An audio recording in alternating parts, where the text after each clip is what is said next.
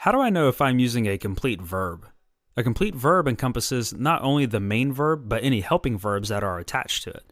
For example, I have been working on my homework for 3 hours.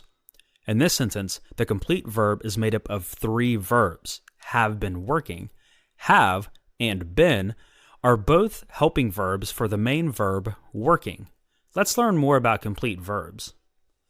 For a verb to be considered complete, it must meet the following criteria.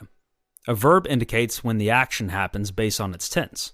For example, I will have eaten my sandwich by the time the bus arrives. I ate my sandwich. Tense indicates the time that something happened, past, present, or future. The first sentence explains that the events will take place in the future, while the second sentence explains that the event has already happened. A complete verb includes the main verb and any helping verbs. The following is a list of helping verbs. For example, the boys are eating a lot of candy. The boat sped through the water. In the first sentence, the main verb is eating, while the helping verb is are. The second sentence only has the main verb sped. A complete verb may consist of anywhere between 1 and 4 verbs. A verb either indicates action or condition. For example, Charlie is up at bat. Charlie swings the bat. The first sentence explains Charlie's condition, while the second sentence describes Charlie's actions. A verb that indicates condition is called a linking verb and links the subject to another word. For example, Tommy is exhausted. Tommy is in his room. In the first sentence, is links the subject Tommy to his state of being exhausted. In the second sentence, is links the subject Tommy to his condition of being in his room. A verb does not follow the word to. For example, Steve likes to play golf. It hurts to run after my injury. In these sentences, play and run are words that are traditionally used as verbs, but in these sentences they are part of an infinitive, to plus a verb in its base form, that functions as a direct object. A verb that ends in ing must be preceded by an auxiliary verb, or a helping verb, that indicates its tense. For example, I am buying a new car this weekend. My old car has been running on borrowed time. Let's go through some examples of complete verbs by tense. We'll use the word bake as our example. The present tense, of course, is the verb itself, bake. Then we have the present perfect tense, which is have baked. Next, we have am baking in the present progressive tense and baked for the past tense. Our past perfect is had baked, and the past progressive is was baking. Will bake is the future tense. Will have baked is our future perfect tense. And finally, the future progressive of bake is will be baking. A complete verb includes the main verb and all of the helping verbs. To be considered a verb, it must describe a condition or an action and indicate tense. Linking verbs describe condition and connect a subject to another word.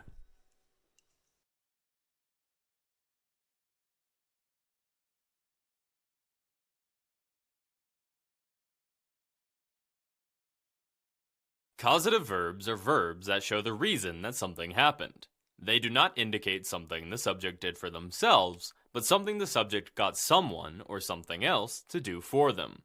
The causative verbs are let, allow, permit, make, force, require, have, get, and help.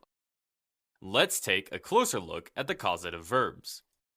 Since there are so few causative verbs, we're going to go ahead and take the time to look at examples of each and discuss the sentence structure for proper use.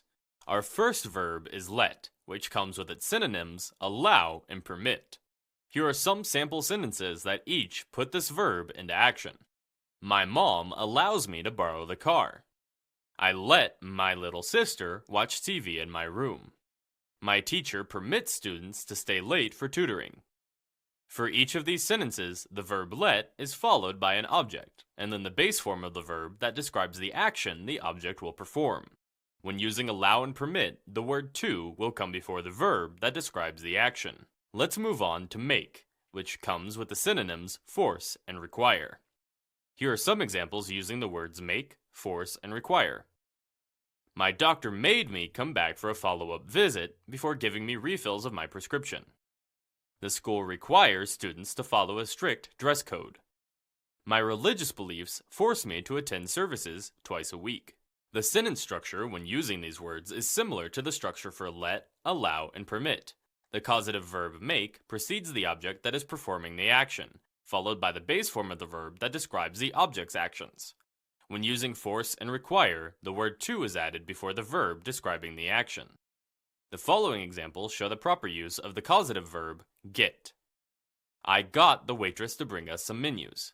I am getting my sister to send me a picture of her new house. Zachary got his house cleaned before the party.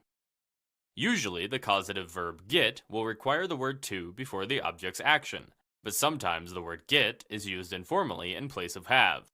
When this happens, the to is not required. On to have. Notice the sentence structure in the following examples using the causative verb have. I'll have my secretary send you the forms. I'll need to have the tires on my car rotated. When using the causative verb have, the action that the object performs may be represented by the base form or the past participle form of the verb. Our last verb is help. The following sentences indicate the correct usage of the causative verb help. Eating healthy and exercising helps me control my stress. Eating healthy and exercising helps me to control my stress. You'll notice that these two sentences are almost the same. Did you notice the difference? With this causative verb, you may add the word to or not. More commonly, people do not add the to. Passive voice is when a verb acts upon the subject of the sentence rather than the subject acting out the verb. Causative verbs have similarities to passive verbs because the subject is not performing the action. These examples illustrate the comparison. Using the passive voice, the sentence might read, "The dishes were cleaned." A similar sentence using a causative verb sounds like this: My dad made me clean the dishes. Using passive voice, I may or may not have been the one who cleaned the dishes. Using causative verbs made it clear who was doing the work. Causative verbs explain how the subject got something to happen that they did not do themselves. The causative verbs are let, allow, permit, make, force, require, have, get, and help. Usually, causative verbs are followed by an object, and the base form of a verb that explains what the object did. But there are times when the word to precedes the base form of the verb or when the past participle form of the verb is used. Causative verbs have similarities to using the passive voice, but using causative verbs adds more clarity.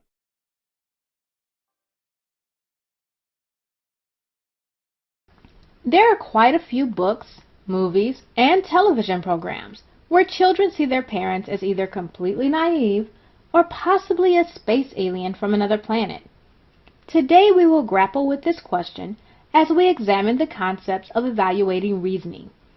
Join me as we pull off the covers of typical parental advice to evaluate the reasoning behind some of their biggest and most universal quotes. Let's say our fictional parents like to extend their advice by placing notes in the lunch boxes of their two children. Little Johnny pulls out the note in his lunchbox today, and it's from his mom. His note reads, "Always wear clean underwear. You might be in an accident, and the doctors will think you are a dirty person." Little Johnny looks at this note in horror. That's it. His mom must be from Mars, or more likely Pluto, with this type of advice. Hold on, little Johnny. Before we can label Mom a space alien, let's use an evaluation of reason to determine whether or not this is good advice. So, what are the steps little Johnny can use to see if Mom is being reasonable with her advice, or has she confused this world with the one she left on Neptune? The first thing little Johnny must do is break down the claim. A claim has two parts, the conclusion and the premise. The conclusion is the claim that is given as a reason for believing. The premise is the argument given to support the claim. For little Johnny, his mother's conclusion is that you should always wear clean underwear. The premise or reason for wearing clean underwear is that you might be in an accident and the doctors will think you are a dirty person. So we have our first two steps laid out for us. Number 1, identify the conclusion. And step 2, identify the stated premise.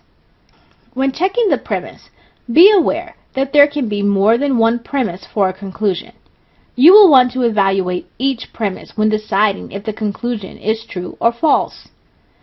Well, this one seems a bit straightforward for our character.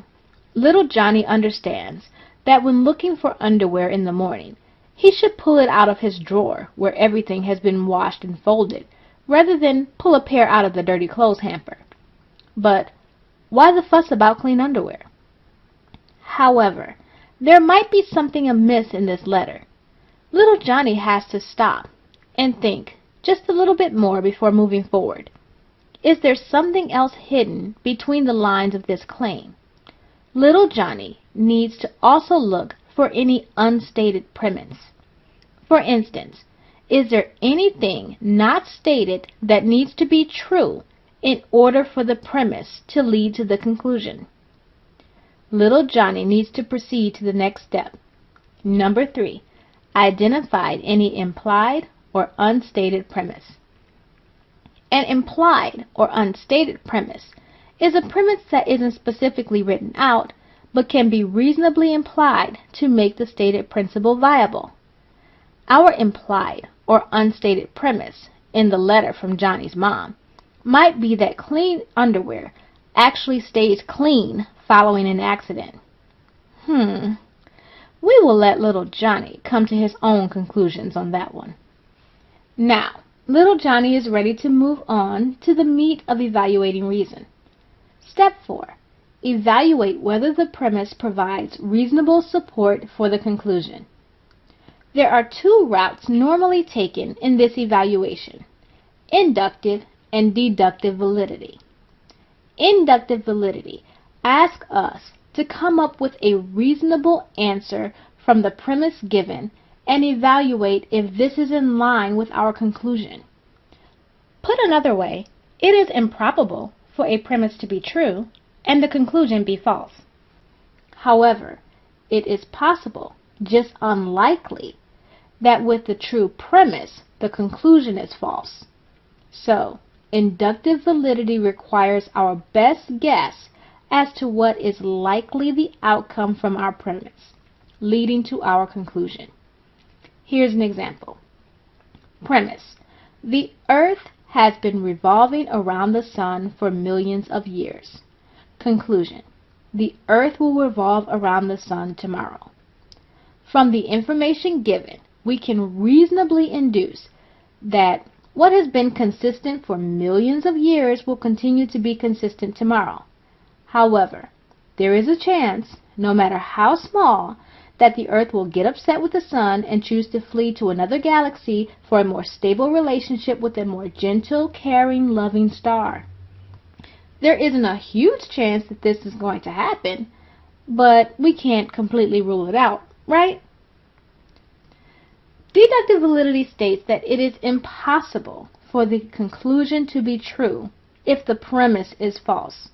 In other words, if the premise cannot stand on its own, the conclusion has no chance of being true.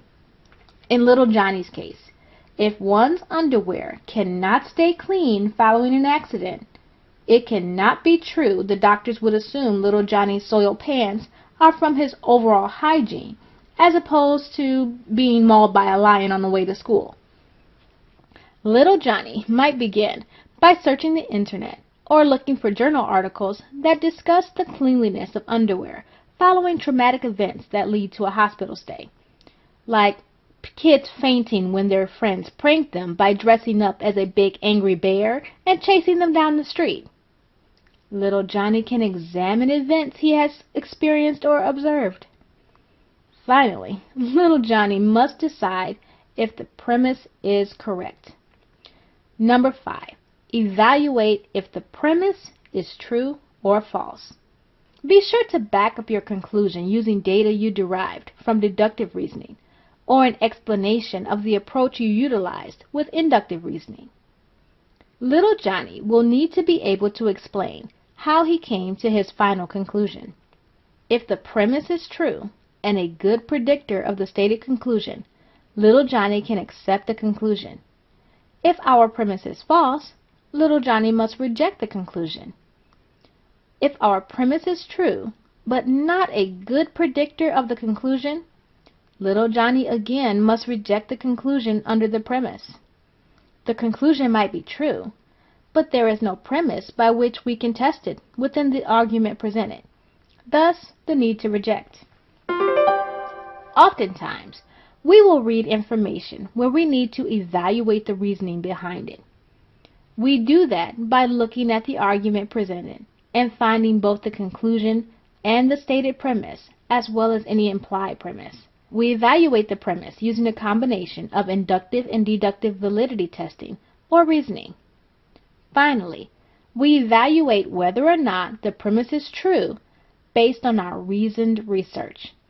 If the premise is true and a good predictor of the stated conclusion, we can accept the conclusion.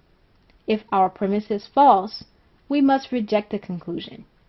If our premise is true, but not a good predictor of the conclusion, again, we must reject the conclusion under the premise. Let us wish little Johnny good luck.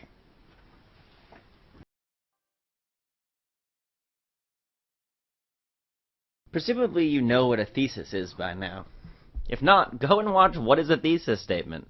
Seriously, what are you waiting for? Go! Yeesh. Okay, for the rest of you, let's recap what a thesis does, and then we'll break down what makes it tick so you can duplicate it. Today we decided to kick it old school with our pal and famous Greek mythological warrior, Theseus, the thesis guy. He'll help lead us down the labyrinth of writing a good thesis. Are you ready, Theseus? Kanume! Haha, that's right, Theseus, but I think you better let me take it from here. Elements of a strong thesis. A strong thesis does three things. 1. Answers a question with a claim that needs to be proved. 2. Tells the audience what to expect in the rest of your essay going forward. 3. Is specific.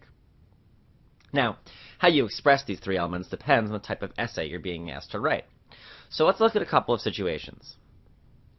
When you're given an essay prompt. To answer the first point, before you can answer the question posed by the prompt, you have to answer how you feel about the question for yourself. In other words, do a little brainstorming to see if you agree or disagree. So let's say your prompt is as follows. There is no great success without failure. Develop an essay that explains how much you agree or disagree with the previous statement using examples from your reading, experiences, or observations. First, decide whether you agree or disagree with the prompt. Maybe you think winning is all that matters, or maybe you think failing has its own virtues. What do you think, Theseus? Phanomai to scholastus logus enai. Maybe there are shades of gray in between. It's okay to talk about that too, but your thesis is going to tell us your position. So, following the formula for a strong thesis, we'll try our own. Success is defined by winning, not failure, but failure is an essential part of learning to succeed. Does this satisfy the three requirements? It appears to answer the question. The writer thinks that failure is permissible and good, and it appears to make a claim that needs to be proved, namely why it's essential to success. The audience can expect an essay about failure, but it's a little broad and lacks specifics. We'll address how to revise this thesis a little bit later. When you're not given an essay prompt. If you're not given an essay prompt or are given a more ambiguous one, a thesis statement still serves the exact same purpose we've already laid out. The only difference is that you're coming up with both the question, the prompt, and the answer, the thesis, on your own. So let's say your teacher asks you to discuss the meaning of the story of Theseus and the Minotaur in an essay. Without any other direction, where do you go from there? Well, first, you have to research the topic story and try to develop a persuasive argument. Maybe you decide that Theseus is a symbol of revolution, and that the labyrinth represents the difficulty of navigating politics, and the Minotaur represents the monster that lies at the heart of all governments. With these symbols in hand, perhaps you ask the question, Is the story of Theseus and the Minotaur representative of something beyond a simple myth? And you decide that, yeah, each major character and challenge represents something about the process of revolution. Then you narrow down the specifics. Theseus is a revolutionary, the maze represents the difficulty of navigating politics, etc., so that your eventual thesis looks like this. The tale of Theseus and the Minotaur is a metaphor for revolution, with Theseus, the Minotaur, and the Labyrinth each symbolizing a different aspect of the process of social upheaval. This thesis answers the question the writer poses and makes a claim that needs to be proved, what the story symbolizes and how, lets the reader know what is going to be discussed, and then gives several specifics.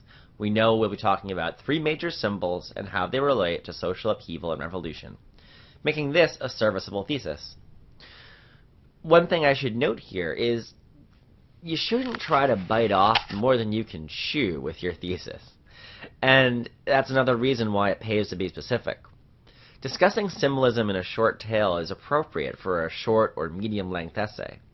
Discussing all instances of symbolism in an epic-length poem like the Iliad is better suited to a whole book. If your thesis seems too broad, find a way to narrow it down. Revising your thesis.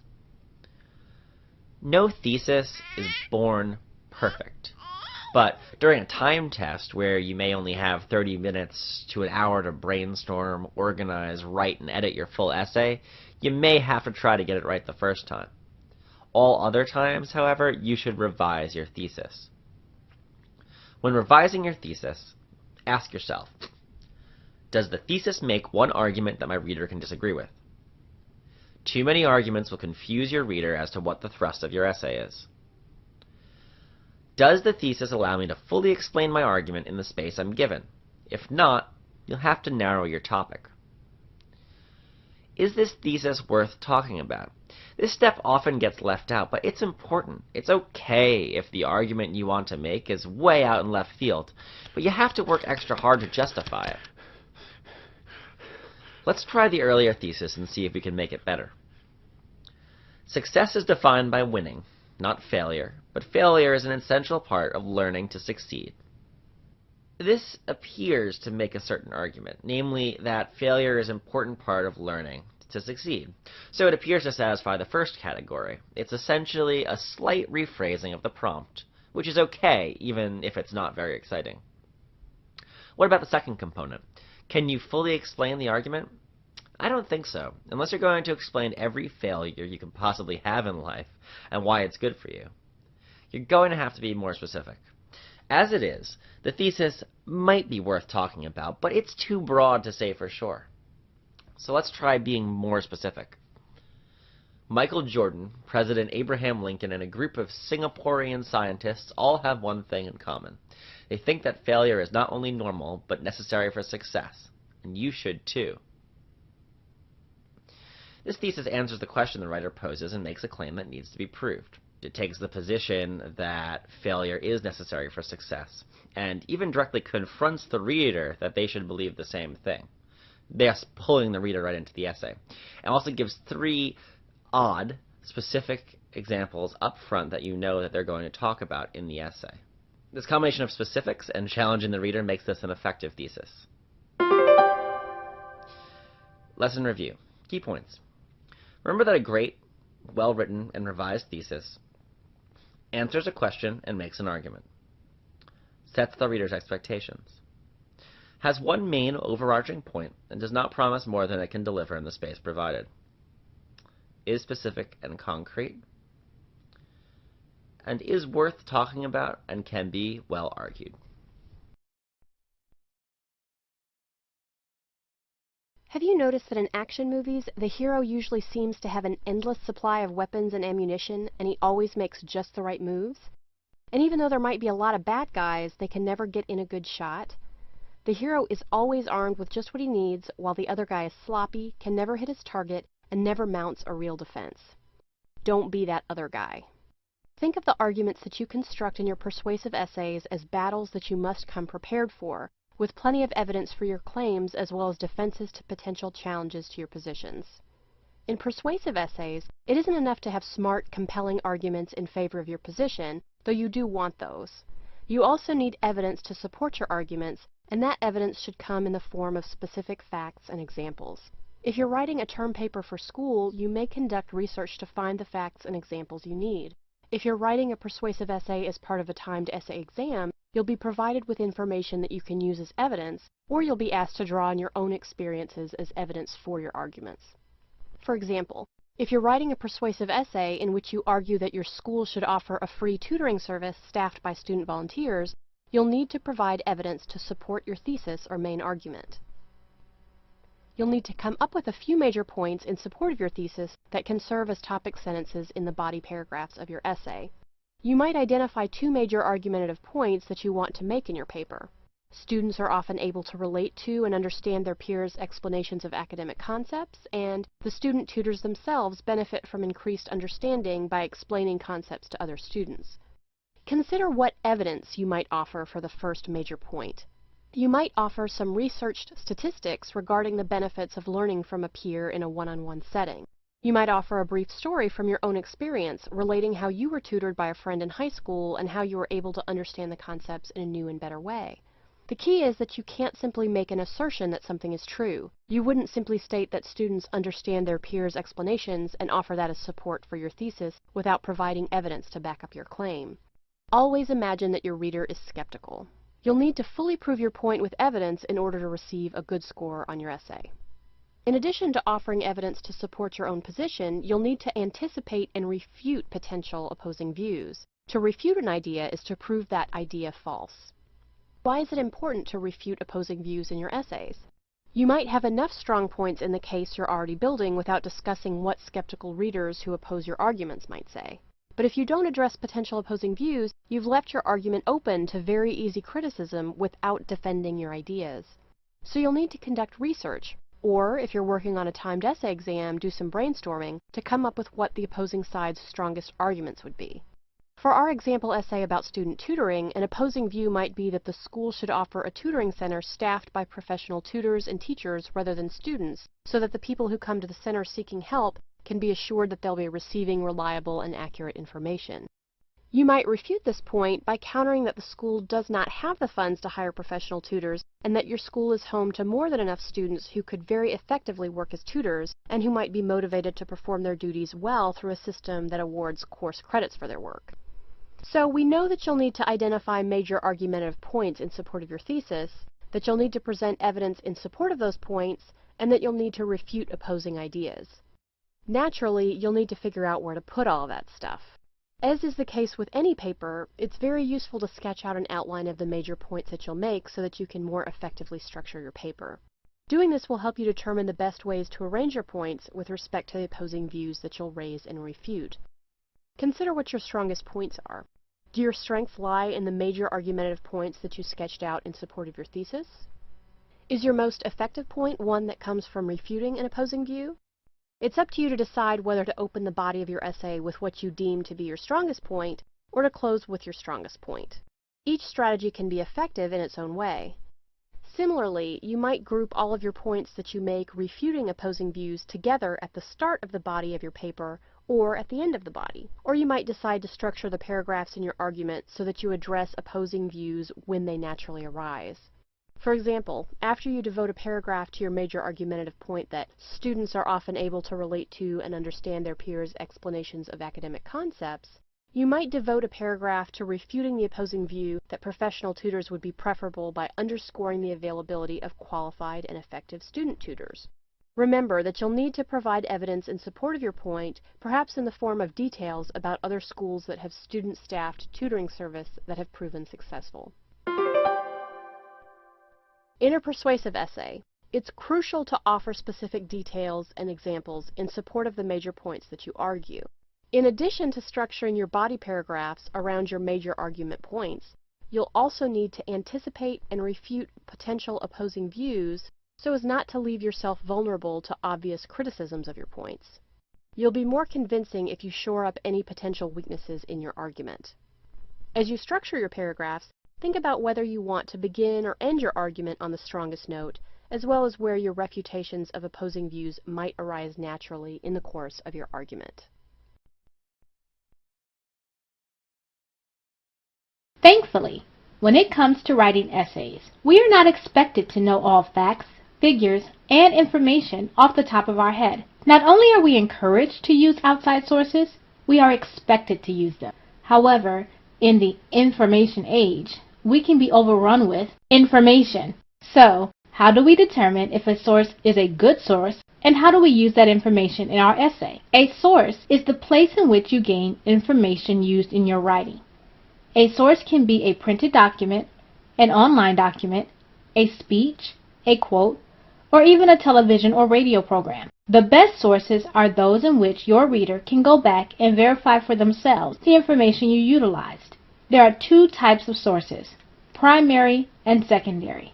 A primary source is the original place in which the information can be found, or the first person to make that information available. A secondary source is a source that simply relates information that was originally produced by someone else or somewhere else. In academic writing, it is best to use primary sources whenever possible. In your research, you will find that sources don't always agree. If there is disagreement around facts, figures, definitions, or statistics, you will need to determine which one is the correct piece of information for your topic. In order to do this, you need to evaluate the evidence from the sources. There are several ways to evaluate evidence. One way is to determine which set of information has been duplicated with similar results. So, if one study says people turn blue when eating too much cotton candy, and another one says people don't change color no matter how much cotton candy they eat, you will need to find yet another source that has done similar research to the two. If you find that additional studies have in fact had results where people turn blue after eating large amounts of cotton candy, go with your original study. However, you should also cite those duplicating studies so that the reader knows that you didn't randomly choose which author was correct by simply playing rock, paper, scissors. Another way to evaluate evidence is to ask how current is the information. Some statistics are true at a point in time, but those numbers don't stay constant. For instance, for a point in time, Nintendo 64 was the most popular video gaming system in the United States. You can find that information that states this is a fact. The research was sound and done well. However, if you use that as a source on the most popular gaming system in the country today, your reader will be correct in thinking you didn't do very good research. So, for facts, figures, statistics, and even some definitions, more recent sources tend to be better for supplying current data, while earlier sources are great for providing historical information. Another important piece of information you want is how information was gathered to determine things like statistics, especially population statistics. For instance, if you read an article that says, snails are considered quite a delicacy here, with over 40,000 tons eaten per year, it would be good to look and see that the article was referring to France, not the United States. You cannot generalize information beyond the population that was used in the original research. This means you have to make sure you always read the methods section in a study, which is where demographics of the research participants can be found. When you have done a thorough job of research, you will find you end up with a lot of resources that could be used in your paper. How do you determine which ones to use? The easy answer is to use all the ones from which you have taken information. For instance, if you found one source determining the sky is purple, then confirm that with 3 other sources. List all 4 sources when you put forth the idea that the sky is in fact purple. However, if you read an article and determined that you didn't need any information from the article, and don't use any information from the article, then don't use it as a source. Here is where it gets tricky. Let's say you think you already know something to be true, but you look it up to try and confirm your thoughts are correct. Do you need to use that article as a source? Yes, you did in fact use this as a source. For instance, if you looked up the article and found your thoughts were wrong, would you have put it down as a source? Of course. So, you also need to cite the source when you use it to confirm your initial idea was correct as well. While it's up to your instructor to decide which sources he or she will allow, a general rule of thumb is to find sources that can be attributed to a person or people, and to use the most recent data available, since it's often the most accurate. Of course, we must always give credit where credit is due. You must cite every source you use in your writing. There are a number of formats that are utilized for citing sources. The two most common are MLA and APA. These templates allow for a uniform way of citing sources both in the text of your paper and within the works cited or reference page. For more information about either of these sources, you can check out additional videos in this course. In this video, we learned what is a source, the difference between primary and secondary sources, how to evaluate the evidence presented in a source, how to determine which source to use, and the importance of giving proper credit for the sources we use in our writing.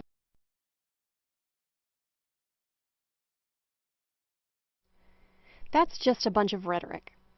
You've probably heard this expression before, perhaps about a politician who seemed to be delivering a lot of empty promises without much substance. We might think of rhetoric as just words without real meaning. That's not really the primary meaning of rhetoric, though, which has to do with the art of effective speaking or writing. There are a number of basic concepts to keep in mind as you work to master your rhetorical skills as a writer, and those skills are especially important within the context of persuasive writing. Those concepts include purpose, audience, and tone. When you write an academic essay, it's crucial to identify precisely what you're ultimately trying to achieve with your work. Are you setting out with one of the common academic purposes to entertain, to inform, to evaluate, or to persuade? If you're working on a timed essay exam or a term paper for school, chances are good that you've been told what type of essay to write. You'll often be assigned, for example, an informative essay or a persuasive paper. It would be great if your teacher just told you to write whatever you want, but that's probably pretty unlikely. So even though you'll usually be told what your purpose should be, it's crucial that you spend some time thinking about that purpose before you begin writing, as well as throughout your writing process. For example, if you've been tasked with writing a persuasive essay, you need to stay focused on that persuasive purpose. A common mistake that students writing persuasive essays make is slipping into a simply descriptive or informative mode, just offering facts without making actual arguments. Ask yourself with each paragraph that you write, am I making arguments here? Is my writing matching my purpose? There are a few issues you should keep in mind as you think about how to write for your audience. What is the reader's position with respect to you? Is the reader your boss, who expects a professional, flawless report? Or a friend whom you can address casually? Given that you'll probably most often be writing for an instructor, consider that you'll be trying to show what you've learned and display your best writing techniques. What is the reader's perspective? Does your reader have a particular role or position that makes him or her biased about the topic that you're writing about? You'll need to take your reader's perspective into account in order to be truly persuasive. How much does your reader know about your topic? Will you need to define basic vocabulary terms and explain certain processes? Or are you writing about a topic that will be easily understood by your reader? Identifying and recognizing your purpose and audience are important steps to take as you figure out how you'll write about your subject. In other words, these things have bearing on your rhetorical skills and your rhetorical approach. Your tone in a piece of writing is essentially the attitude that you convey. Will you have a serious tone, a light-hearted tone, or a sarcastic tone? If you're writing a persuasive paper, would you use a scornful tone, sharply criticizing anyone who holds an opposing viewpoint? Or would you have a more respectful, deferential tone, acknowledging opposing views while asserting that your points are the most sensible ones to adopt? Take note that a respectful tone is typically a good one to strike in your academic essays. Consider the two following short persuasive passages. Passage 1. Our high school has to purchase more computers. Computers are machines that can be used as word processors or for many other technical purposes. Other schools in the area have more computer labs than our school does, and their devices are newer and in better shape, but apparently our principal isn't concerned with whether students have access to current technology. Any funding for the drama department is a waste when we have such outdated computers in our labs. Passage 2. Much of modern society and business revolve around rapidly evolving computer technology, making it imperative that students learn how to work with computers early on in order to be prepared for the job market later. Our school's computer equipment is severely outdated, so our students are prevented from learning how to use current technology. While there are many valid competing interests when it comes to the school's budget, the school should purchase new computers before spending money in other areas. The second passage demonstrates much better rhetorical skills than the first one does. The problems with the first passage range from not acknowledging the audience's level of knowledge to being sarcastic instead of displaying a genuine intent to persuade. While blasting an opposing point of view may feel satisfying for a writer who feels passionate about his or her topic, doing so will likely only alienate readers rather than convince them. The second passage demonstrates better rhetorical skills and would be more effective at persuading the reader to adopt the writer's point of view. The writer has adopted a respectful tone to show that he or she takes the subject matter seriously and has worked to avoid alienating or offending the audience. The passage sticks to offering convincing evidence in support of the main point rather than wasting time defining terms that would be easily understandable to the audience. Your reader may not always be this excited, but the better you are at employing appropriate and effective rhetorical skills, the better effect you'll have on your reader. When it comes to sharpening your rhetorical skills, there's no surefire list of absolute rules like there are for how to use a comma correctly. Instead, becoming better with the art of rhetoric has to do with knowing how to approach your subject, what tone to strike, and how to appeal to your audience. All of that will involve what wording you choose, what evidence you offer, and in a broad sense, how you communicate. Remember to pay special attention throughout your writing process to your purpose. Write for your audience in such a way that you keep their position, perspective, and level of knowledge about the topic in mind, and work to apply effective rhetorical skills by piecing together an essay that reflects the appropriate tone and that offers compelling evidence to convince your audience of your point of view. Admit it. Whenever your teacher or professor has required you to revise an essay that you've already turned in, you usually go back, run spell check, and check for run-on sentences and punctuation problems, and then you want to call it a day, right? It's relatively easy to edit an essay you've written when all you have to do is check for problems with spelling, grammar, and punctuation. Having to go back into something you've already labored over, crack it open, and improve the content in a substantive way can feel pretty brutal. After all, if you were able to write better content, you would have done it in the first place, right? But don't feel hopeless. With a few basic principles in mind, you can learn how to go back through an essay you've already drafted and make substantive edits that sharpen and improve the content of that essay. Most essays will have one of three basic purposes: to inform or describe, to persuade, or to entertain. As you review an essay that you've written, ask yourself whether your purpose is clear. If it's not, then you know there's a content problem that you need to attend to. A fairly common problem that many students run into is discovering that after writing what should have been a persuasive paper, they've instead written more of an informative or descriptive paper. Often, a writer might lay out data and evidence in favor of a particular position, but might fail to actually make arguments in favor of that position. For example, let's say that you've written an essay that argues that the death penalty should be abolished in the U.S. In one of your body paragraphs, you find that you've presented some statistics showing that the death penalty doesn't deter violent crime. But after presenting that data, you stopped and switched to another point without making an explicit argument as to why those data show that the death penalty should be done away with. If you ever discover that type of problem when you go back to edit your essay, it can be easy to fix.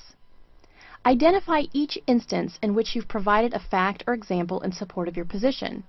Be sure that you've followed up each of those instances with a few persuasive statements arguing that those facts and examples support your main argument or prove your point correct. With our death penalty example, you could state perhaps that those who support the death penalty cite the deterrent effects of capital punishment as a reason that it should be kept in place. You could make the argument that the opposition's position is not a strong one using the data as support. If, when you read back through your paper, you realize that it's really not clear what your purpose was, you need to refocus on your thesis statement. As you may know, your thesis statement is the sentence or two that communicates the main point of your essay. It usually appears in the first paragraph, and it's often the last sentence in the first paragraph. If, when going back through your essay to improve your essay content, you discover that you don't really have a thesis statement, don't feel too guilty. All is not lost. Just be sure now to develop and add one. If you're in a time crunch, you may be able to do this by re-examining the essay question and thinking about the major points that you've made throughout the body paragraphs of your essay. If you have a few sentences in your introduction, any one of which might be a thesis statement, work on identifying one that most fully captures the main idea of your paper. Make any necessary tweaks to ensure that it accurately introduces the rest of your essay and position it where it naturally fits in your first paragraph. It can actually be beneficial to do substantive editing with your introductory paragraph after having written the rest of your essay, as you'll then be in a position to know precisely what you need to introduce. You can really improve your thesis statement when you're editing your paper.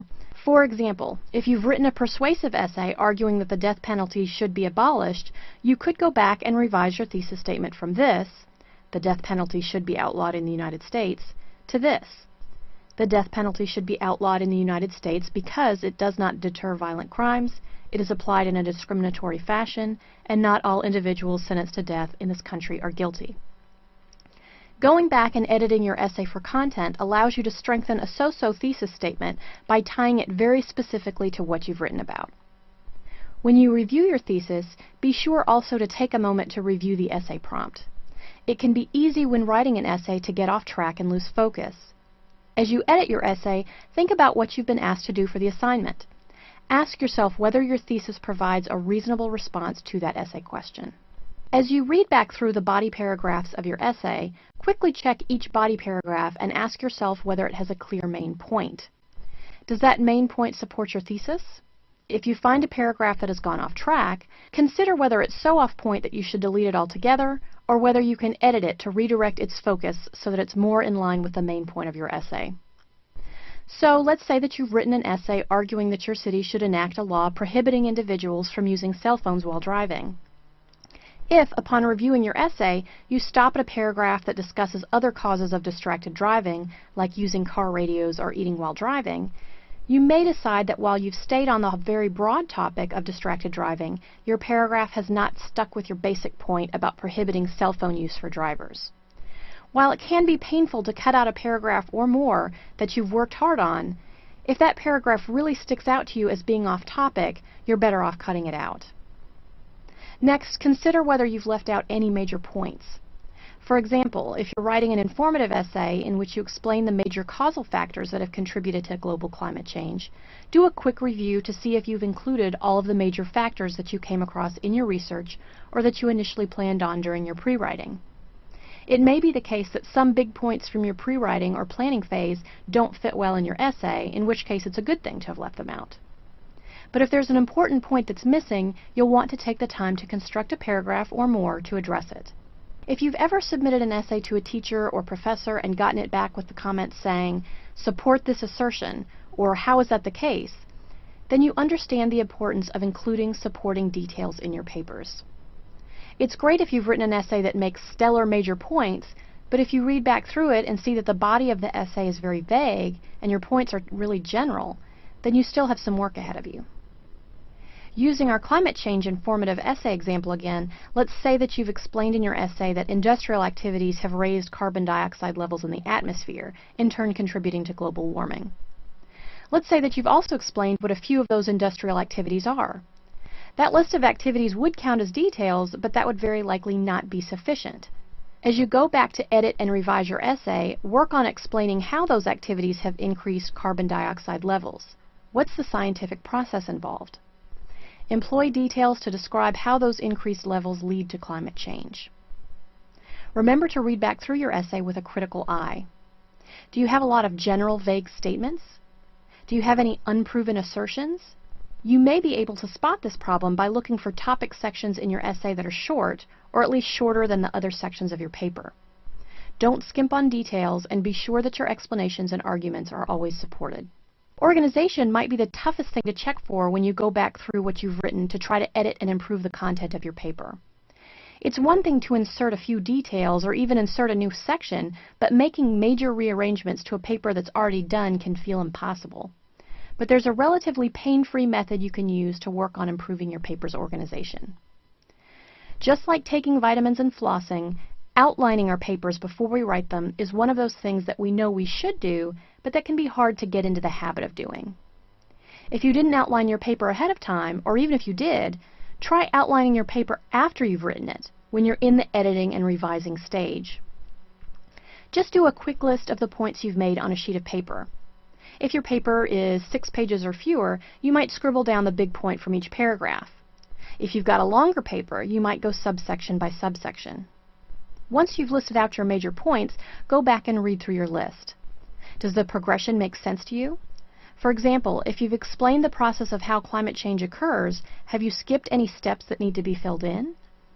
Pay attention also to repetitiveness. Perhaps you've written that paper from earlier arguing against the death penalty. Perhaps your first 2 body paragraphs argue that the death penalty does not deter violent crimes. Then you argue later in your paper that too many people have been sentenced to death only to be exonerated later on. But you then mention a few times again that there's no crime deterrence factor in states that have the death penalty. Doing a post outline can help you see when you've looped back and touched on points that you've already covered in other places. In the editing process, you can move those stray points back up to where they belong. When you go back to edit an essay that you've already written, it's relatively easy to catch misspellings or add missing commas. It's tougher to really dig through your paper and make substantive changes to improve the actual content of what you've written. But there are some straightforward steps that you can take to make this process a lot easier, and your papers will be better for it. Remember, ensure that your paper is clear, your thesis statement is effective and clear, your main ideas are on point with your thesis, there are sufficient details to support your major points, and your points are organized well.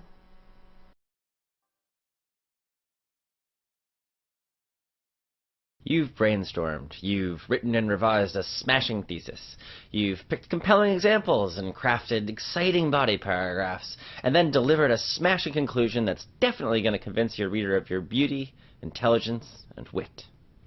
So you're done, right? Of course not.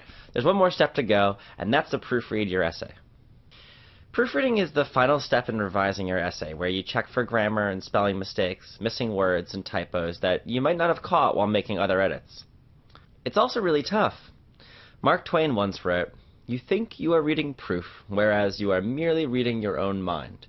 Your statement of the thing is full of holes and vacancies, but you don't know it because you are filling them from your mind as you go along." In other words, you've written the piece, so your mind tends to fill in the blanks even when errors are staring you in the face. I'm not going to lie to you, lots of students skip or shortchange the proofreading step when writing their paper. Writing a good essay is hard work, and after developing and reorganizing and polishing your paragraphs and examples, it's easy to get too tired of looking at your own piece to want to proofread it. Can't you just turn it in? Won't your teacher understand? That's a perfectly understandable way to feel, but it's the wrong perspective. Proofreading is important not because of what it adds to your essay, but because of what it prevents. And what it prevents is catastrophe. Nothing less than the annihilation of all of your hard work because of a misused comma, a run-on sentence, or an incorrect possessive. Sounds melodramatic, doesn't it?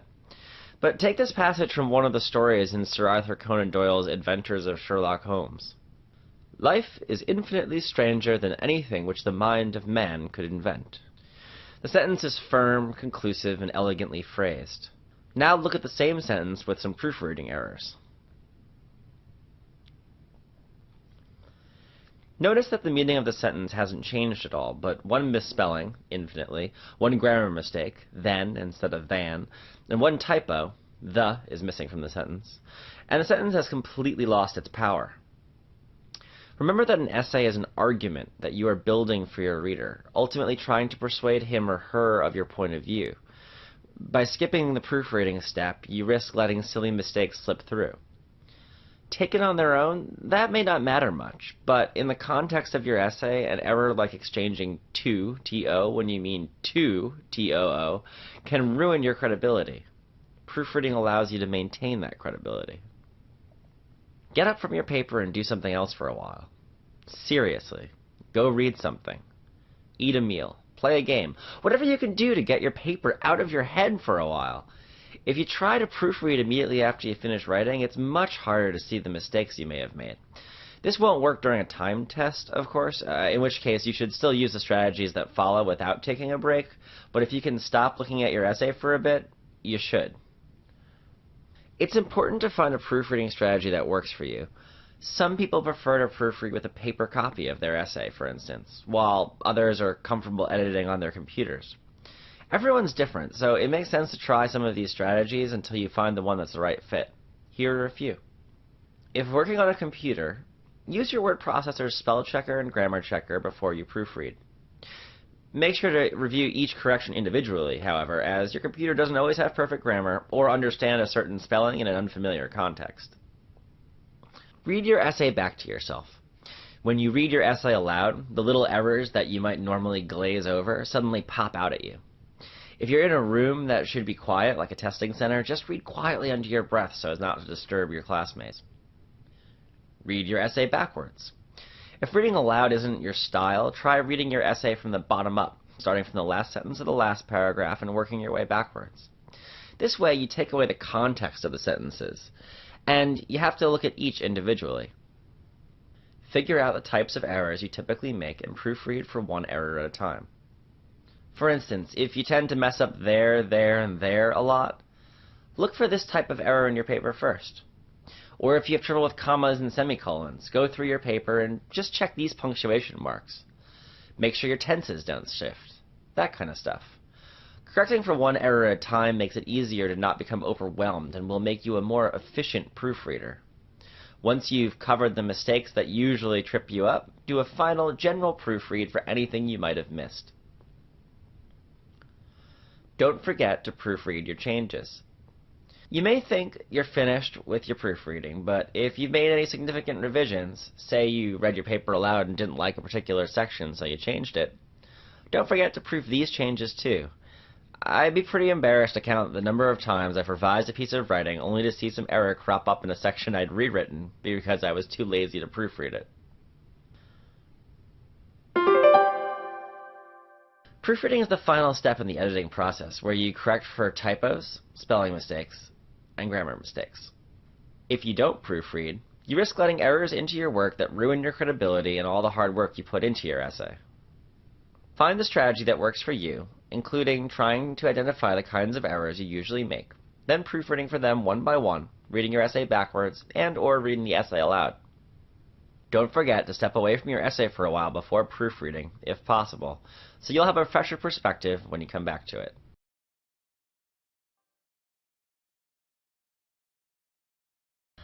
What makes writing good? It's a simple question, and like many simple questions, it has a lengthy and complicated answer that won't satisfy any one person. Pick 100 writers out of a room and you'll get 100 different answers, all of them wrong. I'm kidding about that last part, but only partially. You see, in the end, what makes writing good is you. Yes, you. Your point of view, your thoughts, your experiences. It doesn't matter if the essay you're writing is personal or purely analytical. Everything gets filtered through your brain. So even if you've never gotten an A+ on a paper, you are still the best chance you have of turning out a great essay. Great writing starts with strong ideas.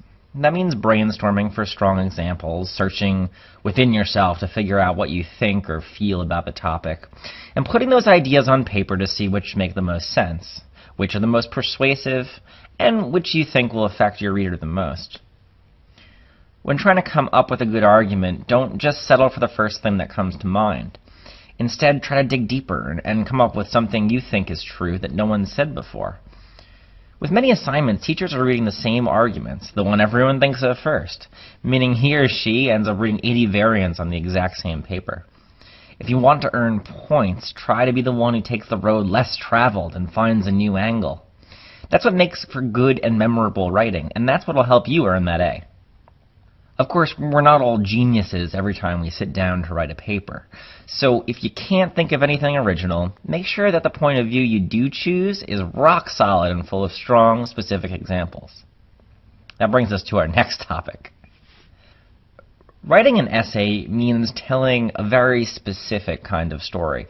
With the exception of the informal personal essay in which you're drawing solely from your personal experience, most essays are going to require a stew of outside facts and your own thoughts. Whether you're writing a persuasive essay, a compare and contrast, or even a scientific expository essay, just the facts, you need to be specific and concrete in the examples you use to get your story across. Now, some would argue that an expository essay, that's that scientific essay we're talking about, the research paper, isn't storytelling at all, but they're liars. All writing tells a story, even if it's a very, very boring one. So the important thing, anyway, is not to wander. The more specific you are, the better supported your argument is, and the stronger your story. Thus, the better your writing is. Once you've got your bright idea and your examples tucked away, you have to consider the form of your writing. That includes sentences as well as paragraphs, and this is where an outline can be beneficial to make sure your writing makes sense. The goal here is clarity. How can you get your point across as clearly and effectively as possible? If you're writing a persuasive essay on why Hamlet is a total jerk in Shakespeare's play, for instance, you probably don't want to spend one long paragraph on Hamlet talking to his dad's ghost, and then 3 sentences about why he hates his girlfriend. You want to build your essay from your lightest examples to your strongest so that you end on a high note. Moreover, the reader should be able to follow your arguments in a straight line from your thesis to your conclusion, hopefully learning something along the way. Structure is important. The best writing has a unity of content and form, meaning that the structure of the piece reflects the arguments you're trying to make or the story you're trying to tell. For instance, a funny, sarcastic personal essay might use colloquial words and its fair share of personal examples, and thus have a loose sentence and paragraph structure, the Vegas wedding of unity and form. Your more traditional, formal papers will do best if their structure is relatively rigid, the word choice professional and considered, and the examples chronological, or at least sensibly ordered. The first time meeting your boyfriend's parents, in other words. The things I just said about word choice and sentence structure figure heavily into what the style and voice of your piece is like. Good writing, as you may have observed, almost always has a consistent and definable voice. In most essays that you'll be tasked with writing, that voice should be confident and authoritative, because your job is to convince your reader that your analysis, argument, or interpretation is the correct one. Your style and voice will be unique to you, but in general you want to use active verbs whenever you can. Avoid the passive voice except when necessary. Vary your sentence length with short and long sentences, at your discretion, and don't be afraid to write like you speak, as long as you promise to edit like you read. Let me elaborate on that a little. I've often had students tell me that they knew how they felt about a particular argument or concept, but they had trouble putting it on paper and making it sound the same as what they did when they told it to me. For instance, let's say an essay prompt asks you to take a position on whether or not you think grades are beneficial for students, or if they do more harm than good. If we were having a conversation and I asked you what you thought about this, John T. college student might answer like this. I don't know. I hate having to worry about grades, especially with my parents. But if we didn't have grades, how would we know whether I could advance to the next class or get my degree? I don't like them, but they might be necessary. As a person, a student, you have clear thoughts and opinions, but for some reason, sometimes these ideas get dropped on their way to the page. If you want your voice to come through, let it, but edit it to make it more formal and confident. So that last statement might come out like this. Grades are a huge source of both personal and parental stress, but grades are also necessary evil. Without them, how would we know who advances to the next class or who graduates? Some of the DNA of the original conversational style is there, and so is all of the content. Well, that's just one approach you might take as you develop your writing. You didn't think I'd get through a whole lesson without mentioning spelling, grammar, and punctuation, did you? This college composition course, you learn a lot about what makes a sentence right or wrong grammatically and punctuation-wise, and those specifics are important, but they're not important in and of themselves. They're important because every mistake you make weakens your writing a little bit more. Why? Because mistakes are distracting. Worse, if you're trying to make a persuasive argument, those mistakes are going to ruin your credibility. That's the big picture. Few people take joy in learning about the proper way to use a comma, but it's important to do so because it will give your writing the best shot of being the best it can be. Spelling, punctuation, and grammar errors are like little shards of kryptonite. Relatively harmless on their own, but taken together, they can make your invincible writing a lot more vulnerable. Want to know if your writing is good? Here's a quick checklist for when you edit. If you can answer yes to all of these, you're going to do fine. 1. All of my ideas are interesting and worth talking about. 2. My examples are specific, and none of them are distracting. 3. It is clear to the reader what the purpose of my writing is, and they can follow the argument from beginning to end. 4. My writing is well organized and doesn't take random detours. 5. My writing has an identifiable voice that doesn't change. 6. The work is free of spelling and grammatical mistakes.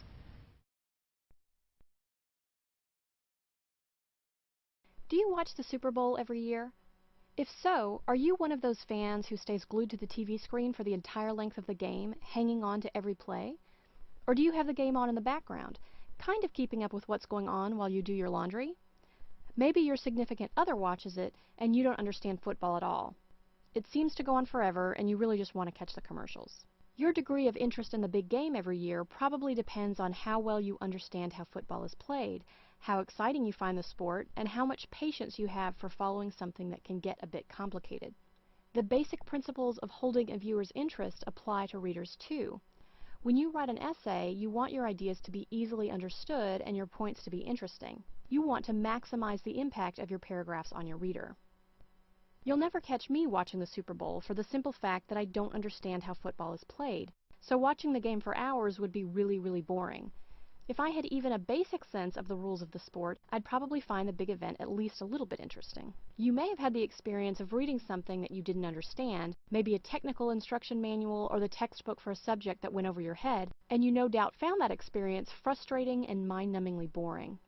Something as seemingly straightforward as a student essay can come across badly to the reader too, if the paragraphs are not structured to be clear and easily understood. There are two major fixes for this. First, be sure that your body paragraphs feature a topic sentence near the start of the paragraph that conveys its main idea. Second, work on ensuring that each of your body paragraphs is coherent. In other words, each paragraph should be clear and logical with sentences that flow together well. A good, clear topic sentence not only helps you keep each body paragraph unified and focused, but it also, quite simply, alerts your reader to what you'll be talking about and potentially eliminates a lot of confusion. A reader who gets halfway through the paragraph and is still wondering what you're getting at is a reader you've lost. Your second quick fix for ensuring clarity and eliminating reader confusion is working on coherence in your essay paragraphs. Again, to achieve coherence, you'll need to structure your sentences in a logical way so that your points are made clearly. So you might relate a brief story in chronological order, being sure not to backtrack and add details that you forgot to mention earlier. Or you might deduce a point by first stating a general principle and then proceed to prove that principle by offering supportive facts and details. Think about the experience of a football fan who watches his or her favorite team execute complicated plays and break specific records with just the right lineup of players. Compare that with the experience of somebody who's watching a bunch of interchangeable guys run around for 4 hours doing something. You've no doubt read boring essays in your life, and maybe some of them were written by you. A key to making your essay interesting and effective is to ensure that it's fully developed. An essay is well developed when it includes sufficient and appropriate supporting details and examples. A paper with paragraphs that aren't well developed is, simply put, vague and boring. Let's say that you're writing a paper arguing that your city should make it illegal for drivers to use cell phones while behind the wheel. Your major persuasive points might be that cell phone use is clearly a distracting behavior and that distracted drivers cause a high number of car accidents. If you keep your points overly broad and general without getting into specific examples, your paper will suffer from lack of thorough development. Not only will your reader wind up bored, but your instructor will deduct points because you haven't supported your arguments. So to capture your reader's interest and ratchet up your grade, you'll need to get specific. You could develop your body paragraphs by providing statistics of accident rates in other cities with cell phone bans for drivers before and after the laws were put in place. You could also make an emotional appeal to your reader by briefly relating the story of a family that has been affected by an accident caused by texting and driving. By doing this, you'll engage your reader and provide evidence to support your argument. So, in order for your essay to be clear and easily understood, you'll include a topic sentence near the start of each body paragraph, and you'll use a clear and logical order for your supporting sentences. In order to fully develop your paragraph and capture your reader's interest, you'll include plenty of supporting details and examples. In order to maximize the impact of your paragraphs on your reader, you'll want to think about your writing style and how you'll present all of this information. One question that students often have when it comes to structuring paragraphs is how long they should be.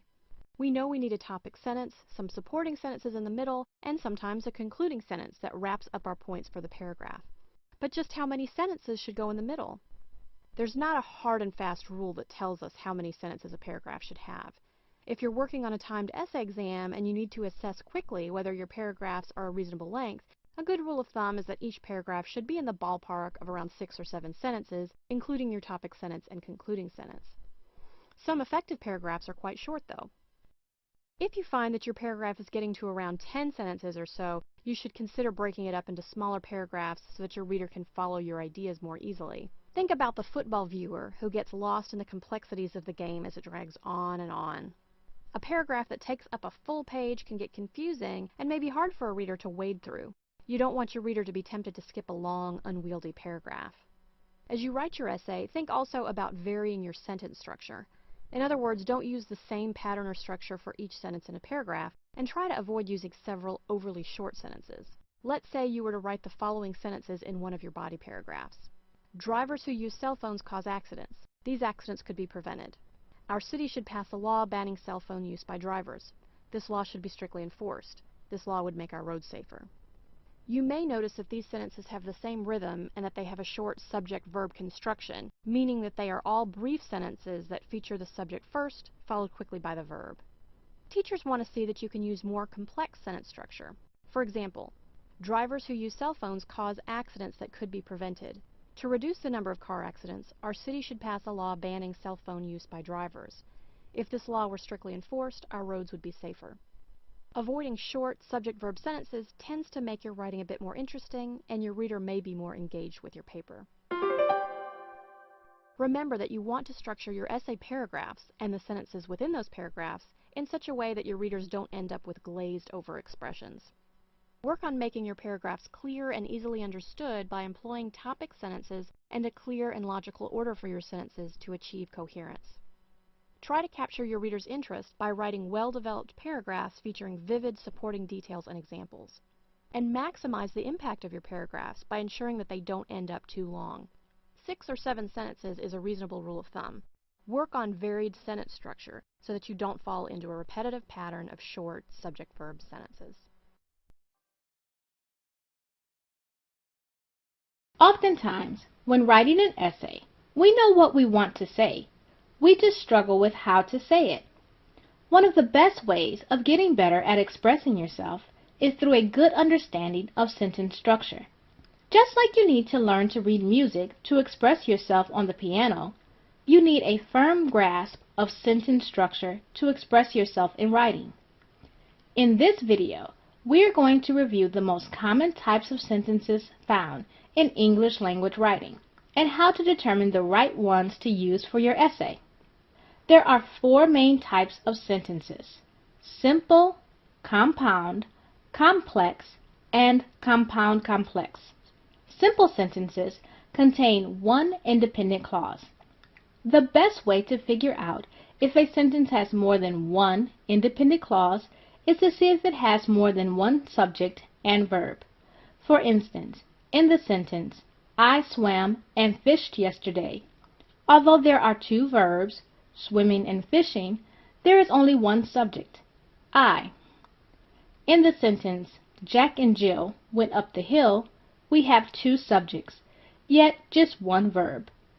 Both of these sentences would be simple sentences. A compound sentence has 2 independent clauses and a coordinating conjunction. An example of a compound sentence would be, Jack went up the front of the hill and Jill went up the side of the hill. You can count the number of independent clauses by counting the number of subjects and verbs. There are 2 subjects, Jack and Jill, and there are 2 verbs, going up the front of the hill and going up the side of the hill. The two clauses are linked using a conjunction. And a complex sentence contains one independent clause and one or more dependent clauses that contain subordinating conjunctions. An example of a complex sentence would be, Jack fell down the hill because he tripped on a rock. The independent clause is Jack falling down the hill. The subordinating conjunction gives us the reason he fell down the hill, because he tripped on a rock. A compound complex has two or more independent clauses and one or more dependent clauses. An example of a compound complex sentence is, Jack fell down the hill because he tripped on a rock, and then Jill fell down the hill when she heard Jack scream. In this sentence, we have two independent clauses, with Jack and Jill being the nouns, and falling down the hill for Jack and falling down the hill for Jill being the verbs. The dependent clauses are tripping on a rock and hearing a scream. When deciding on sentence structure, keep in mind what your audience knows about the topic. For instance, if you are introducing a new concept, idea, or character, go with a simple sentence. If you are elaborating on information you have already presented, you can go with a compound or complex sentence. When you have multiple characters, ideas, or theories your reader needs to consider simultaneously, using a compound complex sentence will be your best choice. In this video, we learned about the 4 types of sentences: simple, compound, complex, and compound complex, and how to determine the best sentence structure to use in your essay.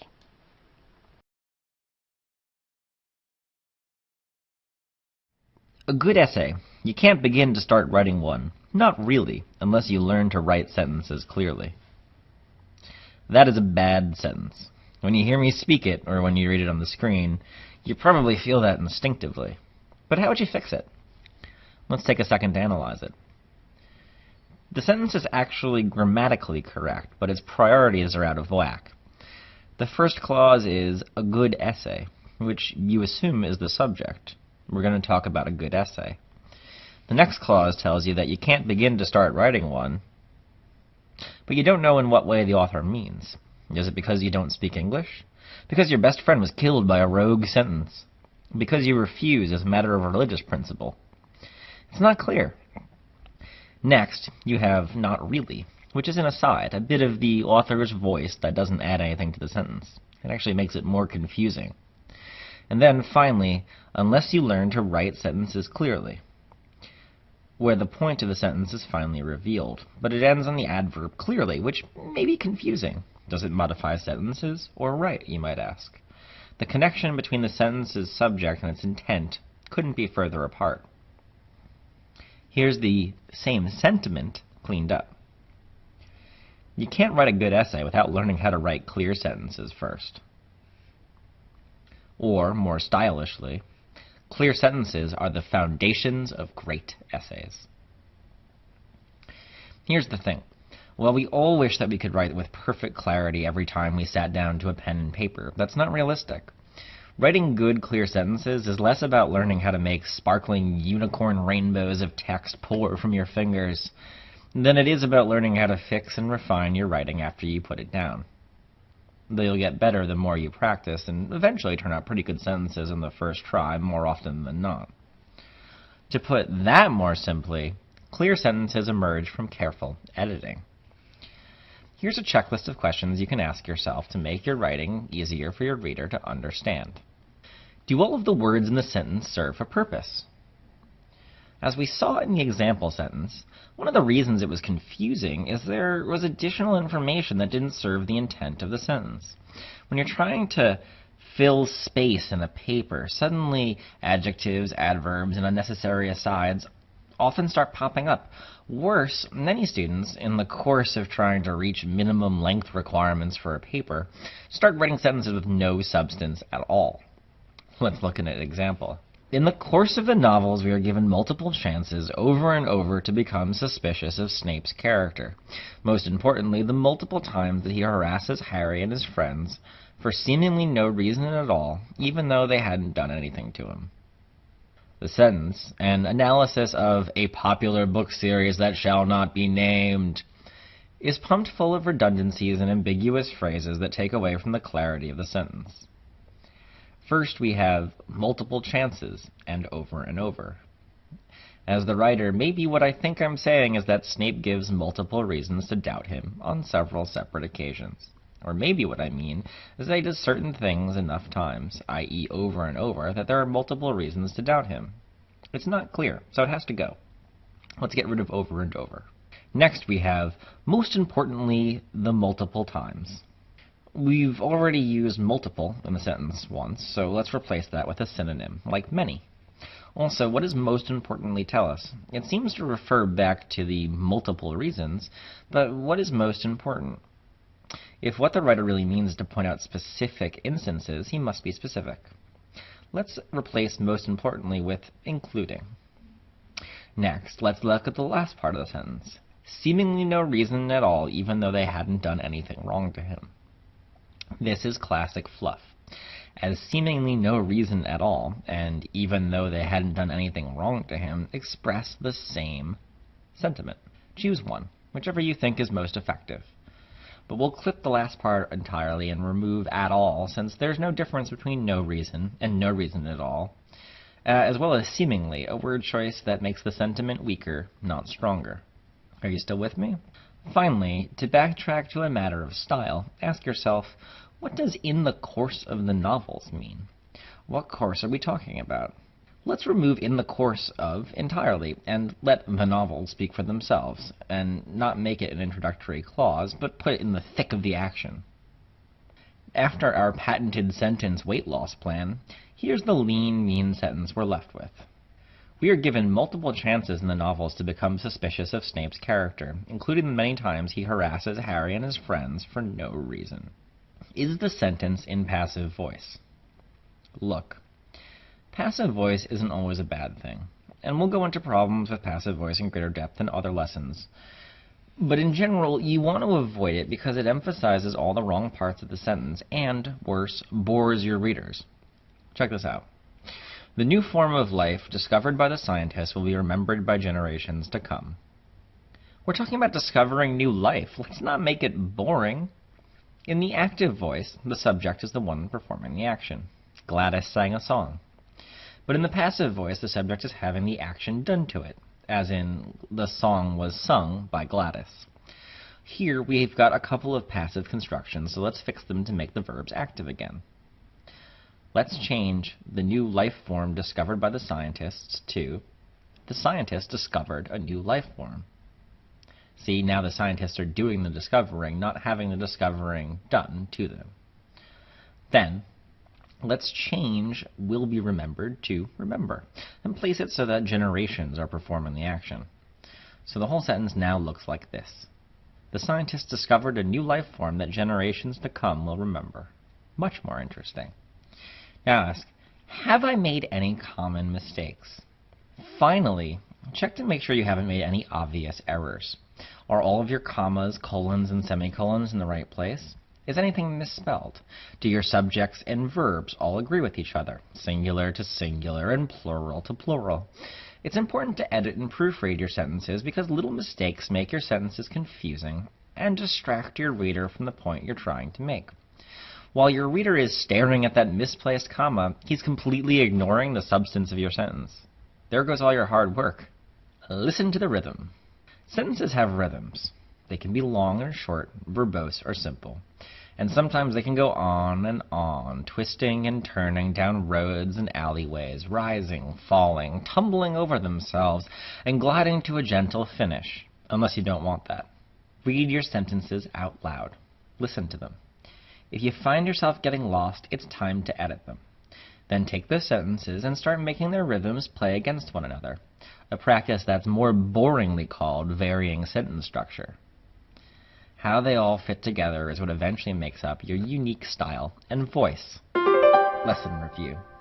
To recap, A good, clear sentence is well organized, has no wasted words, is usually in the active voice, has appropriate, strong word choice, has a rhythm suited to the content. Now go forth and write clear sentences. Happy editing. What if I told you that there's a type of sentence error that's exceedingly common, that's a major reason that teachers and professors deduct points from essays, and that is incredibly easy to spot and fix? So easy, in fact, that it doesn't require you to be able to define an independent clause, a coordinating conjunction, or a gerund. Sound too good to be true? Just keep in mind, because you want your writing to be the best it can be is why you should avoid mixed structure sentences. Sounds a little funny, doesn't it? That's an example of a mixed structure sentence, which is a catch-all term for a sentence that starts off being structured one way, but switches to a different structure halfway through. And like I said a moment ago, while this type of sentence error is fairly common, it's one of the very easiest sentence problems to identify and fix. You may know from studying up on how to avoid run-on sentences, comma splices, and sentence fragments, for example, that it's important to understand and be able to identify various types of clauses and conjunctions to fix those errors. When it comes to mixed structure sentences, there's not an absolute rule that applies to fix each one. Instead, mixed structure sentences can be quite varied, and the term applies to any sentence construction problem where the structure of the sentence changes halfway through. In this lesson, we'll review how good sentences can go off the rails and become mixed structure sentences, as well as that aforementioned super easy, surefire way to catch and fix them. I get it. You don't have endless hours and hours to perfectly craft your writing assignments or a team of personal editors to comb through your papers before you turn them in. And of course, standardized tests require that you write essay question responses quickly, which can leave the door wide open to grammatical mistakes. Sometimes when you're writing, your mind might race as you try to get your sentences out and the result is a jumble of words. Or just the opposite. You might have a case of writer's block so terrible that you type out one painful word at a time. And by the time you get to the period at the end of a sentence, you've long forgotten how that sentence started. So you might end up writing in a timed essay exam, although I'm a busy person, but I love to take time to study. If you pay attention, you can see where the structure of this sentence implodes. The first half of the sentence is okay, and the structure makes sense up to a point, although I'm a busy person. And the second half, taken by itself, is okay too, but I love to take time to study. But when we put them both together, it's not pretty. Usually, fixing a mixed structure sentence takes just a bit of rearranging and double-checking. We can solve this one by writing, although I'm a busy person, I love to take time to study. Or you could write, I'm a busy person, but I love to take time to study. It's not exactly brain surgery, right? So, why do so many standardized exams feature questions requiring students to fix these types of errors? And how come so many English instructors spend sleepless nights grading stacks of papers with dozens of mixed structure sentence errors in them? There's something that English teachers know, and that writers of standardized tests know, and that you'll now know too. Students hate proofreading their papers. Students know they should go back through their papers to look for and correct mistakes, whether it's an essay with a deadline 2 weeks away or a timed essay for a standardized test. But a lot of students don't do it, and others do it, but kind of half-heartedly and not very well. If you're guilty of being a bad proofreader of your own work, think about all of the points you could recoup with your grades by cleaning up mixed structure sentences that you might have dropped throughout your essay without realizing it. There are 2 surefire, easy ways to catch mixed sentence structure errors. The first is to read your finished essay aloud to yourself. Sometimes we can lose focus by staring too long at a page we've spent a while writing, so reading back through a paper silently, particularly on a computer screen, can be less than completely effective. But reading our work aloud allows us to really hear the way our sentences are structured. Of course, if you're sitting in an exam room taking an essay test, you probably can't broadcast what you've just written out loud. There's still an easy method for you to use to catch most mixed structure problems if you give yourself a few minutes before time will be called to methodically read back through your essay silently, sentence by sentence. This second trick is to read your essay backward, one sentence at a time. By doing this, you can focus on sentence structure rather than the meaning of your essay as a whole. So when you go back and proofread your paper, you'll be able to spot when you've mixed 2 sentence structures together. For example, you might have had 2 ways of expressing the same idea in your head. The Electoral College offers a way to honor the importance of individual state populations, so it should be preserved. And because the Electoral College offers a way to honor the importance of individual state populations, it should be preserved. And you might have jumbled them together to read, because the Electoral College offers a way to honor the importance of individual state populations, so it should be preserved. By simply reading carefully back through your work, you should be able to catch your mistake and correctly structure your sentence. The Electoral College offers a way to honor the importance of individual state populations, so it should be preserved. Or, because the Electoral College offers a way to honor the importance of individual state populations, it should be preserved. Mixed structure sentences are a little different from other types of sentence errors in that they're problems that occur when writers jumble together different sentence construction types. To fix a mixed structure sentence, simply examine the faulty sentence and identify the two different structures that you've erroneously stuck into it, and restructure your sentence accordingly. Because the Electoral College offers a way to honor the importance of individual state populations, so it should be preserved. Because the Electoral College offers a way to honor the importance of individual state populations, it should be preserved. The real trick here isn't really knowing how to fix these types of errors, as they're surprisingly easy to fix. Rather, the real trick is recognizing if you tend to make this type of error, and then working on catching mixed structure sentences when you've written them. The two easiest ways to do this are to read your finished essay aloud to yourself, and read your essay backward, one sentence at a time. By employing these simple tricks, you'll be able to avoid mixed sentence structure errors and avoid losing out on valuable points on your essay scores.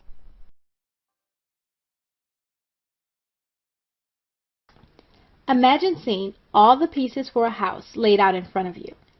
You know roughly where things should go, but putting the pieces in the wrong order won't have a very good final product. You can end up with something that looks like a house, but has lots of problems in style and function. This jumbled box often occurs in our writing as well. We have all the parts that we need, but the order in which they occur leaves us lacking the style we desired, and leaves our writing not quite right for our reader. There are a number of reasons why sentence structure matters. Sentence structure matters in English because of our use of modifiers. A modifier is a word or phrase that provides description in a sentence. However, putting the modifier in the wrong place can add confusion instead of clarity to your sentence. We can see this with simple modifiers in the wrong place. Only I love you. I'm pretty sure our friend didn't mean to tell his sweetheart that he was the only person on the planet that loved her. Structure that sentence a bit better, and he would have had a much more pleasant result. I love only you. Then we have those dangling modifiers. To improve his building skills, a video was watched. In order to not offend our conscientious observers, a better choice of sentence structure would be, in order to improve his building skills, our friend watched a video.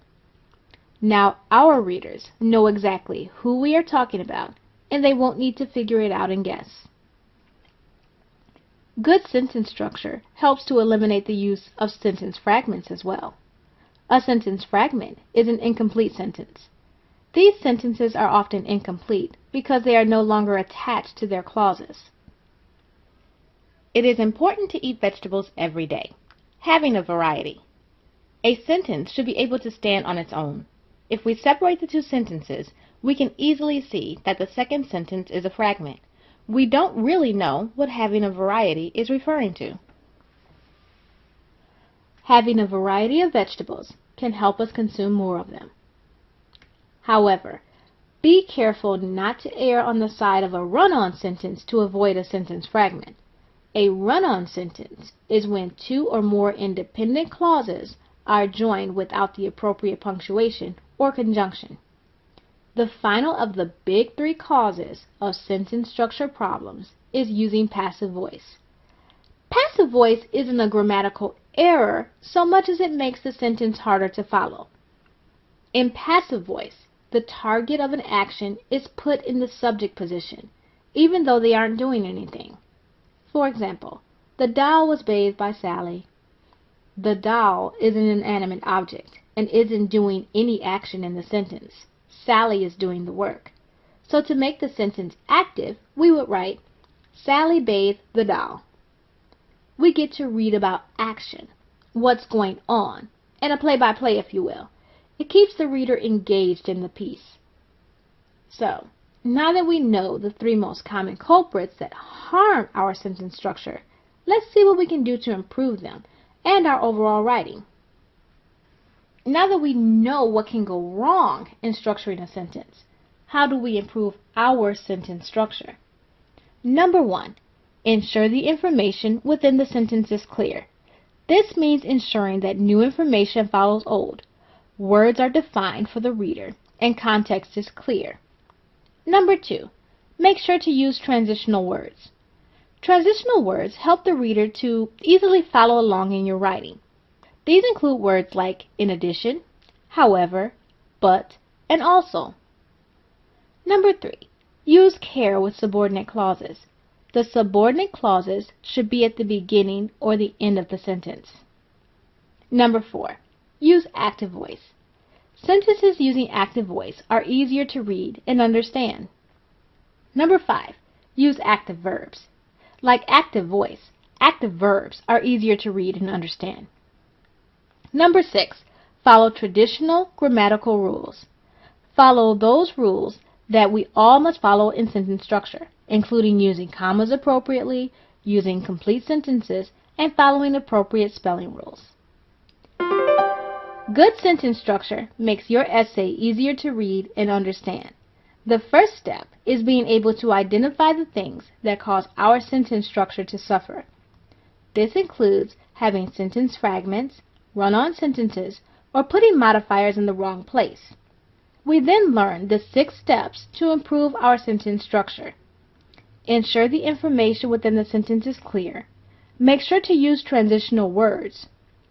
Use care with subordinate clauses. Use active voice. Use active verbs, and follow grammar rules.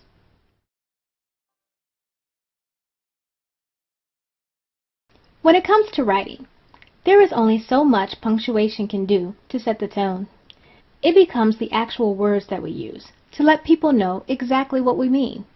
There are times when you have to convey a message beyond mere words to the reader. There are certain tools that we can use to bring our voice to the piece as well. To demonstrate, let's follow our new friend Kayla as she deals with various suitors that have asked for her hand in marriage via love letter. While she will be letting some of the guys down, let's see if we can figure out how she really feels about them through the words that she uses. The words that we use can set the tone for our essay. For example, if Kayla has been sent a note asking for her hand in marriage, she must pay a particular attention to how she responds. Suitor 1 may be a bit of a jerk, and Kayla wants to make it clear she isn't interested. We might see her response as something like this: "No way, you big jerk!" Even without the exclamation point, we can pretty much understand Kayla is not only saying no, but also no chance and don't come back, Jack. Suitor 2 might also have no chance at marriage with Kayla, but she wants to let him off easily.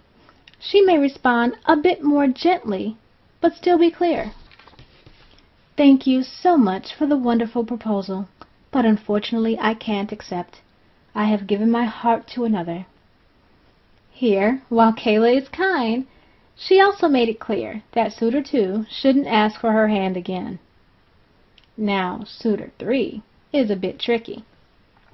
While he doesn't come in first for the man of Kayla's dream, he is a close second.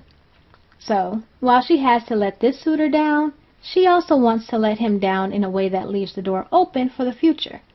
Her response might read something like this: "Thank you so much for this proposal. If this were a different time, maybe my heart would allow me to say yes. However, at this time, I can't accept. Perhaps in the future, the timing will be right for both of us."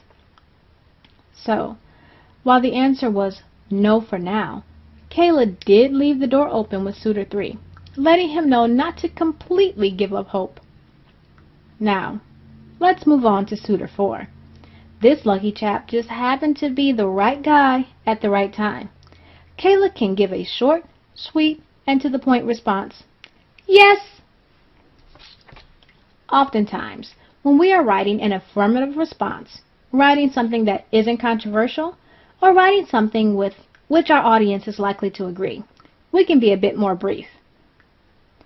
When we speak of language in terms of tone, this can be considered the words we use to surround important information. For instance, sometimes we might make statements such as, "The following information is critical." This alerts the reader that they should pay particularly close attention to what follows. So our highly sought-after Kayla might have informed suitor 3 to pay close attention to what she was writing by starting with, "Pay close attention to what I am about to write." This would have set him up for understanding that he was about to read something that would require thought, give him things to ponder, and maybe even have a hidden message or two. He would have understood she wanted him to go beyond her no and dig a bit deeper into her response. Another aspect of language can be the punctuation that we use. Adding a question mark lets the reader know we are preparing for a response from them. There is some work on their end that needs to take place before we move on to the next sentence. Adding a period lets the reader know our thought is complete and our statement was definite. Adding an exclamation point lets the reader know there is strong emphasis with our statement. We didn't just say it. We really, really meant it. To conclude, word choice and language allow us to set the tone for our essay. We go beyond words to allow the reader to also understand the mood and emotions we are trying to convey in our writing.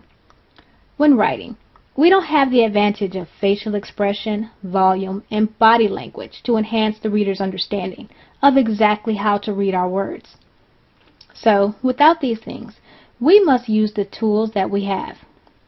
This includes the words that we use, the breadth or depth we go through to make our point, the words we use to precede or follow main statements, punctuation like question marks and exclamation points to express reader input or excitement. Using these tools, we move beyond simple words on a page and allow for our voice, feelings, and mood to be added to the piece as well. It brings us and the reader that much closer together with our original intent for the piece.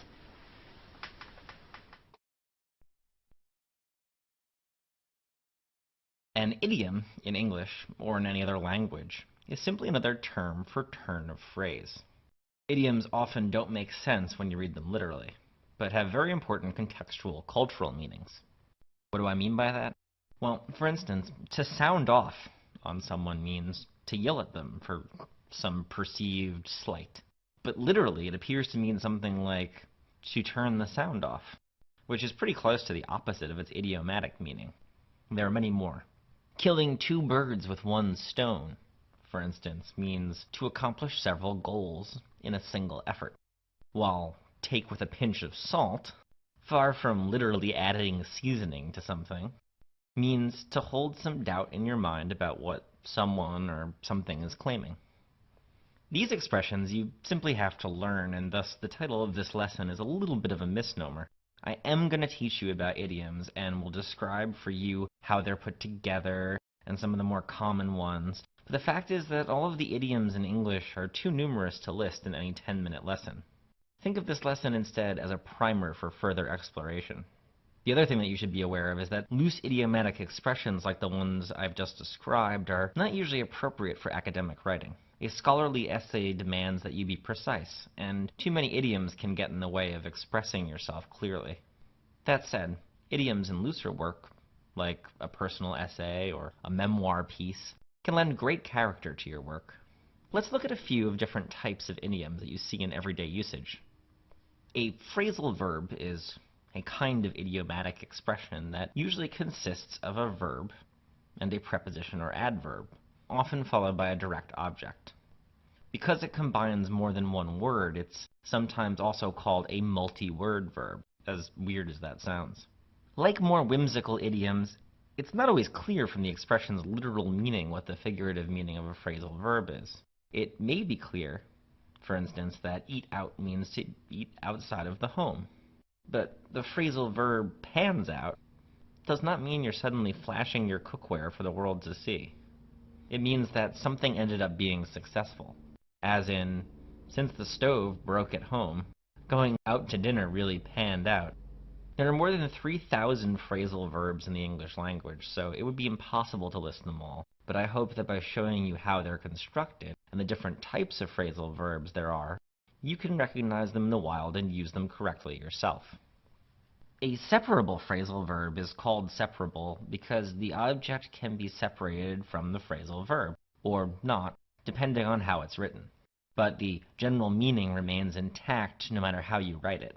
One such phrasal verb is the expression hold up, which means to delay. This can be expressed as one complete expression, as in, I had to hold up the meeting because the office had disappeared. In this case, the meeting is the object. Or separated with the object between the verb hold and the preposition up, as in, I had to hold the meeting up because the office had disappeared. In both cases, the phrasal verb's meaning remains the same. Here's the big point. If the meaning changes when you change the position of the object, the phrasal verb is not separable. The one slight exception to this rule is when the direct object is a pronoun.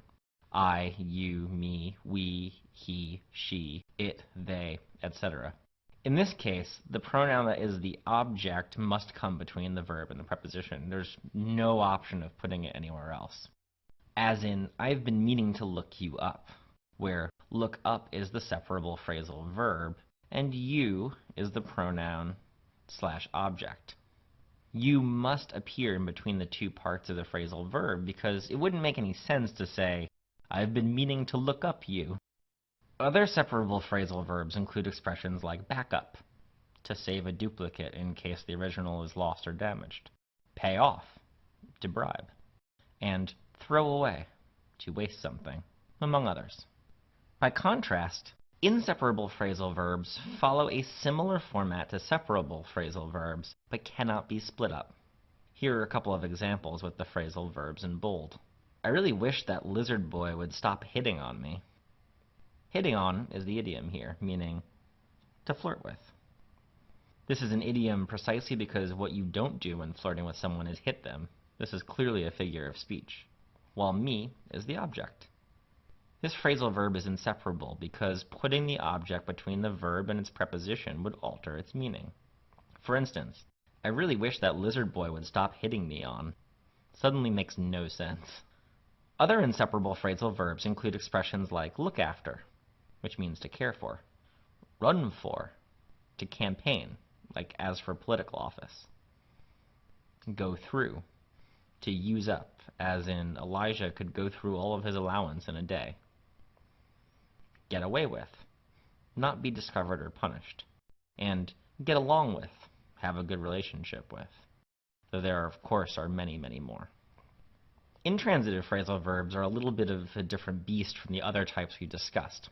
Like other phrasal verbs, these usually consist of a verb and an adverb or preposition. But unlike those we've discussed before, intransitive phrasal verbs are not followed by a direct object, though they can be followed by an indirect object. For instance, this will all blow over, Rachel said, watching Jeff's father's prized Lamborghini disappear into the ocean. The intransitive phrasal verb here is blow over, which in this context means it will ultimately not do permanent damage, presumably to Jeff's relationship with his parents. As you can see, it doesn't require an object to make it work. The expression has meaning all on its own. Now let me give you a few other examples of intransitive phrasal verbs. The driver of the 1960s Mustang was a total show-off. Alice had to check out before she left. My little sister always talks back to me. To recap, an idiom is a turn of phrase that means something different in the context of the language than its literal meaning.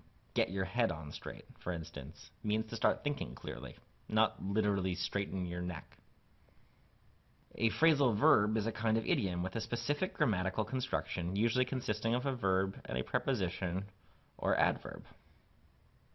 With a separable phrasal verb, the object can be separated from the verb and the preposition and placed between them without changing the meaning of the expression. Inseparable phrasal verbs, by contrast, must remain together or lose their meaning. Intransitive phrasal verbs, unlike most phrasal verbs, do not require an object in order to make sense, though sometimes an object is implied. Either you'll watch this video and decide it's the greatest thing you've ever seen, or you don't care about being a good writer. That's an example of an either-or fallacy. It's something you want to avoid in your writing, and we'll talk about it a bit more in a minute. When you write any essay, particularly an argumentative essay in which you're building a case for a particular position, it's important to be logical as you construct your points and as you move from one idea to the next. No reader is going to be convinced by an illogical or confusing argument. So when you're writing, you want to avoid logical fallacies. A logical fallacy is essentially a flawed argument or error in reasoning. Logical fallacies are problems in the way that a writer has constructed an argument. It's not terribly important that you be able to name and identify the specific types of logical fallacies. What is important is that you're able to spot and fix a flawed argument when you've made one, and better yet, that you avoid faulty logic in the first place. We'll talk about a few common types of logical fallacies, how to identify them, and how to avoid them in your writing. When you're writing an argumentative essay, it's very important to establish credibility with your audience. Providing information that's not accurate and true is a surefire way to lose credibility with your reader, and once that's gone, you're unlikely to persuade your audience to your way of thinking. It's obvious that you shouldn't put outright untruths in your essay. For example, if you're arguing that the music program rather than the athletic program should be cut at your school because of budget constraints, it wouldn't be a good idea to say that music education doesn't help students academically. Your reader might be familiar with research finding that teaching children music does help them learn other subjects like math. So you may end up alienating your audience by stating an absolute that's just not true. Your reader will be less likely to believe other statements that you make, even if they are backed up by facts. Okay. So we know that stuffing our essay full of convenient but inaccurate supporting statements isn't a good idea. But what about making overly broad generalizations? In other words, what if we present a kernel of truth but try to make it sound like that truth applies in a much larger context than it does? Using our example from earlier again, let's say that you were to write an opinion piece for your school newspaper arguing that the school's music program budget, rather than the athletic program budget, should be slashed. Let's say that you've informally polled a group of student athletes at your school, and they showed a lot of support for your proposal. It could be very tempting to support your argument with the contention that students overwhelmingly oppose cutting the school's sports budget and instead voice their support for denying funds to the music department. Attributing this opinion to students as opposed to a specific group of students, athletes who might be expected to oppose sports defunding, would be to make an overly broad generalization. It wouldn't be an outright untruth, but it would involve stretching the truth and wouldn't provide the basis for a solid, logical conclusion. Try to avoid this type of broad generalization or mischaracterization so that you can maintain your integrity and credibility with respect to your audience. When you provide supporting statements in an argumentative essay, ask yourself whether those statements are accurate or whether they're so broadly cast as to mischaracterize the nature of the information you're discussing. No matter what career you want to pursue, you'll need to have strong writing skills, so be sure not to overwater your plants. That's an example of a non sequitur, which is a Latin term meaning it does not follow. Essentially, a non sequitur is an error in reasoning that occurs when a conclusion doesn't follow logically from what precedes it. If you've laid the groundwork for a good argument, but then at the end you take a sharp turn and present a conclusion that doesn't match what you've just built toward, and maybe doesn't even really make sense, you've produced a non sequitur. My example a moment ago is not particularly subtle. It doesn't take a genius highly skilled in the art of detecting logical fallacies to notice that something is amiss with that sentence. Non sequiturs are usually a bit trickier to catch. If you found moments in your writing or in other people's writing where the logic just doesn't seem quite right and the conclusion didn't quite feel earned, you may have been catching non sequiturs. For example, if newborn babies came with instructions, we would all be perfect parents. However, babies don't come with instructions. Therefore, my parenting skills can't be any better than they already are. This non sequitur is a bit sneakier than our earlier example because all of the ideas presented are related, and I've used the basic structure of what might be a legitimate logical argument. Notice that the final assertion, therefore my parenting skills can't be any better than they already are, doesn't follow logically from the preceding reasoning, though. It may certainly be the case that I could have better parenting skills. But the fact that babies don't come with instructions doesn't mean that I can't brush up on my skills as a parent. Subtle, sneaky non sequiturs can be quite problematic in persuasive writing because they might seem okay at first glance. But upon looking at the reasoning again, it may become clear that the writer just hasn't connected the dots to arrive at a sound conclusion. Writers will sometimes squeeze these types of non sequiturs into their writing, either on purpose or accidentally, in order to race past the requirement of arriving at a point logically. If you want to reach a particular conclusion, you could just throw it out there without properly building to it, but it's not a good idea, as your reader will be able to see that you cut corners in your logic, and your conclusion just won't be convincing. Whenever you present a series of logical steps to reach a conclusion in your persuasive writing, be sure to take a moment and read back through what you've written with a critical eye. Does it make sense how you've gotten from point A to point B, and from point B to point C? If not, go back and shore up your reasoning so that your reader can know that he or she is dealing with a trustworthy source. I mentioned earlier that either you'll watch this video and decide it's the greatest thing you've ever seen, or you don't care about being a good writer. You may be thinking that watching this video has made for the greatest, most exciting few minutes of your life, but it's certainly not the case that if you don't feel that way, that you don't care about your writing. As you can see from this example of an either-or fallacy, writers who use this type of flawed reasoning tend to do so to try to force the reader into a corner, to make the reader feel that he or she has to adopt a certain way of thinking or else there's a real problem. As a reader, you'll probably be able to sense that there is a flawed argument when you come across an either-or fallacy, because the writer simply hasn't provided enough options. The writer has communicated that things must be either this way or that way, with no in-between. This type of logical fallacy often comes into play around the time of elections when advocates of certain candidates try to portray things in stark and extreme ways. For example, either you support candidate X or you don't believe in the Constitution. The problem, of course, is that the either-or fallacy often produces a completely untrue statement, as things are rarely so black and white. Work on avoiding this type of logical problem in your writing, as it's one that's pretty easy for a reader to catch. And again, you don't want to lose credibility with your reader when you're trying to be persuasive. When you write an argumentative essay, your goal should be to present reasoned, logical arguments that are geared to persuade the reader. In order to achieve this type of well-reasoned logical argument, you'll need to avoid logical fallacies in your writing, including overly broad generalizations, which imply that statements apply in much broader contexts than they actually do, non sequiturs, which occur when conclusions don't follow logically from the statements that precede them, and the either-or fallacy, which presents a false this or that choice to the reader that ignores other reasonable options. By learning to spot these problems in your writing and to avoid them altogether, you'll be on your way to crafting sound, convincing arguments.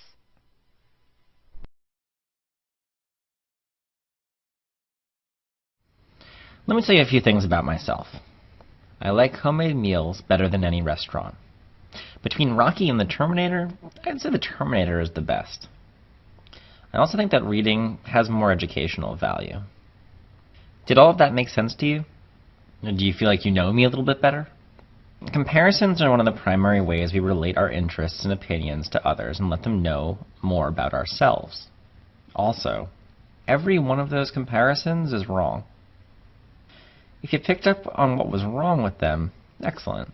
If not, the reason that I put those out there is because spotting faulty comparisons can be extremely tricky. Not because we're stupid, but rather because we're so smart, and human brains are excellent at filling in the gaps. In fact, from the above, you probably decided that I liked home-cooked food more than dine out, that I prefer death machines from the future to scrappy boxers, and that reading is one of the best things that you can do to build your intellect. And you'd be right about all of those things, but that's not exactly what I said. Let's break it down. I like homemade meals better than any restaurant. Now, you may get that what I mean to say is that I prefer home-cooked meals to eating out, but what I'm actually doing here is comparing two things that aren't comparable. Homemade meals are a thing you eat, while a restaurant is a place you go to eat. What I really mean to say is I like homemade meals better than any restaurant cooking, or that I like eating homemade meals better than eating at any restaurant. What we just demonstrated with homemade meals is an error of illogical comparison. When comparing two things, make sure that the things you're comparing are apples to apples, not apples to spaceships. You also want to be careful to make sure that the thing you're comparing is not included in the thing you're comparing it to. That means not leaving out words like other, any, or else. For instance, this restaurant is finer than any restaurant. Well, it doesn't make sense because any restaurant includes the restaurant you're saying is fine, and you can't be finer than yourself. Similarly, you can't say, El Chupacabra is hairier than anything I've seen, because that includes El Chupacabra. Instead, what you mean to say is, El Chupacabra is hairier than anything else I've seen. Now let's look at the second example sentence I gave you at the beginning. Between Rocky and the Terminator, I'd say the Terminator is the best. This is an error of misused comparative forms. What the comparative and superlative forms look like varies depending on the word, but here are a few common examples. In the positive form, we use the word good to talk about one thing or set of things and what we like about them, as in, this jelly donut costume is good, or that's a good mustache costume. But when we want to compare two things, the word changes to its comparative form. You don't say this jelly donut costume is gooder than that mustache costume. You say this jelly donut costume is better than that mustache costume. Better is the comparative form. However, once you're comparing three or more things, or comparing one thing against a group of things or all things, you need to use best, which is the superlative form. So you would say, this jelly donut costume is better than that mustache costume, but that mustache jelly donut costume is the best. Or, that mustache jelly donut costume is the best costume ever. Therefore, to return to our original example, between Rocky and the Terminator, I'd say the Terminator is better. Sometimes you think that you're comparing something, and you are in your head, but that doesn't make it to the page. For instance, in my first example, I say that I think reading has more educational value. Obviously, something is missing here. More educational value than what? Bird watching, singing show tunes, jumping from very tall heights. What I'm comparing is missing. There needs to be something there, like I think reading has more educational value than playing Skyrim. Make sure your comparisons are complete, or you'll end up like this guy. Sometimes you might make a comparison that you think is perfectly clear, but the reader can interpret it a different way than you intended. When the comparison is ambiguous, it must be fixed so that it is clear. Albert is more fond of his father's dragons than his mother. This phrase could have two possible interpretations. Either Albert is more fond of his father's dragon than his mother is fond of them, or that Albert likes his father's dragons more than he likes his mother. It's ambiguous, so it needs to be fixed. Here's one possible fix. Albert was more fond of his father's dragons than his mother was. It's not a perfect sentence now, but at least it's clear. To recap, when making a comparison between two or more things, remember to avoid illogical comparisons, like, I like jelly donuts more than cream. They're both foods, but you probably mean cream donuts. Don't mix up your positive, comparative, and superlative forms, i.e. bad, worse, worst. Don't forget to actually make the comparison you're intending to make. And double check to make sure the comparison you're making is completely clear to the reader and couldn't be interpreted any other way. If it could, you should fix it.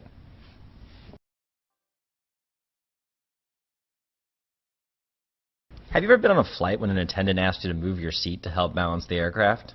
If the attendants didn't do this, the plane would probably still fly, but you'd be in for a rough flight. A sentence without parallel structure is like an imbalanced aircraft. It'll get you from point A to point B, but no one's going to congratulate the pilot when it lands. To spot potential parallelism pitfalls, first look for the coordinating conjunctions in a sentence. Those are for, and, nor, but, or, yet, and so. And then look to either side of the conjunction to see if it's parallel. So here's an example of a sentence without parallel structure. Deep fried Oreos are delicious, but bad nutrition. So we've got delicious on one side, and nutrition on the other of the coordinating conjunction, but. The former is an adjective, and the latter is a noun. Here's the same sentence with parallel structure. Deep fried Oreos are delicious, but not nutritious. Now both of the descriptors are adjectives, and the sentence is balanced. Parallel structure is about style. It's about the way that a sentence feels and flows. Yes, it's part of grammar, but it's also part of what makes an essay or a sentence sound good to the reader's ear. Let's look at another example. Correlative conjunctions. Sentences that contain correlative conjunctions must also be parallel. So a correlative conjunction can take the form of either or, neither nor, both and not only but also. These pairings highlight a connection or correlation between two elements. Here's an example of a sentence that uses correlative conjunctions but is not parallel. We not only were lost, but also broke. Now the correlative conjunction here is not only, but also. And if you stick the verb were in the middle of it, it breaks it up. It makes it not parallel. So there's two different ways that you can balance this sentence. You could do we not only were lost, but also were broke. You've got two verbs, and those are on either side of the coordinating conjunction, which is but, or you can stick the verb before the correlative conjunction. We were not only lost, but also broke. The structures directly following the conjunctions have to match, and that's the important lesson about parallel structure. One of the most common parallel structure mistakes occurs when writers list items in a series.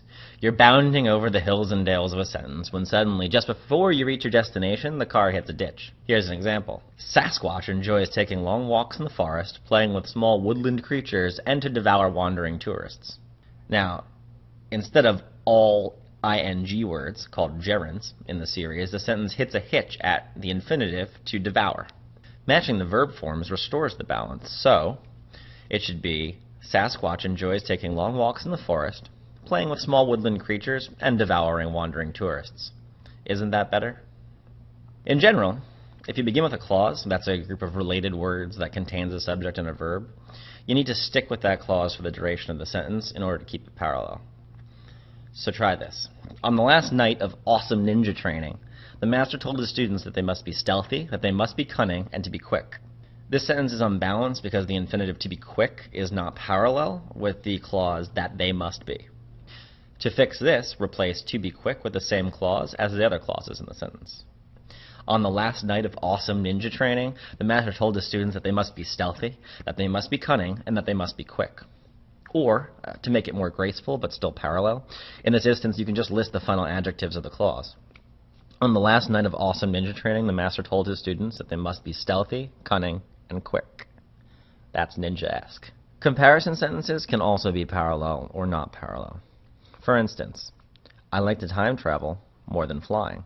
The two comparison elements here, to time travel and flying, aren't in the same grammatical form.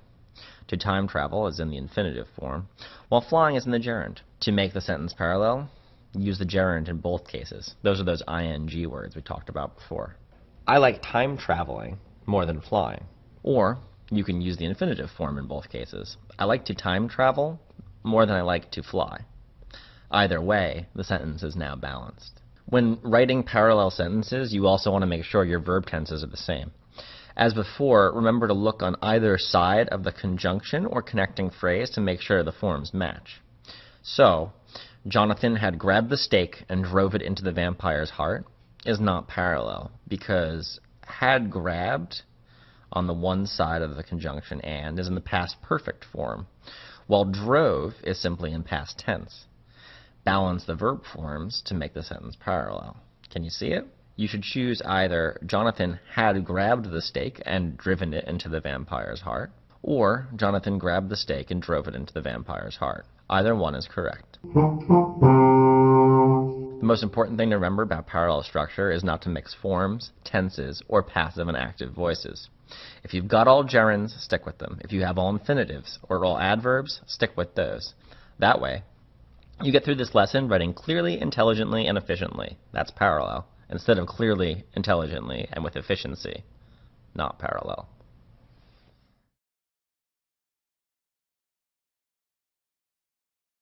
An independent clause is the simplest sentence you can write. I love you. My uncle is in jail. Don't eat that pine cone. At minimum, an independent clause consists of a subject and a verb that can stand alone as a sentence. Quick refresher. A subject is the person, place, idea, or thing that is either doing something or being something in the sentence. Find it by finding the verb, and that's the part of the sentence that creates the action, and then seeing what is the thing that is doing the action of the verb. If that makes no sense, hang in there.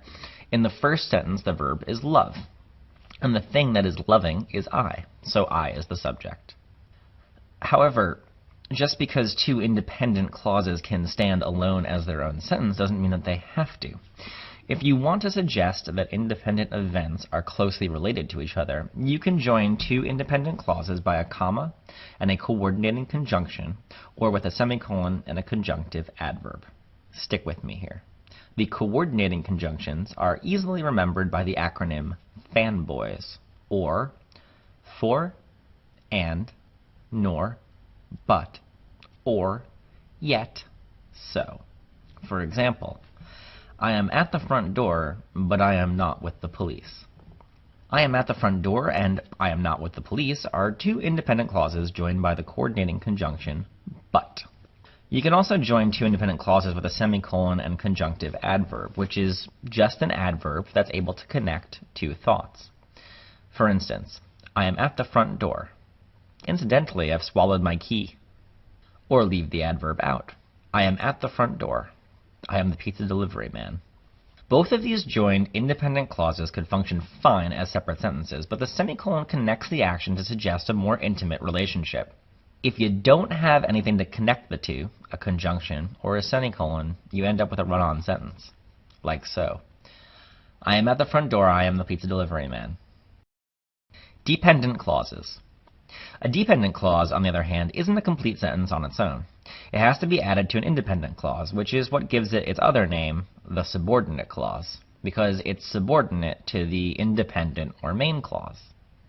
It too has a subject and a verb. Take this example. I love you because I am blind. The dependent clause here is because I am blind. The verb is am, and the subject is I, but because I am blind cannot function as an independent sentence. Thus, it is subordinate to our independent clause, I love you. Because connects the dependent clause to the independent clause and is called a subordinating conjunction. Subordinating conjunctions can also connect to independent clauses, but we'll get to that later. Here are a couple of other examples of sentences comprised of an independent and dependent clause linked by a subordinate conjunction. I survived the shipwreck, although I lost all my luggage. I survived the shipwreck, as I am Aquaman. You can see how I survived the shipwreck is the most important idea in the sentence, and yet they each change the meaning of the sentence in slightly different ways. Neither dependent clause, as I am Aquaman, or although I lost all my luggage, can stand on its own, even if he is Aquaman. One important thing to note here is that the dependent clause doesn't always have to follow the independent clause. It can precede it too. For instance, as I am Aquaman, I survived the shipwreck. That's still a valid sentence, but the dependent clause comes first. But again, crucially, it couldn't be there by itself. Like Jerry Maguire, it still needs the independent clause to complete it. Dependent clauses can also be connected by relative pronouns. Your relative pronouns are who, whom, whoever, whomever, whose, that, which, whichever, and whosever. For instance, the man who was in jail confessed. In this case, who was in jail is the dependent clause, a kind called an adjective clause because it functions like an adjective. The man confessed would be the independent clause here, while who was in jail adds describing detail. Adding describing detail is what adjectives do, after all. So that's to say, what kind of man is this? It's the man who was in jail. The other types of clauses are noun clauses and adverb clauses, which do the same things that nouns and adverbs do, but in full clause form. These distinctions are less immediately important than understanding what independent and dependent clauses are. However, so we're going to gloss over them, but know that they exist in case you want to learn more. Proper grammar aside, and we try to avoid using the word since everyone hates it, the reason you need to know your clauses and how they work is so that you can write with style, since how you connect clauses together changes the way a sentence feels to the reader. For instance, I mentioned earlier that you can use a subordinating conjunction to connect two independent clauses, not just independent and dependent clauses. But it might not be clear why. Well, here's why. Jason raised his machete. Susie Ray screamed. That works fine, but it's a little disjointed. Add a subordinating conjunction like as or while, however, and suddenly the scene works. Jason raised his machete while Susie Ray screamed. See? Much better. Lesson review. Remember that both independent and dependent clauses have a subject and a verb. Only an independent clause can function on its own as a sentence. Dependent clauses by themselves are sentence fragments. They need an independent clause to make them whole. Independent clauses are connected by coordinating or subordinating conjunctions. Remember fanboys to memorize your coordinating conjunctions. Because they can function as independent sentences, two independent clauses can also be connected by a semicolon, followed by a conjunctive adverb, or just a semicolon by itself. Generally, dependent clauses are connected to main clauses by subordinating conjunctions or relative pronouns. Of all the grammar rules flying around out there, there's one that may be the most important of them all. That rule is that for a sentence to be complete, it must contain a subject and a verb. The subject of a sentence is what the sentence is about. The subject usually, though not always, performs the action of the verb. Remember that a verb expresses an action or occurrence. An example of a really simple complete sentence would be, Sally screamed.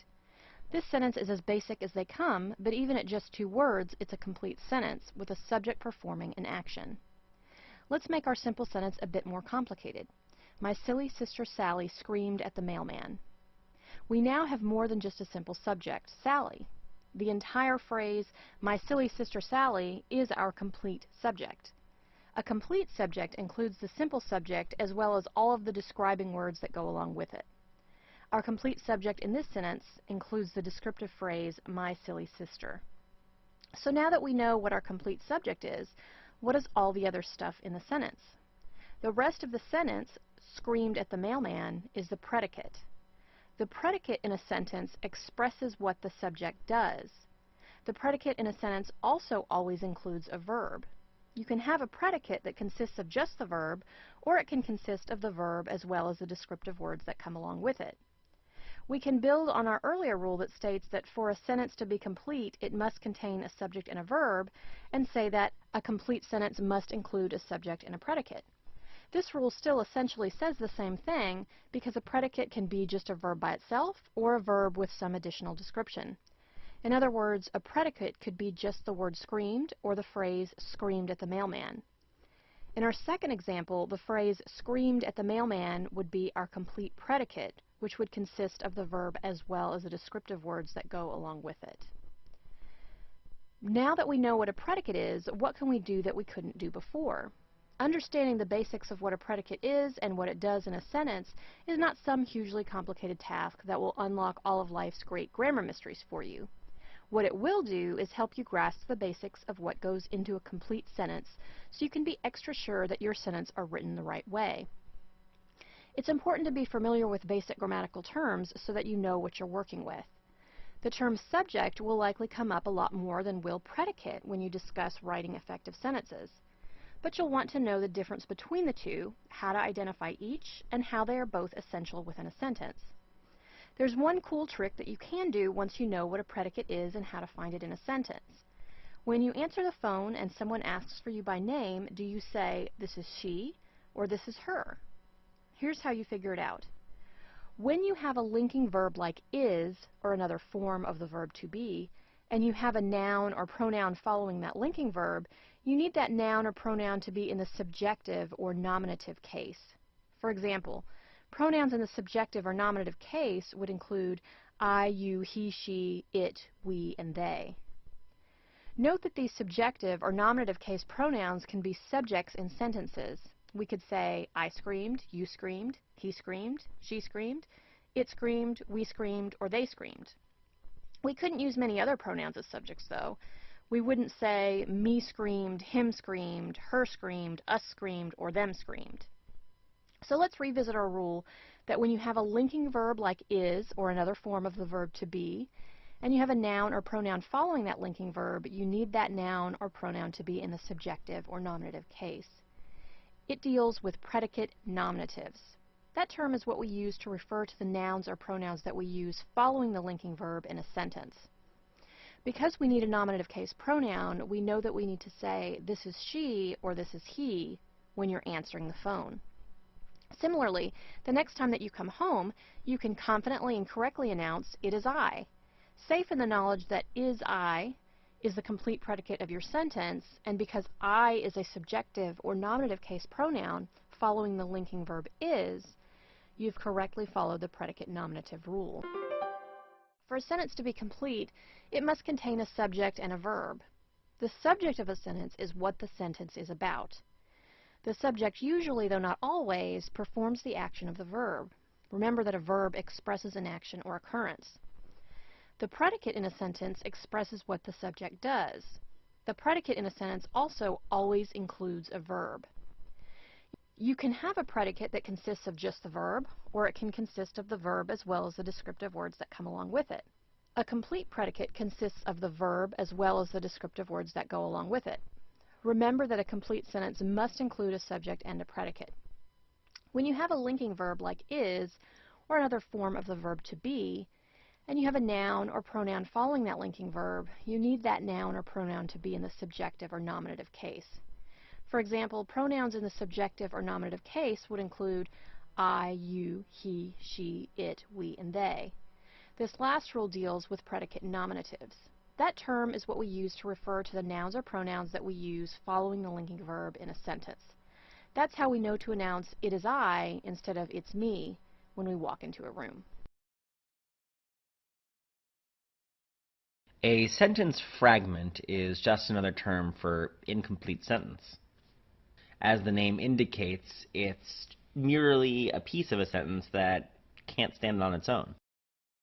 As you might remember, all sentences need to have at least one independent clause. That's a clause with at least one subject and one verb that can stand on its own as a sentence. So the best way to determine if your sentence is a fragment is to try to find this independent clause. If there isn't one, well, voila, an undercooked egg of a sentence. Okay, so how to find the independent clause? Remember that the subject is the person, place, idea, or thing that is either doing something or being something in the sentence. So find the main subject first by finding the verb. That's the part of the sentence that creates the action. And then determine what that verb is relating to. For instance, Desmond was haunted by a small, sword-wielding ferret. The action here is was haunted, the main verb being haunted. While the thing being haunted is Desmond. That's the primary subject. Here's the same sentence in fragments. Desmond was haunted. Okay, that part's a complete sentence. By a small sword-wielding ferret. The second sentence is a fragment because it no longer contains a main verb or subject. We have the subject of sword-wielding ferret, but it's hanging out on its own. Sentence fragments usually lack either a main verb or a subject, or both. Here's an example of a fragment missing its subject. Withholding his allowance for blowing up the car. To correct it, we need to explain who is withholding what. The parents were withholding his allowance for blowing up the car. Would be one example, because you've added both the subject, parents, and verb, were, to make the sentence complete. What's particularly confusing about sentence fragments is that you see them all the time when reading news stories or fiction, because a sentence fragment can be very effective for conveying a certain style or mood. Take this paragraph from a short story by contemporary fiction writer George Saunders, which contains a mix of sentence fragments and short sentences to help give the reader a certain impression of the narrator. Oops. Missed a day. Things hectic. Will summarize yesterday. Yesterday a bit rough. While picking kids up at school, bumper fell off Park Avenue. Note to future generations, Park Avenue equals type of car. Ours not new. Ours oldish. Bit rusty. Here's the same paragraph now with all the fragments made unfragmented. Oops, I missed a day. Things got hectic. I will summarize yesterday. Yesterday was a bit rough. While I was picking kids up at school, bumper fell off Park Avenue. Note to future generations, Park Avenue equals type of car. Ours is not new. Ours is oldish. It's a bit rusty. Notice how making the sentences grammatically correct gives the paragraph a completely different tone and changes the way the reader perceives the narrator. I'm bringing this up because I don't want you to distrust me when you see sentence fragments in the wild. The rule is, when you're writing academic essays, stay away from fragments. When writing fiction, then you can feel free to experiment a little bit more. Let's check out run-ons. A run-on sentence, or fused sentence, is a sentence that's missing the right punctuation to make it flow properly. A run-on occurs when what could be two complete sentences, that is, two independent clauses, are connected in one sentence without being punctuated. In other words, they're fused together instead of each clause being distinguished from the other. Here's an example of a run-on. Clark had vanished, he left his eyeglasses and coat in the telephone booth. You have two independent clauses here. Clark had vanished, and he left his eyeglasses and coat in the telephone booth. To make this a proper sentence, and not a run-on, you must add proper punctuation. You have several different options. Which you choose is a matter of your personal style and how you want to make the sentence look and feel to your reader. You can add a comma and a coordinating junction. You can remember the coordinating conjunctions by the mnemonic fanboys. That's for, and, nor, but, or, yet, and so. So, Clark had vanished, but he left his eyeglasses and coat in the telephone booth. You can make the run-on into two separate sentences. Clark had vanished, period. He left his eyeglasses and coat in the telephone booth. Or you can add a semicolon. Clark had vanished. However, he left his eyeglasses and coat in the telephone booth. The choice is yours, and it doesn't really matter which you choose as long as you fix the run-on. One other thing to remember is that even though we tend to think of run-ons as sentences that are too long, a run-on is really defined by improper punctuation. I sang, I danced, despite being just 4 words, is a run-on sentence. Technically, a comma splice is a kind of run-on sentence, but they're harder to spot, so we're giving them their own section. A comma splice occurs anytime a comma is inserted between two main clauses without a coordinating conjunction to connect them. For instance, most of us like to eat fish. Jerry preferred to devour the still-beating hearts of fresh artichokes. A sentence like this sounds fine when you read it out loud, and it even looks pretty okay when you see it on the page. But it's wrong. If you're going to use a comma to separate these two independent clauses, you need to insert a coordinating conjunction. That's fanboys, like we talked about a little bit earlier, after the comma, making the sentence, for instance, most of us like to eat fish, but Jerry preferred to devour the still-beating hearts of fresh artichokes. Because a comma splice occurs between two independent clauses, you can also remove the comma and replace it with a period. making two separate sentences, or a semicolon like so. Most of us like to eat fish. Semicolon. Jerry preferred to devour the still beating hearts of fresh artichokes. The most basic thing to remember about comma splices is that it's really just a misused comma, where other punctuation would be more appropriate. Lesson review. Remember that a sentence fragment is just another term for incomplete sentence. Also, that sentence fragments usually lack either main verb or subject, or both. If you're not sure if a sentence is a fragment, check that it has at least one main verb and subject. Run-on sentences consist of at least two independent clauses that are connected in one sentence without proper punctuation. A comma splice is a kind of run-on sentence where a comma is inserted between two independent clauses without a coordinating conjunction to join them. I recall taking a final essay exam several years ago that I was pretty happy about because I knew all about the topic of one of the essay questions. I was so excited to see a question that I knew so much about that I decided to explain everything I knew about that topic to my instructor, just spilling out detail after detail. In hindsight, I didn't pay all that much attention to the specifics of the question, just the major topic that the question was asking about. I didn't end up getting a particularly good grade on that exam. Do yourself a favor and don't make the same mistake. Even as the seconds tick by during a timed essay exam, take some time to pay close attention to what the question is really asking, and think about how you'd get back on track if you find that you've lost your way while writing your answer.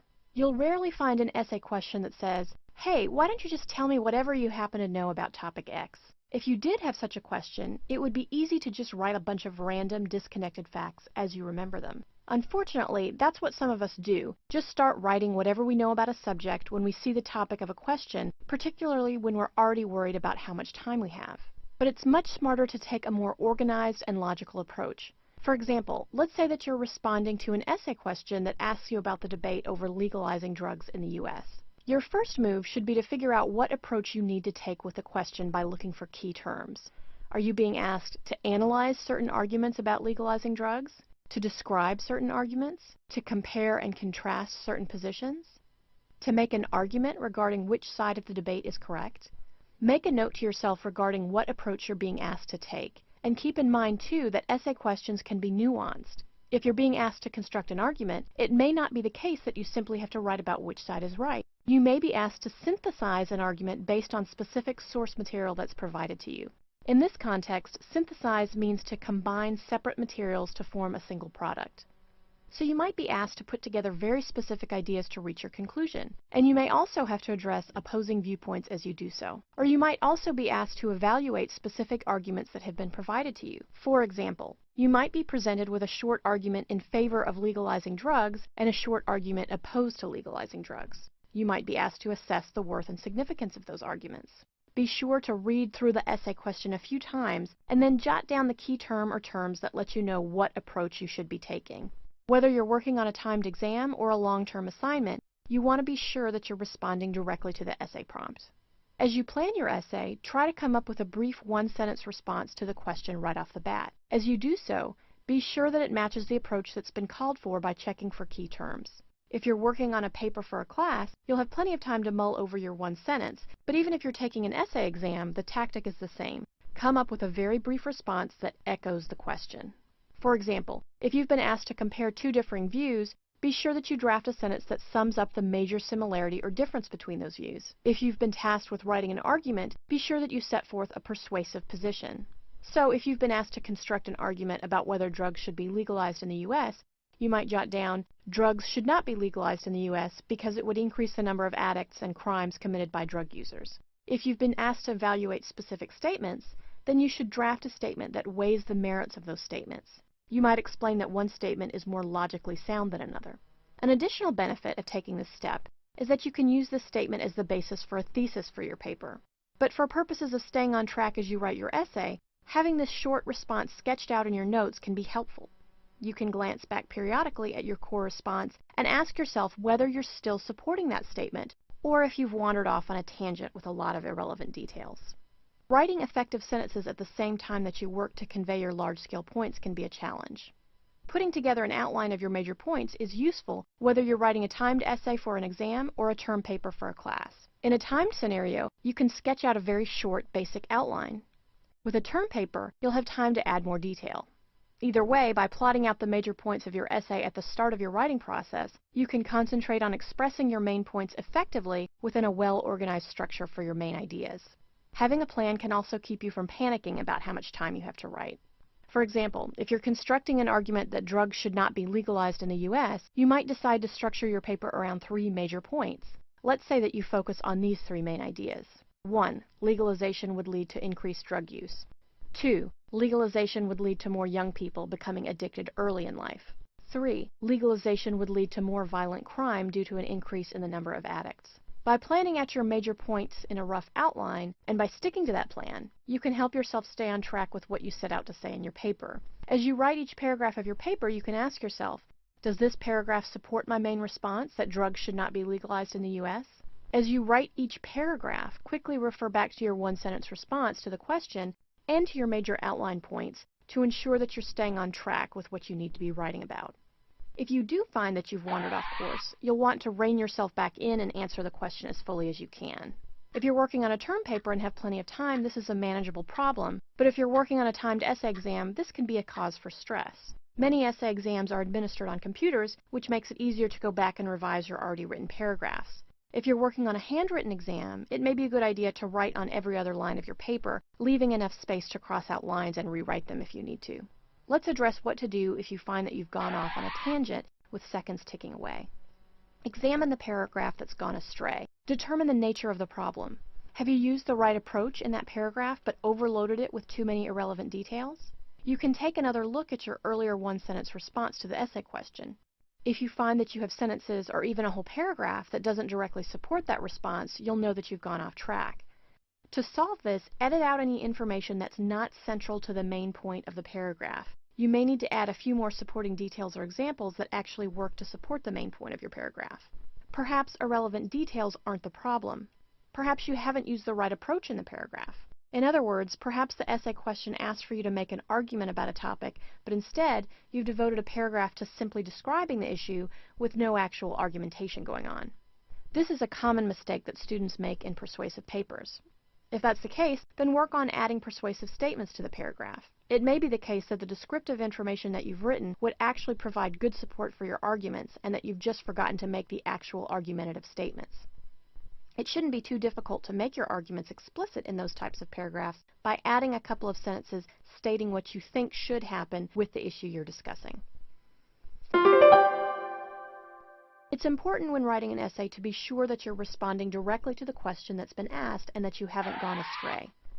To keep yourself on track, remember to look for key terms in the essay question so that you can be sure to provide an argument if you're asked to argue or provide an analysis if you're asked to analyze and so forth. Develop a one-sentence response to the question that reflects what's been asked before you write your essay so that you can be sure that your full answer is on point. You can develop this one sentence into your thesis statement. Sketch out an outline of your major points and stick to it as you write. This will keep you from going on any major tangents. If you find that you've strayed off point, work on editing out irrelevant information or adding points as needed. With a little bit of planning, you can be sure to stay on the right track with your essay. You should watch this video because it will help you prepare to take written essay exams that you want to do well on. You should watch this video because I'm an experienced English instructor, so I have good ideas about what you need to do to prepare for essay exams. You should watch this video because doing well on exams can mean doing well in college, and succeeding in college can help you achieve all of your personal goals. Each of these statements is a different type of appeal. Were any of them convincing? Did they affect you in different ways? Did any of them seem better than the others? The main reason that you should watch this video is to learn about these different types of appeals in persuasive writing, as well as how and why you should make use of them to do well in the essays you write. In writing, an appeal is a persuasive strategy that a writer uses to support an argument. We use facts, data, and examples to support our arguments, but those are different from appeals, which have to do with how we present facts and examples in our persuasive writing. There are 3 basic types of persuasive appeals: logical appeals, ethical appeals, or those based on the credibility of the writer, and emotional appeals. We'll take a look at each type as well as how and why you might work with each type of appeal in an essay.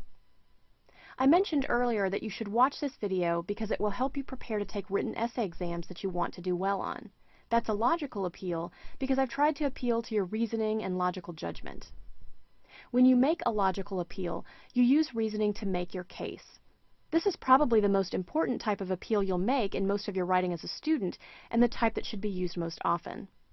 For example, if you're writing a persuasive essay arguing that your high school should make community service a requirement for graduation, you might offer the logical points that such efforts would lead to improvements within the community and students will learn the value of community service work.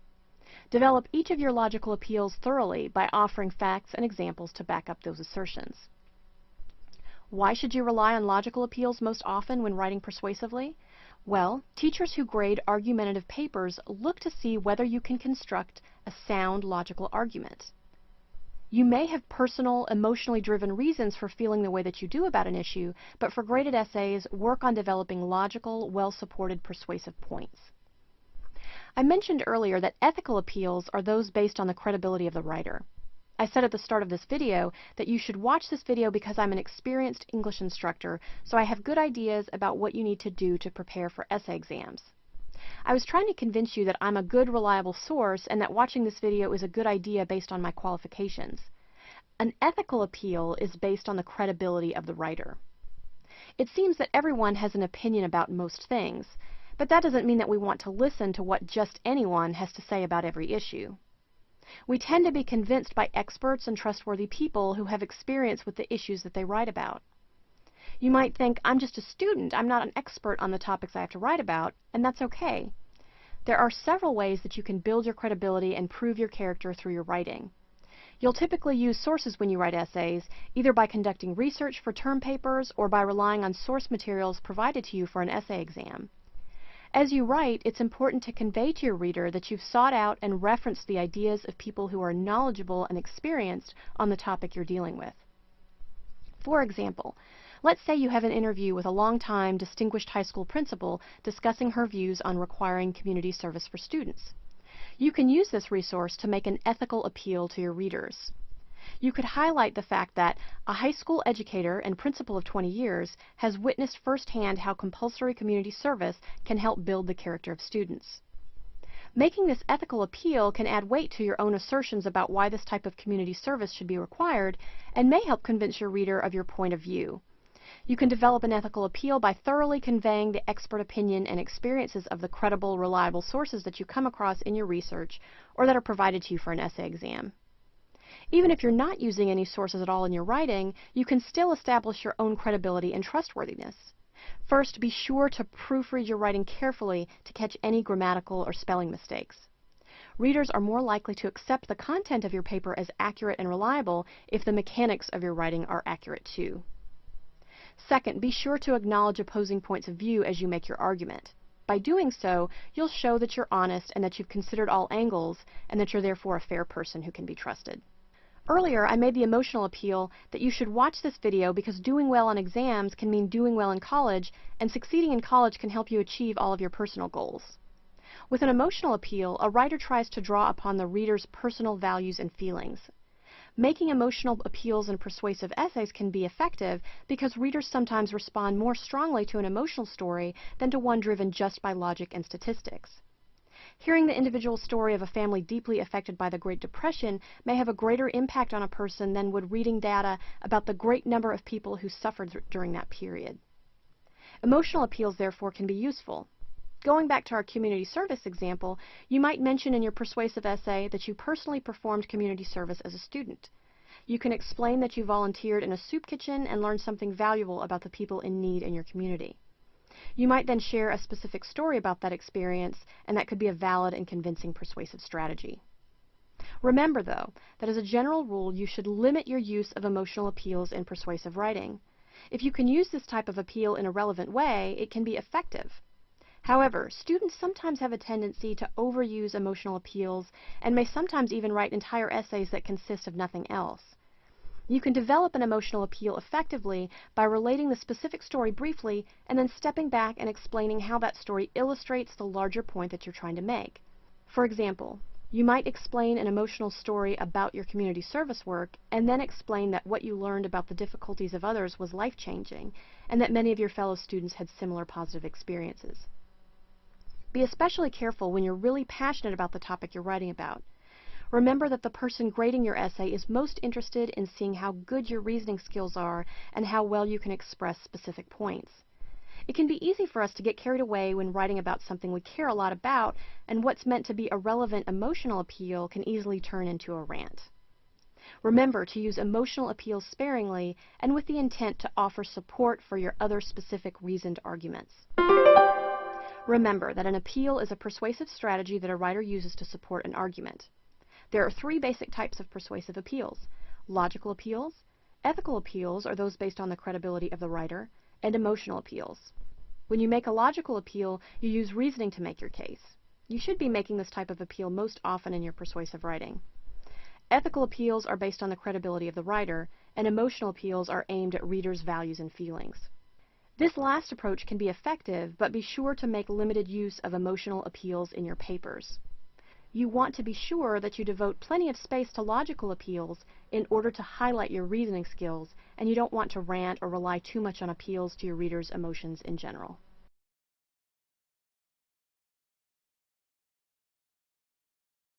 There are certain things in life that we all know that we should do, but that many of us just don't do, like flossing, drinking 8 glasses of water a day, or vacuuming. If we just took the time to do those things, though, we'd probably be able to see the benefits pretty easily. Pre-writing is a bit like that. Pre-writing is the process of generating ideas for a writing assignment. You may have had an English teacher who insisted that you do pre-writing for each writing assignment you've done. You might have thought that it was a waste of time, a step that you didn't really need to take. However, there are real benefits to pre-writing. A well-planned essay will pretty much always be better than one that the writer just sat down to write without thinking about it beforehand. Doing some planning is a surefire way to improve your writing abilities and your scores on writing tests.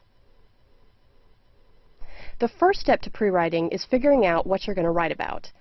With a writing assignment, you might be given a writing prompt, which is a specific question to which you must respond or a specific topic that you must address.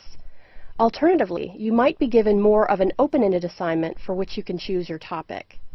With most timed writing exams, and even with some term papers, you'll be given a writing prompt to which you'll have to respond.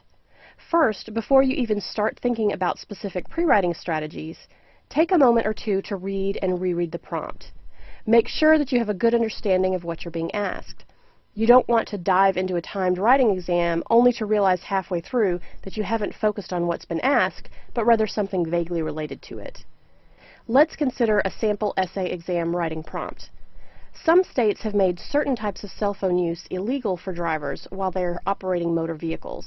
Some of these bans apply only to texting, and some bans apply to all handheld cell phone use. Some people argue that all cell phone use by drivers is dangerous, and that all use by drivers should therefore be banned. Should your state completely ban all cell phone use for drivers while they're operating motor vehicles? Write a persuasive essay in which you present your argument. Be sure to provide a clear thesis and examples in your essay. Again, the very first thing you must do in your pre-writing process is carefully read and interpret the writing prompt. If you read the prompt only once, you may remember that bans of texting while driving are mentioned. You might then just start writing about whether you think that your state should or should not ban texting for drivers while they're behind the wheel. This would be a misinterpretation of the prompt, however. Take another look at what the prompt actually tells us. Specifically, the key question is, should your state completely ban all cell phone use for drivers while they are operating motor vehicles? Remember that there might be a lot of information in a writing prompt. Your job is to zero in on the key question to which you're being asked to respond. It's worth taking an extra minute or two to make sure you've got the question figured out before you waste valuable time writing about the wrong thing. Once you've gotten your head around the writing prompt and what's being asked, you'll need to determine how to actually go about pre-writing for your essay. There are a lot of different methods, but we'll focus on 3 specific types. The first is brainstorming, which involves taking a few minutes to write down every phrase or idea that you can come up with that might be relevant for your essay. An easy way to do this is to grab a sheet of paper and make a list of each point that comes to mind. Don't worry about spelling or editing at this point. Just get the ideas out of your head and onto paper. For our sample writing prompt, you wouldn't even need to decide which side you support before you start brainstorming. You might divide up your paper and make 2 separate lists, one supporting a ban and one opposing it. Start jotting down basic ideas as they come to you. For example, in your pro column, which is in support of a ban of all cell phone use for drivers, you might write, would cut down on distracted driving, would reduce accidents, save lives, making calls can be just as distracting as texting, and would send a message that no distractions are acceptable while driving. In your con column, you'd write down ideas that would oppose a law banning all cell phone use by drivers. In that column, you might write, talking on a cell phone is no more distracting than using the car radio, drivers should be allowed to take or make emergency calls, hands-free cell phone use is safe and shouldn't be banned, lawmakers should focus on real distractions like texting, and I've never had a car accident while using my cell phone. Note that your brainstorming process need not involve full sentences, and don't worry about organization at this point. That will come later when you outline your major points. Don't be concerned about whether you've come up with every possible idea, or even if all your ideas are good ones. Your goal during brainstorming is simply to get many relevant ideas out of your head and onto the paper. If you're not sure which side of a controversial issue you'd like to argue at first, brainstorming can help you decide. You can simply see which side you've generated more good points for. Note that if you aren't given a specific writing prompt, brainstorming can be very useful as you work to come up with a topic that you'd like to write about. If your instructor, for example, assigns you a persuasive essay, but tells you that you can choose your own topic, you can employ brainstorming to think up topics that might interest you. You might take a few minutes and list ideas as they come to you. For example, you might come up with the following ideas. Should college athletes be paid? Should birth control be given to public high school students? Should volunteer work be a requirement for high school graduation? And should large, high-calorie sodas be banned at restaurants? Once you have a few ideas in front of you, you'll be in a good position to choose which one would be best by the process of elimination. You might decide, for example, that you wouldn't be able to adequately research a certain topic, that another topic might be too broad, or that a topic just isn't interesting to you. A second major type of pre-writing is mapping or webbing. This method is a lot like brainstorming, but instead of simply listing your ideas, mapping, or webbing as it's also called, involves sketching out your ideas in a way that shows how those ideas relate to each other. Mapping lets you visually plot out how one point would lead you logically to another point. A student who uses mapping as a pre-writing technique would typically start by writing his or her main idea in the very center of the page. For example, you might write, reasons to ban all cell phone use for drivers in the center of your page and draw a circle around it. You would then brainstorm specific ideas, but you would connect those ideas to each other visually on the page. So you might write, reduce distractions, circle it, and draw a line between that and your central point. From the second point, you might then write, prevent accidents, save lives, and connect those ideas. That point might connect further to inconvenience worth the added safety. You may then decide to come up with an additional separate point that doesn't build on the points we just sketched out. To do this, you'd continue to web out your map in a separate direction. Your new point might be, making calls is as dangerous as texting. You might connect that point to the new point, make it clear to drivers that all cell phone use is dangerous and should be avoided. You might map out in a third direction some additional points discussing statistics or several other directions from the main circle. If you're a visual learner or someone who really has to see how things relate to one another, mapping might be a good technique for you. A third major pre-writing technique is free writing, which involves writing in narrative form all possibly relevant ideas as they come to you.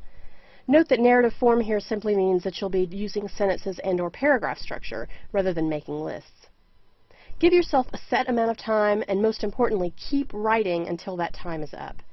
The idea is to keep ideas flowing freely, and keeping your pen moving can be helpful in doing that. It's okay if you end up writing ideas that aren't really on point. Just keep the ideas coming and keep putting what you think of on paper. You might give yourself 5 minutes, and your free writing might look something like this. I've never really thought about whether all types of cell phone use should be banned for drivers. It makes sense to make texting while driving illegal, but how would the police really know if you had been doing it? I wonder if texting and driving is already illegal in my state. What about all cell phone use? I think it goes too far to ban all cell phone use for drivers. What if you have an urgent call coming in that you need to take while you're behind the wheel? Surely that's not overly dangerous to answer a call. I don't think it would be any more distracting than drinking coffee while driving, and plenty of drivers do that. Lawmakers can't just make all activities illegal while driving. At the very most, the state could make it so that drivers could only use hands-free devices while driving. I don't know that that's a great idea, but at least it would be better than banning all cell phone use. Again, with free writing, you shouldn't worry about grammar or organization. You can worry later about whether all of the points you make are good ones. The point is just to get your ideas down on paper. No matter which pre-writing technique you use, you can set yourself up with some good ideas and details for your essay. Pre-writing is the process of generating ideas for a writing assignment. Coming up with and writing down useful ideas for an essay before writing it is important for a strong, focused essay. For many assignments, you'll be provided a writing prompt, which is a specific question to which you must respond or a specific topic that you must address. The first thing you must do in your pre-writing process is carefully read and interpret the writing prompt.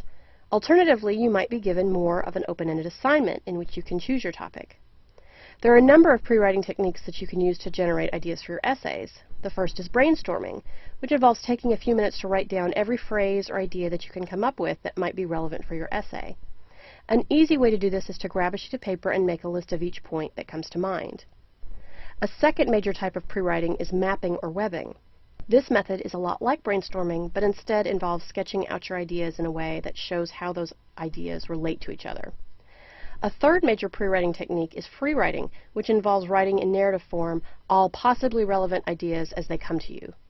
The main goal of free writing is to keep your ideas freely flowing through constant writing during a set amount of time.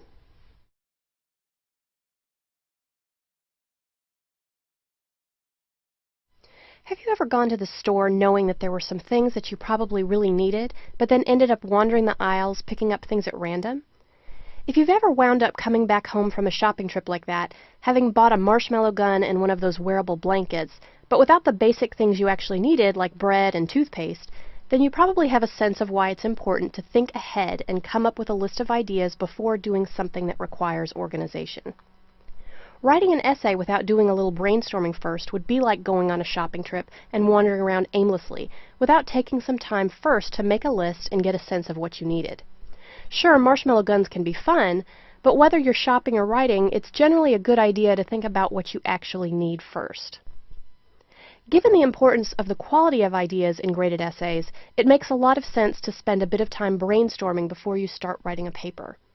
Brainstorming is the process whereby writers come up with ideas to write about. For some of us, when we're assigned an essay, the thought of brainstorming and pre-writing might just seem like more work. We might ask ourselves, why should we give ourselves any additional tasks to do when we already have a huge paper staring us in the face?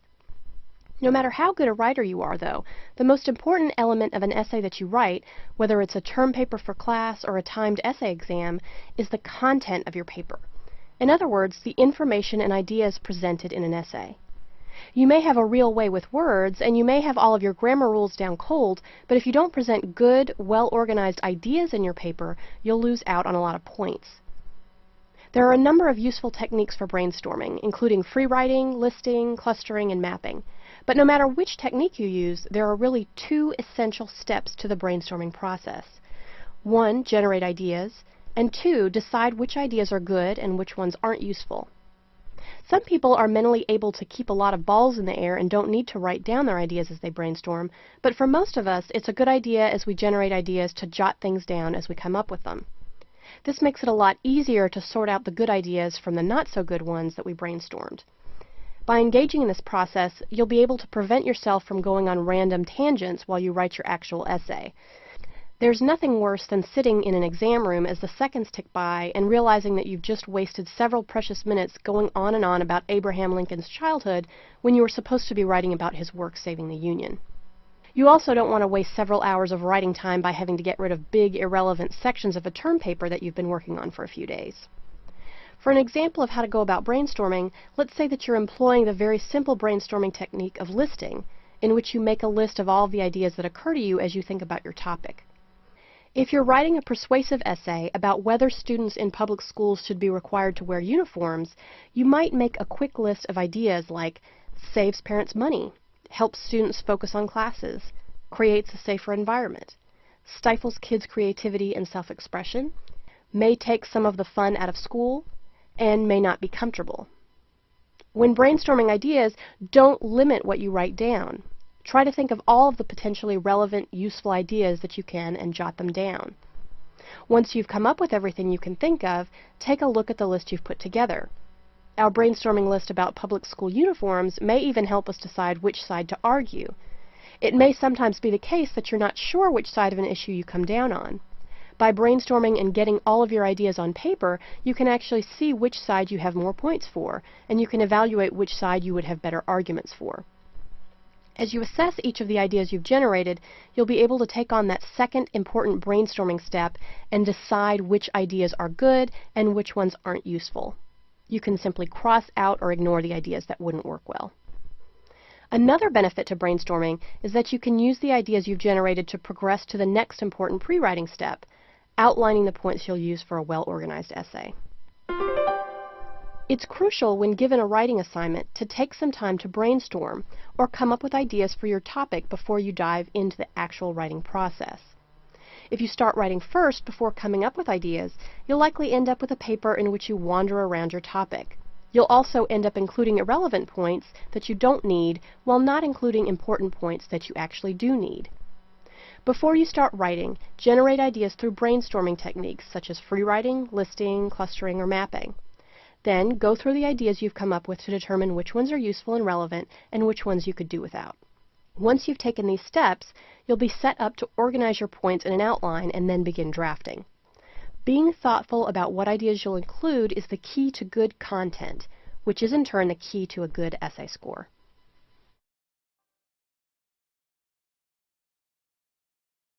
Sometimes the hardest part of writing an essay is just getting it started. For that, good brainstorming is an important first step to writing a really cracking essay. Let's explore some techniques for brainstorming depending on whether you have time to write an essay or if you're under the gun. If you have a lot of time, get a group together and talk about your essays. The original meaning of the term brainstorming is just what it sounds like, a storm of brains. Okay, not literally, but the idea was that getting a bunch of people together to talk about the ideas would produce more and better ones than one person sitting alone by themselves. Most of the time, you're going to get essay assignments as a class, so grab some study partners and talk it out. Even if you haven't picked the same topics, just talking about the text you're reading should help the group come up with more ideas together. If you're familiar with this kind of brainstorming, you may have been told that the best approach is to not question or criticize the ideas of others while you're doing it. But research suggests that that couldn't be further from the truth. According to a 2003 study from the University of California at Berkeley, people who debated each other's ideas in a brainstorming session came up with 20% more ideas collectively than those who brainstormed in a criticism-free environment. What's more, individuals in the debate group, when asked after if they had any additional ideas, came up with twice as many good ideas than people in the criticism-free group. In other words, it turns out a little argument can be good for the creative mind. List, list, list, and take the good with the bad. Of course, you don't always have the option of brainstorming with a group. In these cases, you can try the 100 rule, which is you think of 100 ideas on a topic you're given, and most importantly, write down any idea regardless of how ridiculous it sounds. So if you're asked to write an essay on To Kill a Mockingbird, and your idea is to relate that to the death of mockingbird populations in the early 1920s, go right ahead.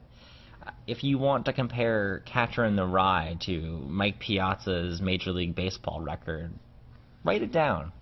By including the weird, outlandish ideas, you'll stimulate the growth of really good, even great ideas. Even if you don't make it to 100, by the time you get to 30 or 40 in the list, you should start to see ideas that pull your essay into focus. Let your mind wander.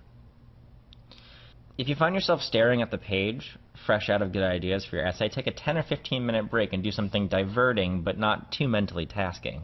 Play a game of Angry Birds, for instance. Something that helps you zone out. Researchers at the University of California at Santa Barbara found that people were more effective at the same task they'd been working on previously after they took a break and let their minds wander for a while. If you're going to be in a time crunch, brainstorming an essay for a time test is a different animal than brainstorming for an essay in which you have the leisure of writing from home. During time tests, you might get a little more than a half hour total to write your essay. That includes brainstorming, outlining, and actually writing the darn thing. So how do you write a great essay under these conditions? Let's look at a couple kinds of essays you might face. Position papers. Say you're given a position paper in which you're asked to agree or disagree with a given argument. For example, write an essay in which you agree or disagree with the following statement: whatever doesn't kill us only makes us stronger. Right away, before you brainstorm specific ideas, you should break down the question. Agree and disagree columns don't really lead anywhere, so let's be more specific. Column A. Things that didn't kill me that didn't make me stronger. Column B. Things that haven't killed me that did make me stronger. Column C. Things that didn't kill me, but it remains to be seen if I'm any better for it.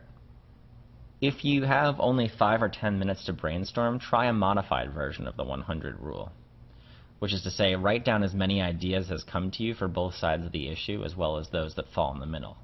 Call it the 5-minute rule. Spend a full 5 minutes jotting down whatever comes to mind, no matter how ridiculous. Then sift through and see if some of those ideas can be connected to each other. Whichever column has the stronger examples should tell you what approach you should take on your essay. Draw examples from whatever's available to you, but the best essays will use your personal experience and knowledge of history and current events to make a persuasive argument. Pro tip: if you get stuck and just can't think of anything on these time tests, relax, reread the prompt, and try again. No topic is too impressive. Synthesis papers. Another kind of paper you may be asked to write is one in which you must develop a position from different sources, like this. Read the following sources, then construct an essay on whether you believe that reading comic books hurts or harms children. In these essays, you'll need to spend more time brainstorming, as you'll be given the sources to read as well as have your own ideas to come up with. First, read the passages that you're given. Then, do the same as if you didn't have any sources to draw from. Figure out what your position is first by listing the pros and cons of that approach, and then dig back into the readings and try to pull out more examples that support your position, or oppose it, and use that to develop your essay. This will help you form an essay that is more your own than just the texts. 1. Try to get a group session together, and remember that criticism is a good thing. 2. Try the 100 rule, and don't delete the bad ideas. 3. Break down the argument to columns and use a modified 100 rule for time tests. Call it the 5-minute rule. 4. For synthesis papers, read the text first, and then brainstorm. 5. Don't worry if you get stuck. Relax, reread the prompt, and try again. For as long as I can remember, I've dreamed of designing and constructing my very own home one day. It sits high on a hill with breathtaking views of the ocean below. There's a white picket fence surrounding a luscious green yard where Sparky, my golden retriever, happily chases his tail and teases the neighbor's cats. 2 cars fill the garage, and 2 children swing happily on the swing while burgers sizzle on the grill and Mom pours a refreshing glass of lemonade. But what if my dream home was built without any plans? No blueprints to make my vision a reality? Well, Bob here did just that. He dreams of building his own home too. In fact, he's so excited to build and eager to save a few bucks that he hires the most notorious builder in town, Calvin, and his crew from the Calamitous Construction Company. Bob couldn't be bothered with such minor details as building a plan or acquiring permits or even much direction beyond build me an awesome house. So Calvin simply guessed what Bob wanted and made up construction plans as he went along. And sure enough, nothing went right. The home was poorly built, and Bob's dream literally collapsed because he didn't provide instruction and take the time to plan out the work. Think of the outline for an essay like the blueprints for a house. Thought and groundwork is needed to plan a dream home, and the same is true for a successful essay. Jumping right into the first draft without a blueprint will leave you with an essay that crumbles like the house. After watching his father's dream crumble to pieces, Bob's son, Ben, wants desperately to make the family's dream home a reality. A recently assigned essay in Ben's drafting class on the construction of green homes is the perfect opportunity for Ben to learn from his dad's mistakes in regards to a lack of planning and possibly suggest some cost-cutting tips to make the new home environmentally friendly as well as beautiful. Ben makes his way to the library where he starts by gathering reference material. Once he's identified a direction for his essay, he sits down to construct an outline or a basic skeleton of ideas to be expanded upon later. When it comes to outlining, Ben has a few choices. Let's look at the 3 most frequently used. Ben's first choice is the alphanumeric outline. The alphanumeric outline uses a series of letters and numbers to identify main ideas and suggest placement of details later on. This is a popular outline for writers because it's fairly vague and not too time-consuming. His second choice is the decimal outline. Similar to the alphanumeric outline, the decimal outline still lacks many clear specifics, but does allow for more expansion, showing how each sub-idea relates to the larger whole. Notice how this outline uses a series of numbers with decimals to organize each detail. Finally, Ben can choose the full sentence outline. The sentence outline is most often used in drafting traditional essays and is my personal favorite because the sentence outline requires full sentences instead of generality. True, this may take some more time up front, but will make the essay drafting process much easier in the long run. Having decided on the sentence outline, Ben is ready to create the basic skeleton for his paper on the benefits of constructing environmentally friendly homes. He begins by centering the title of his outline on the paper, which is, by no surprise, The Benefits of Environmentally Friendly Home Construction. Ben's decided the first paragraph of his essay will explore the lower utility costs associated with owning a green home. So next to Roman numeral number 1, Ben creates a complete sentence to identify the main idea of the paragraph. We often refer to this as a topic sentence. Installing energy-efficient appliances in our home leads to a more environmentally friendly home and can greatly reduce utility costs. Great! He's set a direction for his first paragraph, and now he needs to add specific details from his research. Ben will go down to the next line on his page, indent 5 spaces, and write his first specific detail next to capital letter A.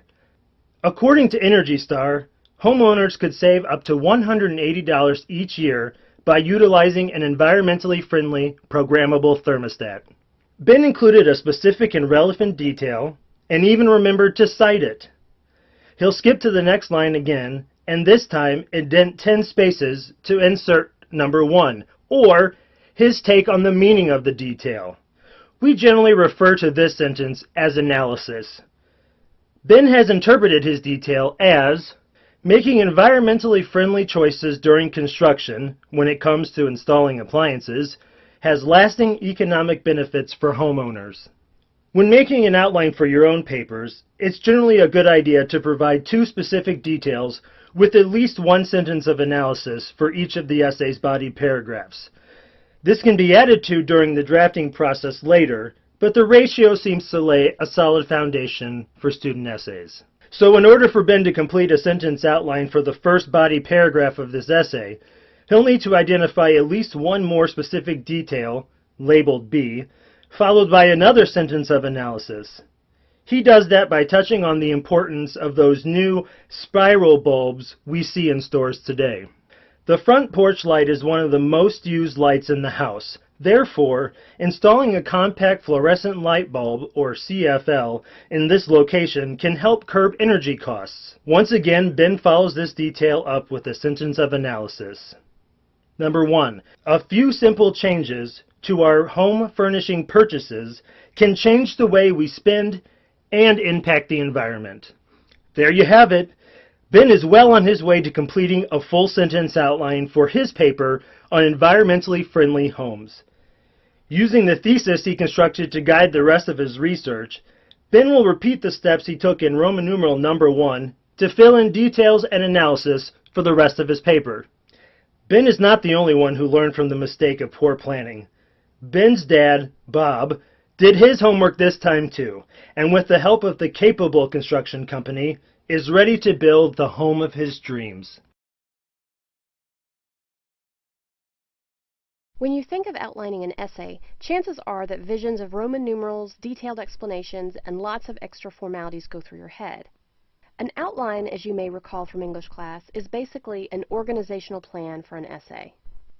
Some English teachers require students to submit formal outlines with their papers, and these formal outlines do sometimes require a set system of Roman numerals, capital letters, and Arabic numbers, followed by fully researched details and complete sentences.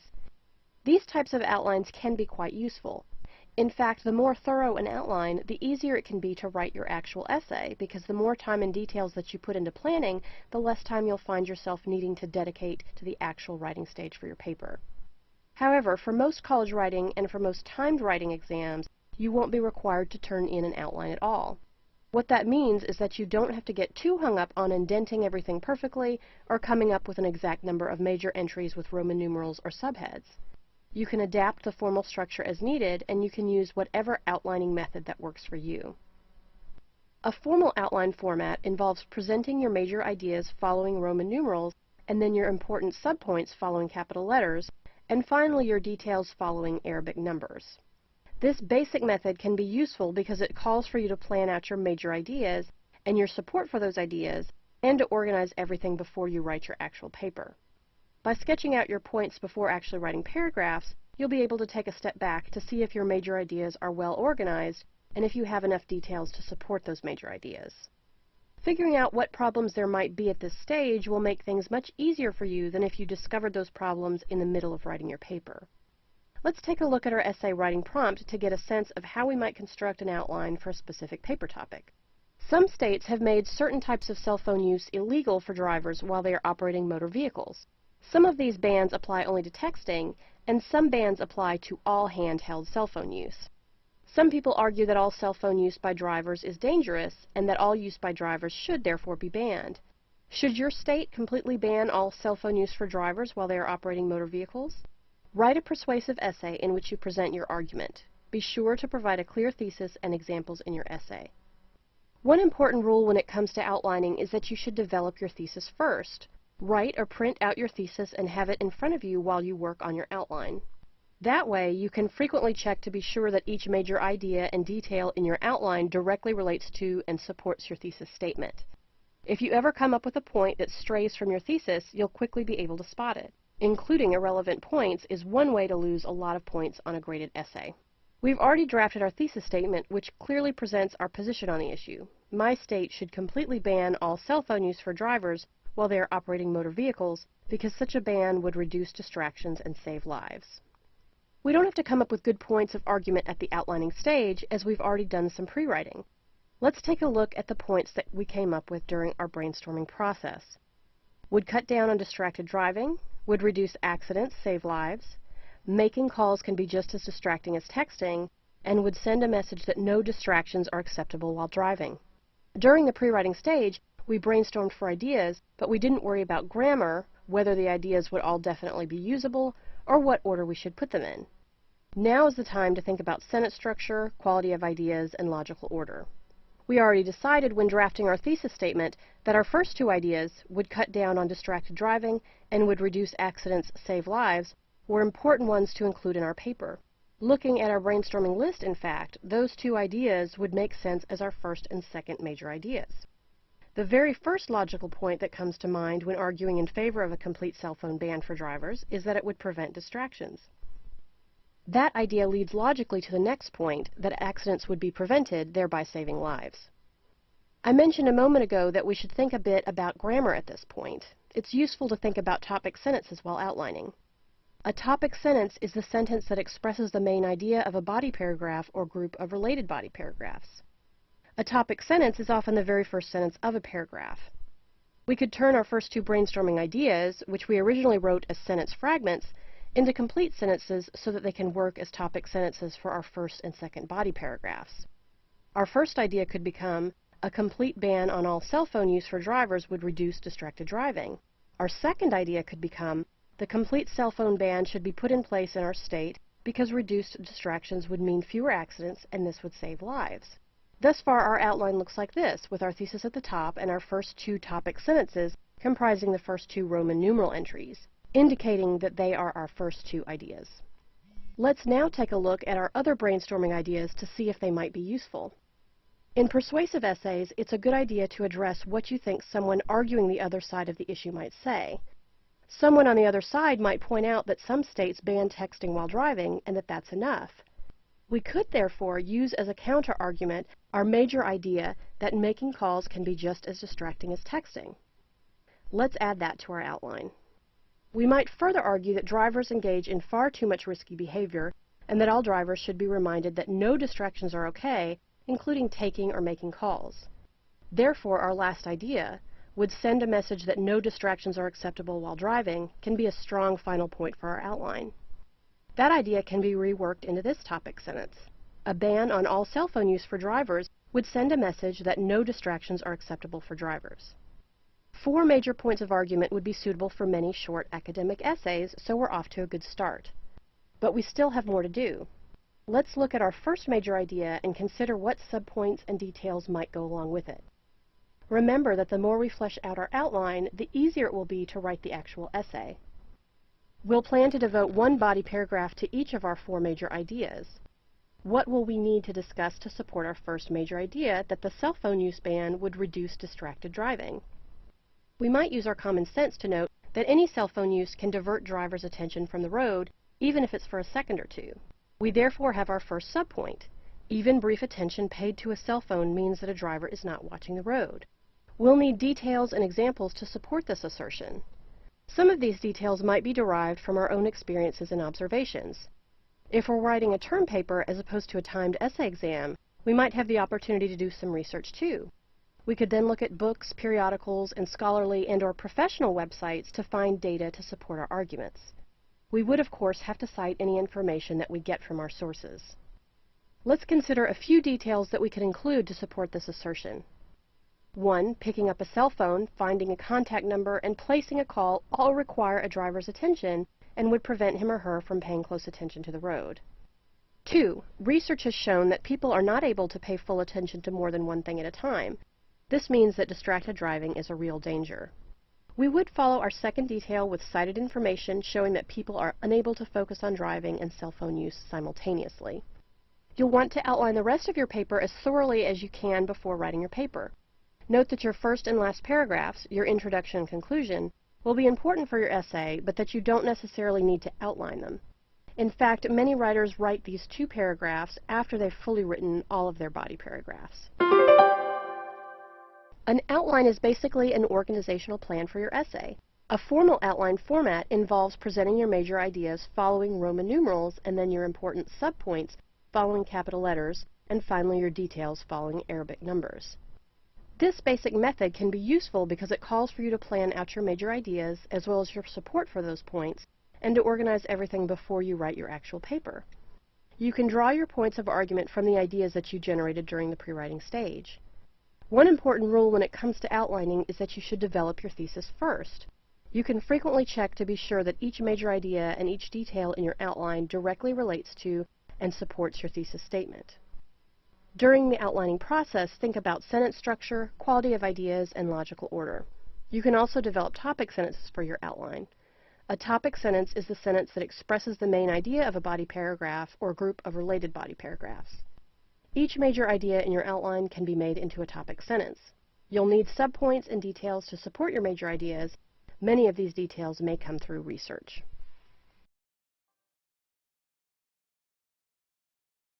Let's see, there's 5 senses, 5 fingers, 5 Great Lakes, 5-star restaurants, heck, 5 golden rings. Okay, I'll never sing again. But take my word for it, the number 5 is really important. We associate 5 with prime numbers, major world religions, and yes, even the standard for basic essay construction.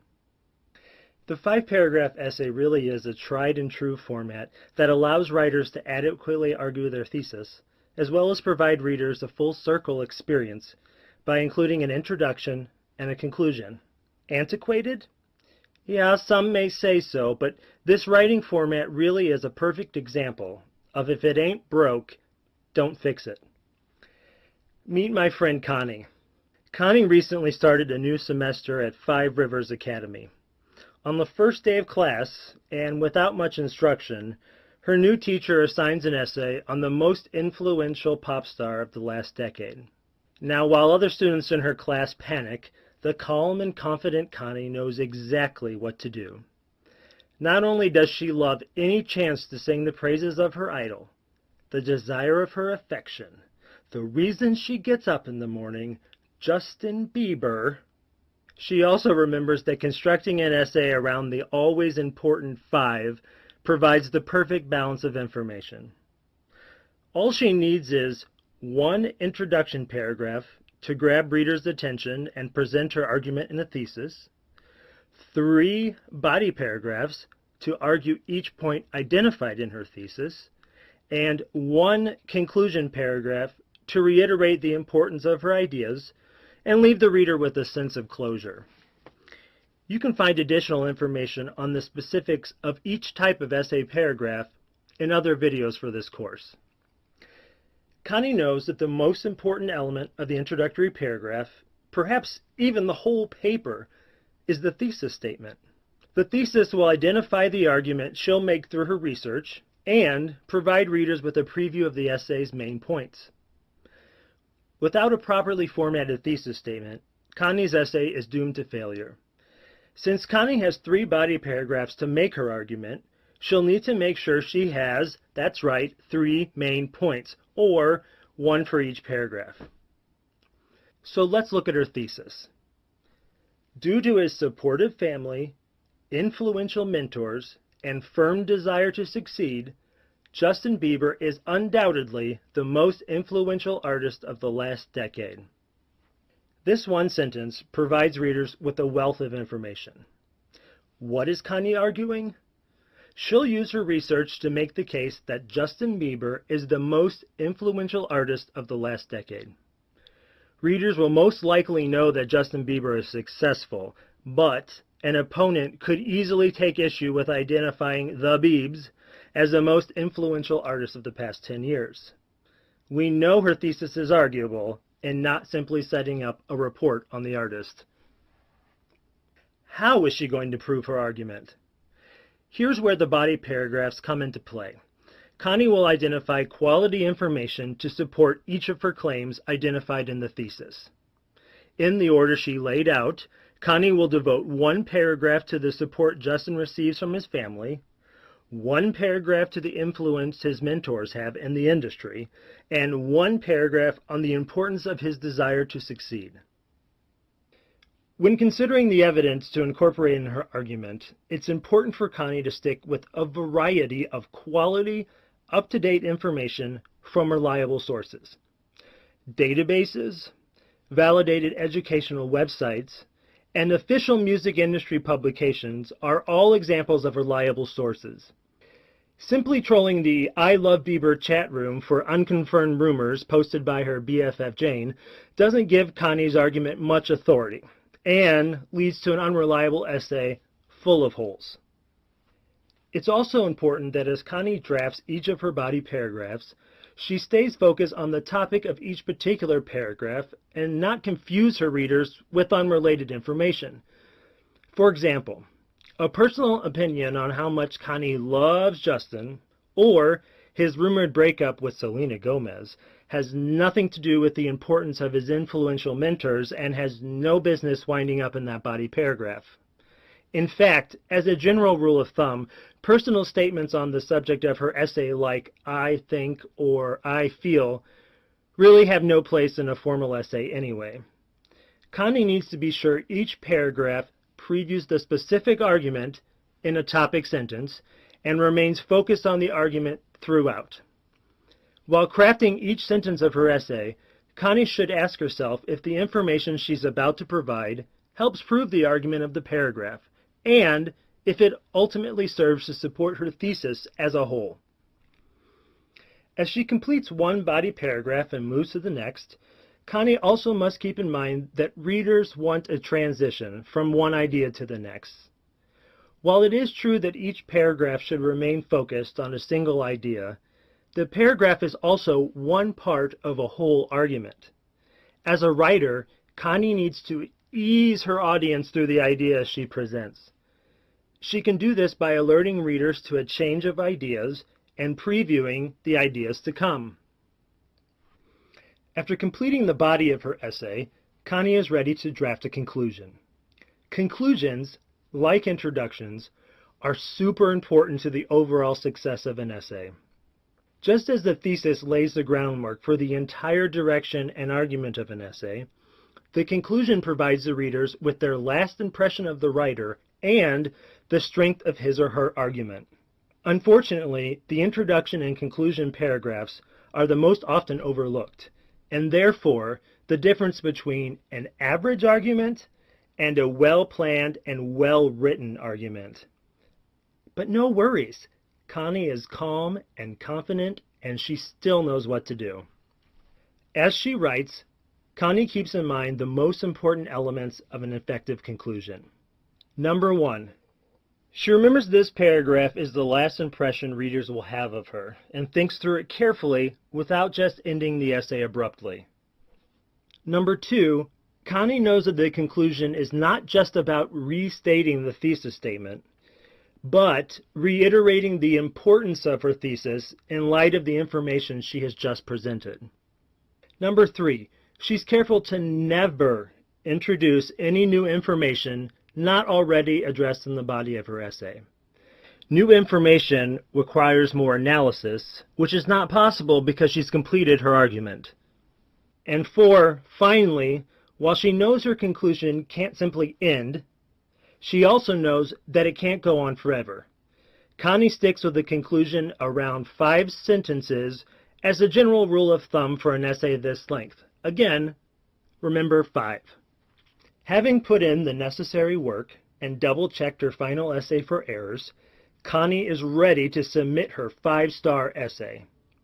She remembered that 1 introduction paragraph plus 3 body paragraphs plus 1 conclusion paragraph equals 5 paragraphs and ultimately success. As her peers continue to struggle with the assignment, Connie is confident that she made a logical and convincing argument. Her teacher is so impressed, in fact, that he gives Connie tickets to the Justin Bieber concert, Section 5, Row 5, Seat 5, on 5/5 at 5 p.m. in the Five River Stadium. Now, I think Connie really appreciates the importance of the number 5.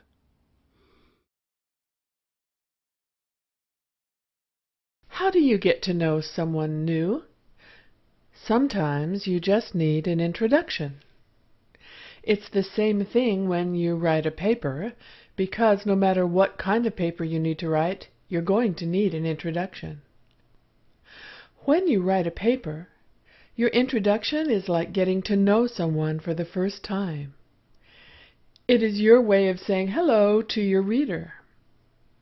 It gives some attention-catching background for the information that's coming ahead, and it provides a summary preview or thesis statement, which will show the organization of what you're going to write. One of the best ways to start just about any paper is to use a story. Be sure to choose a story that has something to do with the paper you're writing. When you're doing your research, keep your eyes open for interesting stories you might be able to use. As an example, let's say you were assigned a classification paper and you chose the subject of baseball. You've already figured out the subject is too big to write about, so you decide to limit the topic. You decide that you will explain the base positions and classify the tasks for each baseman. What kind of story could you use to introduce this topic? You might start with a quick story about the famous Lou Gehrig. Even though he was an amazing hitter and first baseman, his career was cut short because of a serious disease, ALS. Starting your paper with a story like this will grab your reader's attention and help them stay with you. Now that you have told your story, what's next?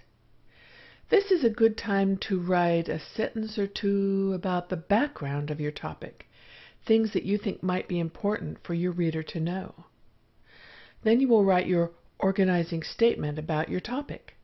Some teachers call this a summary preview, while others may call it a thesis statement.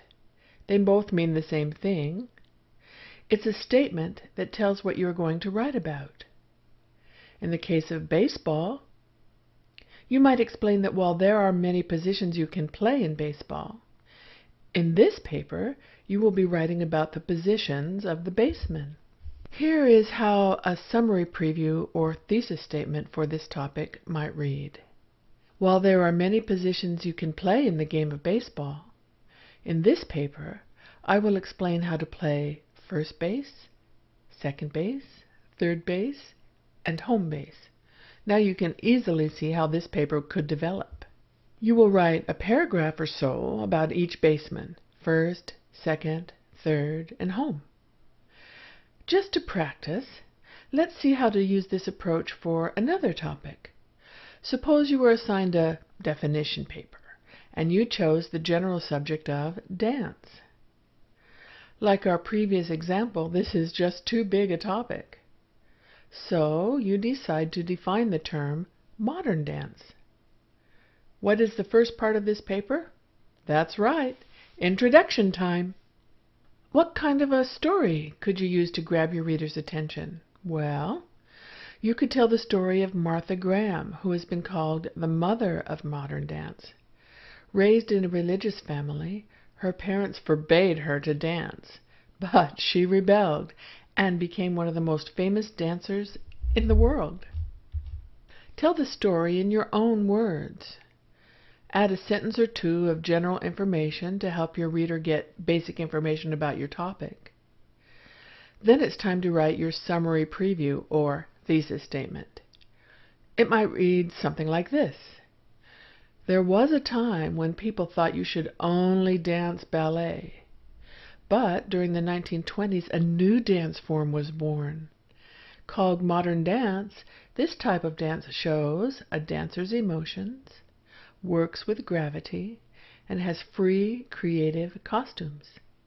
See how easy this paper will be to write? You'll write a short description of ballet, perhaps, and then at least one paragraph on dancer's emotions, one on working with gravity, and one on modern dance costumes. Let's go over all this again. To begin your paper, limit your topic, start with a story, write a few sentences about background, and then write your summary preview or thesis statement. Using these simple steps should create a concise, clear, and interesting introductory paragraph. Now you'll be on your way to a great paper.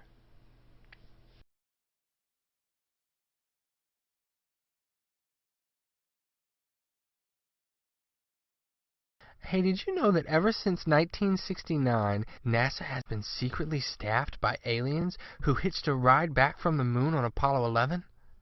Probably not. And you probably wouldn't believe that tall of a tale without a pretty watertight argument to back it up. In other words, you'd want some evidence, data, facts, and examples that support your point. Evidence is your answer to the reader who says, "So wait, why should I just believe you?"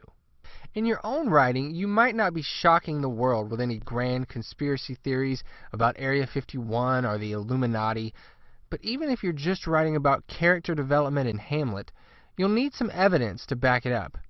In this lesson, you'll learn how to effectively use evidence in your own writing, so you can persuade a doubting reader that no, really, you're right. Earlier in the lesson, we defined evidence as data, facts, and examples that support your point. The type of evidence you use will depend on what kind of writing you're doing. For example, in a scientific paper, you'd use citations to other studies as evidence. In a paper for English class, you might use quotations from the text. In a standardized test essay, you'd use examples from history or literature. As a test case to look at in more detail, let's take our NASA infiltrating aliens. Here's some pieces of evidence that could theoretically support this claim. During a bioscan, strange and unidentifiable life forms were detected somewhere aboard Apollo 11 as it was returning to Earth. Leaked security footage from NASA buildings shows unidentified green humanoid objects moving around. Independent observers have identified strange transmissions in an alien language being sent between NASA headquarters and the moon. If a writer could persuade you that all these things were true, you'd probably be much more open to believing that little green men are at least up to something at NASA. That's the power of evidence. It's not always enough to just bring up a lot of facts, though. You also have to connect them to your main argument. Don't rely on the reader to figure this out for herself. At best, it's frustrating, and at worst, she'll totally miss your point. For example, what if you read this? Aliens have infiltrated NASA. We know this because chemical scans revealed dust with a high concentration of the mineral anorthite inside the building. You probably wouldn't be very convinced, right? What does anorthite have to do with aliens and NASA? It's not convincing evidence because you have no idea how it's relevant. This evidence isn't likely to persuade you of anything. But what if the author went on to tell you that anorthite is rare on Earth, but rocks from the moon often have a high concentration of it? So if there's a bunch of anorthite dust in the building, it's probably a sign that something from the surface of the moon got in there. Now that's a lot more persuasive, right? In your own papers, you need to explain how your evidence is relevant to what you're trying to argue. Don't leave your readers to work out the connection independently. Remember that even if it's clear to you, it might not be clear to someone else. You also need to present the reader with evidence that's appropriate for the field you're writing in. For example, in a scientific paper about teenage intellectual development, you wouldn't bring up a story about walking your dog as evidence, but in an argument with your parents about how responsible you are, it might be perfectly legitimate. In this lesson, you learned about using evidence to support your arguments. This is an essential part of convincing your audience. Very few people are going to believe what you say just because you say it. You'll have to use examples, facts, statistics, and other evidence to support your point. And if there's any doubt how the evidence is relevant to your argument, remember to always explain how they're connected. Even if it's obvious to you, it might not always be obvious to your readers. As for those aliens, though, they're totally fictional. Well, unless you have any evidence to prove otherwise.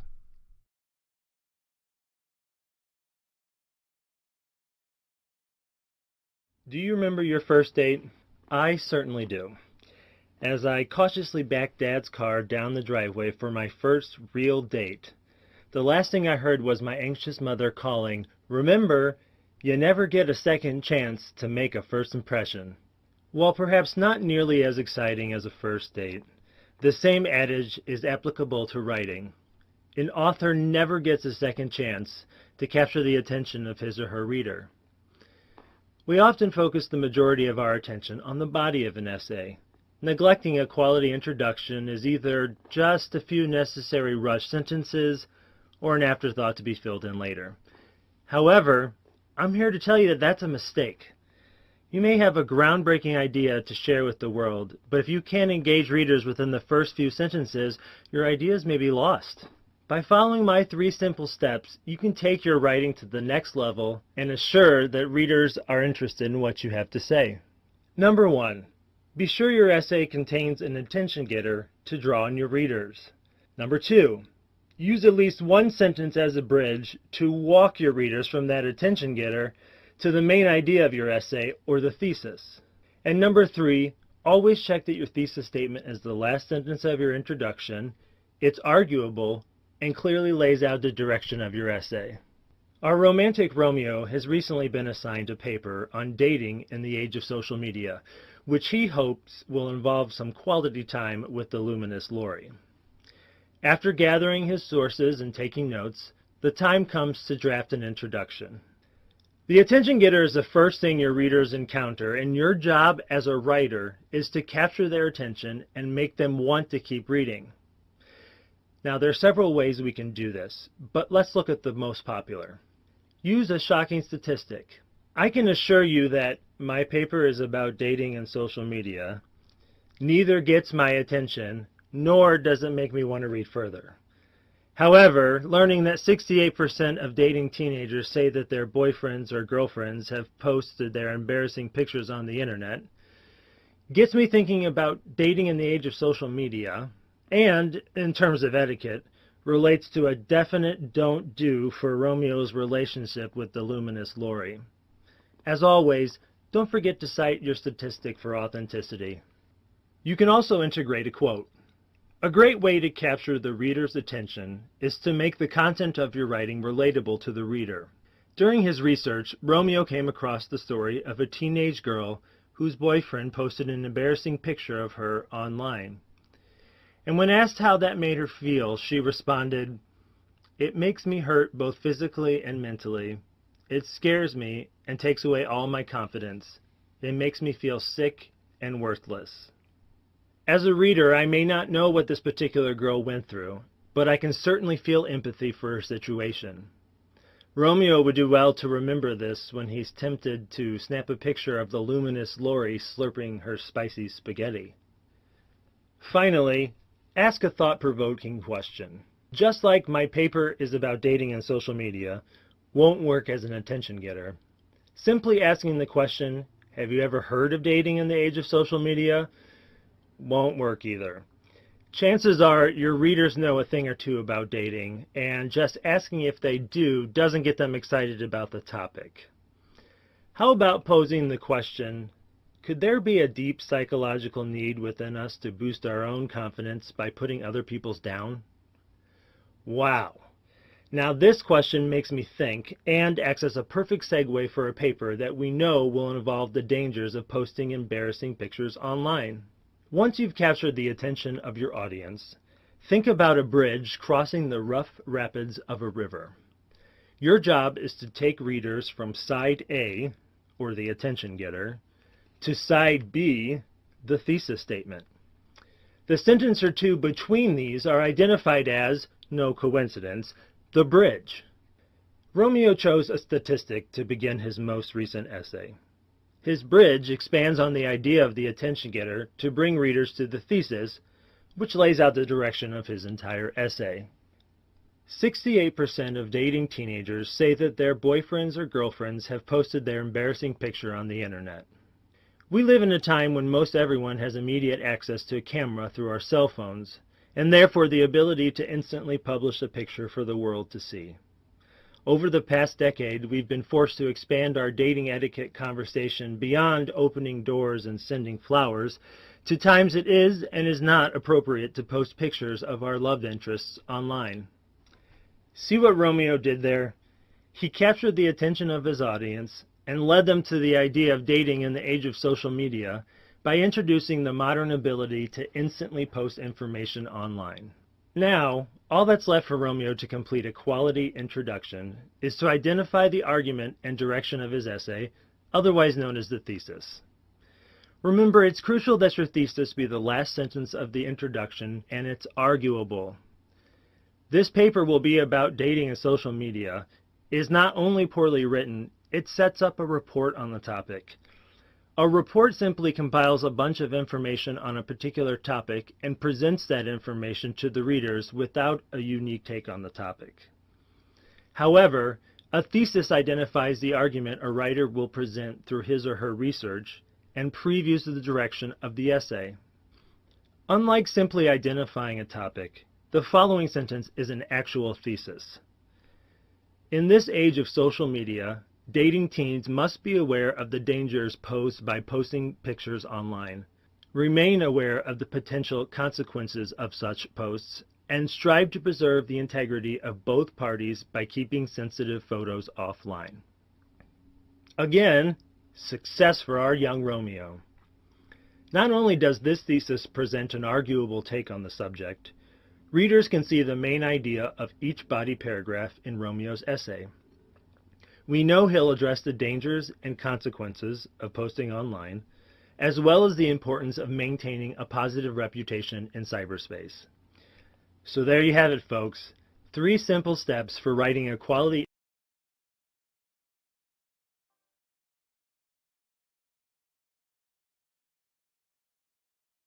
The thesis explained.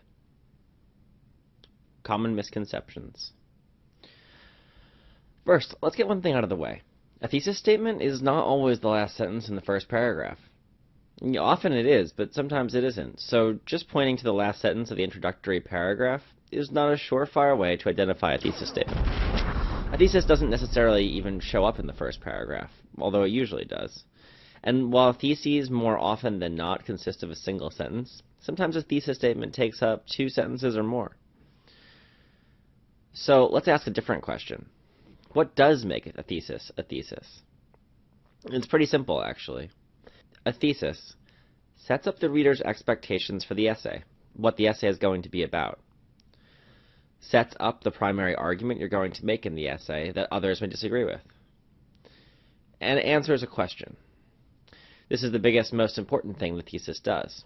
So if the prompt says, "Do you believe in the Loch Ness Monster? Explain why or why not," then the thesis in the first paragraph should answer this directly.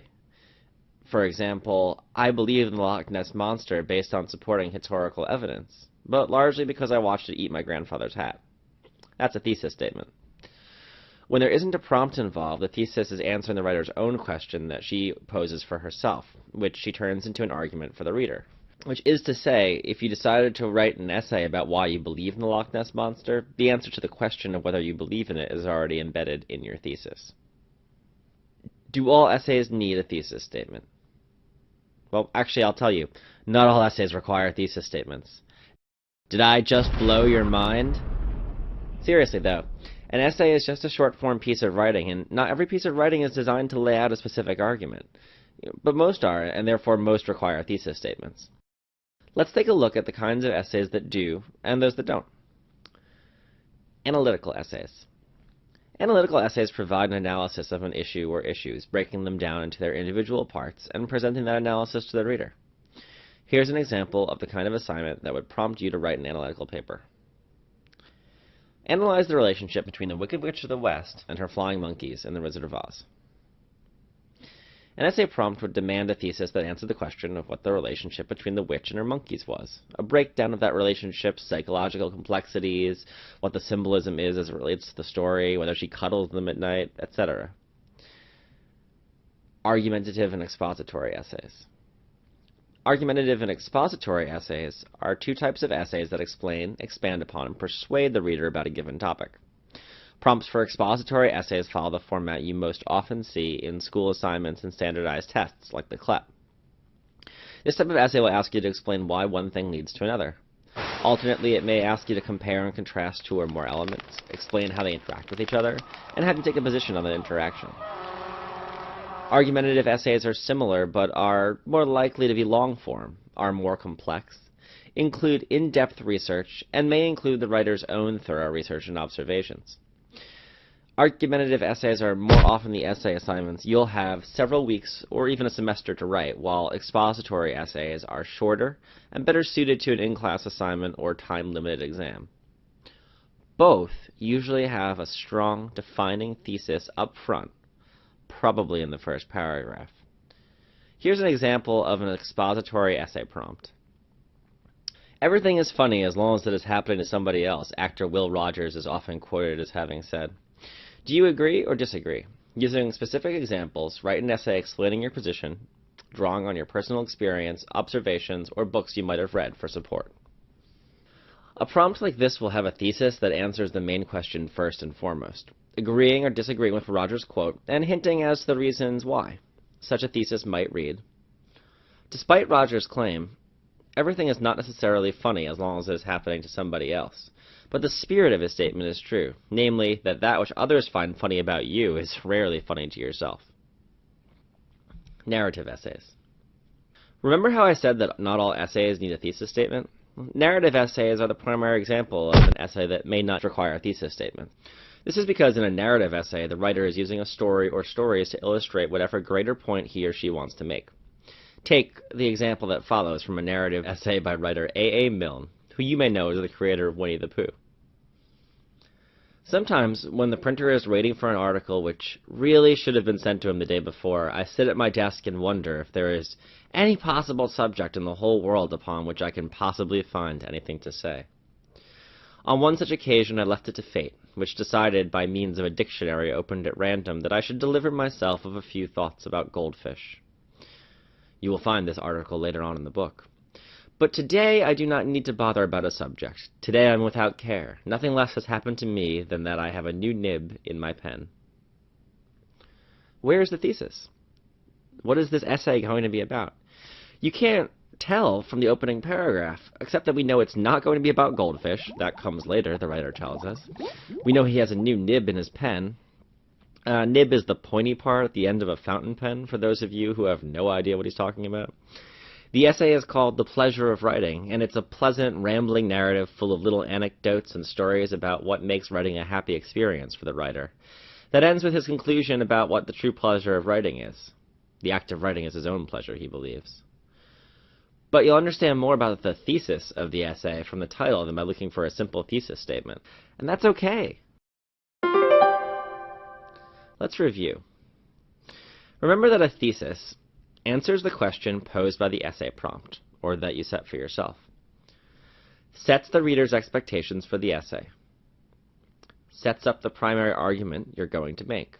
An analytical essay has a thesis that promises to analyze parts of the subject for the reader.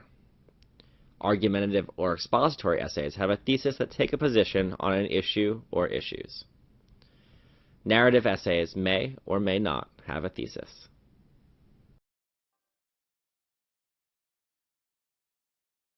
Imagine it has happened. You have been challenged to a duel.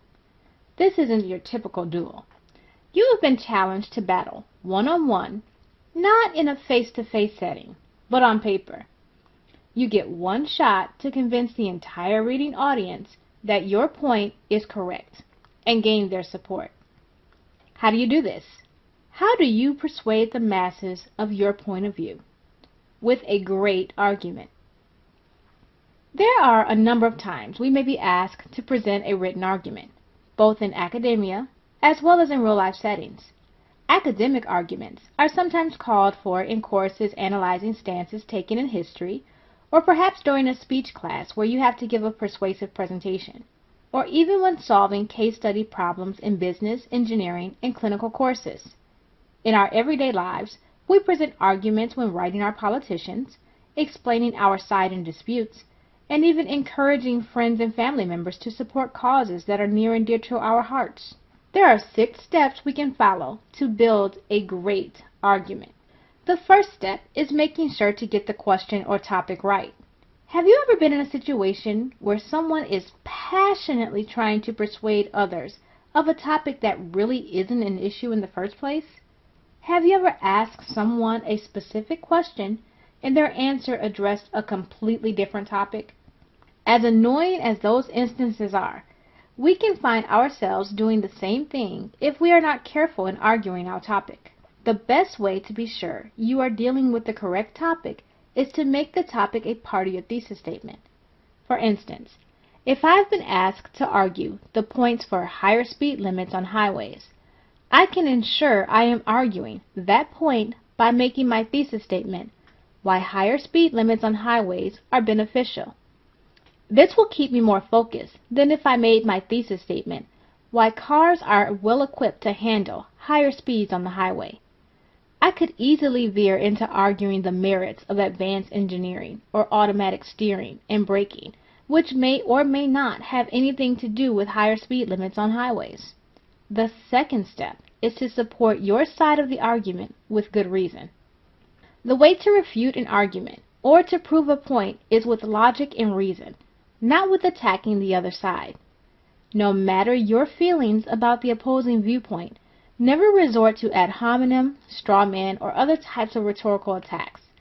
Attacking people is never a good way to build your case. Readers want the merits of your point, not simply a tearing down of the views of others. Proving your point with logic and reason includes having good, factual data, as well as presenting your viewpoint in ordered steps that are easy for your reader to understand and follow. The third step is to use good support that will seem valid and unbiased to your reader. Present support from a variety of sources. This includes the use of definitions, statistical analysis, facts, testimonials, historical precedents, and any other information that will be relevant to your topic and your point. It is important to use sources your reader will find credible and as free from bias as possible. Remember to always cite your sources. The fourth step is to deal with disagreement. Sometimes there are valid and legitimate arguments against our thesis. It is more powerful to acknowledge and deal with these issues than to ignore them. Let the reader know you understand arguments against your stance. Acknowledge those arguments specifically. Then address how your view overcomes those objections. You may also have to deal with myths, folklore, and wrong conclusions. Give credible and factual information as to why these points are incorrect, but be sensitive to individuals who may have held these beliefs and thought they were true. The fifth step is to be clear, yet concise.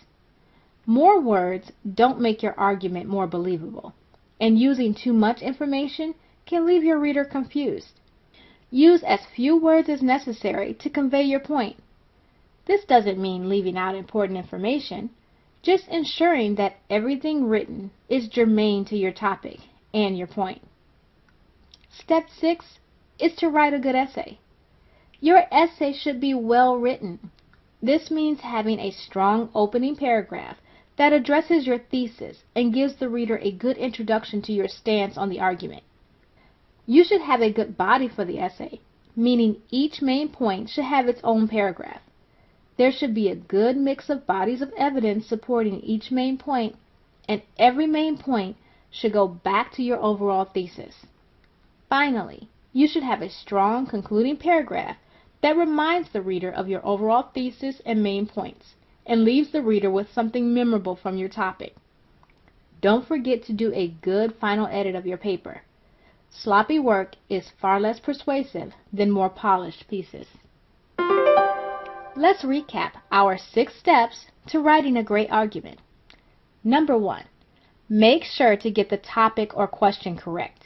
You get no points for effectively arguing a case you weren't asked to make. Number 2, support your argument with good reason. Focus on developing the merits of your case instead of attacking the views of others. Number 3, use good support for your view. Use sources that are varied and have merit with your reader. Number 4, deal with disagreement. Acknowledge valid points against your argument and deal with them in a forthright manner. Number 5, be clear yet concise. Use only the number of words necessary to make your point clearly to the reader. Number 6, write a good essay.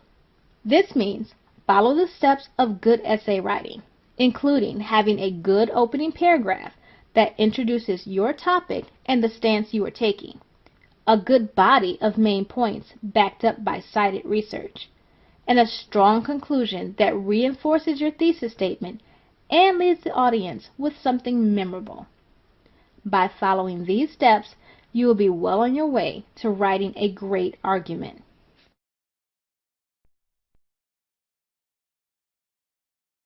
Have you ever had one of those bad dreams in which everything is fuzzy, nothing makes sense, and random people and things pop up for no discernible reason? For example, maybe you dream that you're trying to get to your math test, but the directions are really vague and you can't figure out where you're going or where to turn to get to the right place. Suddenly, you're being chased through the woods by the checkout guy from the grocery store, and then you're saved by your 3rd grade math teacher who insists that you look at photos from her trip to Mexico. We often wake up from dreams like that don't make sense, asking what they meant and where all those random ideas came from. Unfortunately, some teachers ask those same questions when they read student essays that aren't well developed, unified, or coherent. In this lesson, we'll discuss how you can develop your argument and write coherent and unified body paragraphs so that your essay score won't be a nightmare. Generally speaking, if something isn't well developed, it means that it's missing something. It's not as complete as it could be, like a fuzzy picture that wasn't developed all the way. With the body of an essay, in other words, the middle paragraphs that don't include the introduction and conclusion, it's important to think about paragraph development. In your writing, the key to developing your body paragraphs is to use supporting details and examples as you discuss your main points. In other words, you need to be specific in your explanations of your points so that you're not feeding your reader vague, fuzzy ideas, but rather clear, well-supported points. For example, let's say that you're writing an essay arguing that parents should give their young children regular allowances to teach them important lessons about money. It would be easy to scribble down a few sentences making really broad points in one of your body paragraphs like, money is important and children should know that, children must learn about saving money, and children should learn not to spend too much in one place. These points may be good basic ideas, but to develop your paragraph effectively, you would need to include specific examples and details. So, rather than packing one body paragraph with several broad, vague ideas, you could use each of our 3 earlier ideas as the main idea in 3 separate body paragraphs, and develop each of those paragraphs fully with specific details and examples. In order to write a well-developed body paragraph on the topic of our first idea, money is important and children should know that, brainstorm specific details to support your point. For example, you might explain that children who learn to manage money well when they're young tend to be better with money as adults. Children might benefit from earning money for doing chores so that they develop a good work ethic early. And when children learn about money, they tend to become more appreciative for what they have, and they may learn the importance of charitable giving at a young age. We know that the word unity has to do with things being joined together, and that meaning applies to essay writing too. For a body paragraph to be unified, all of the sentences in that paragraph should stick to the main idea expressed in the topic sentence.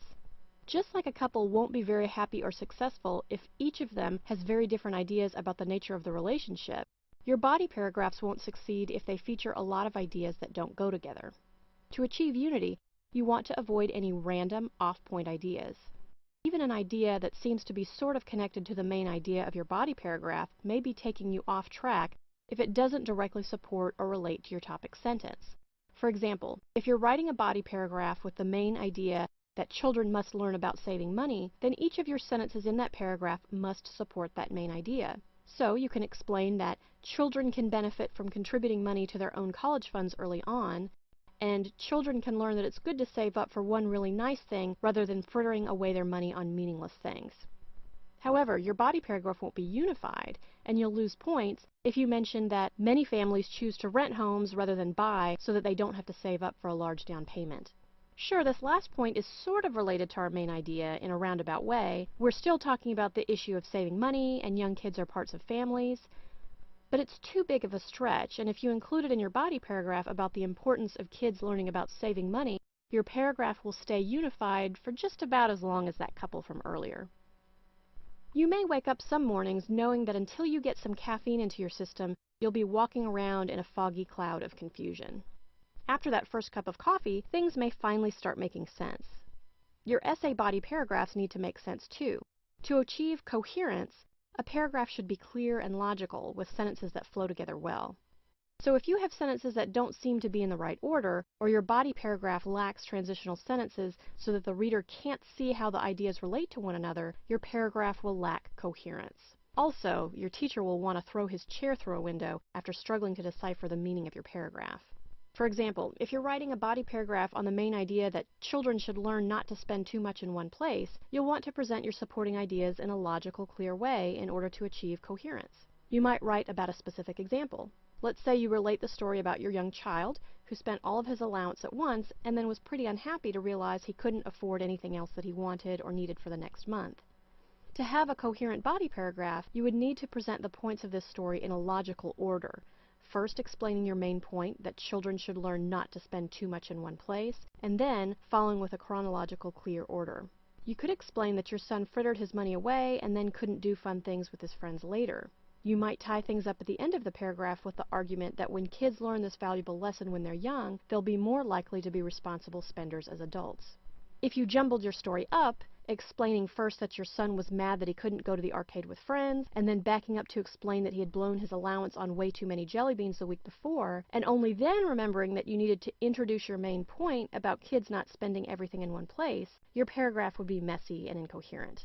Also, your teacher would have a broken window and nowhere to sit. So remember to keep your ideas clear and coherent. Some essays come across like waking nightmares for the teachers who read them. But you can keep the body paragraphs in your essay from being a horrifying mess by keeping 3 basic principles in mind. First, you should write well-developed body paragraphs that use supporting details and examples.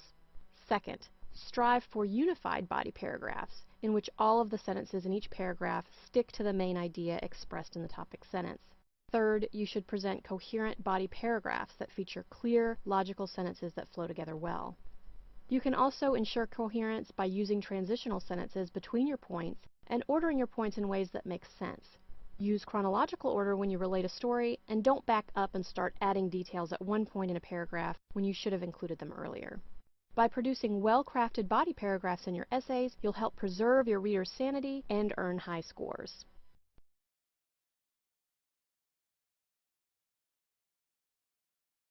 There are several steps to writing an academic essay, and once you've written the body paragraphs of your paper, the truly hard work is over. Many writers prefer to write the introductory paragraph for an essay after having written all of the body paragraphs, as this gives them a better sense of exactly how they need to set up the paper, and therefore what needs to go into the intro paragraph. The same goes for the conclusion. Take the opportunity when writing your intro and concluding paragraphs to hit the right note with your reader right off the bat and leave your audience with a favorable impression, respectively. Some writing concepts can be a bit tough to grasp, but that's not really the case when it comes to essay introductions. We all have a sense of why a good introduction is crucial. We want to grab the reader's attention, or, in the case of a teacher, we want to impress upon him or her right away that our writing is of high quality.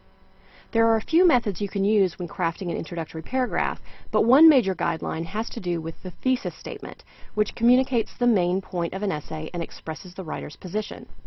The guideline is that you should include your thesis statement in your introductory paragraph. Many writers make the thesis the last sentence in the intro.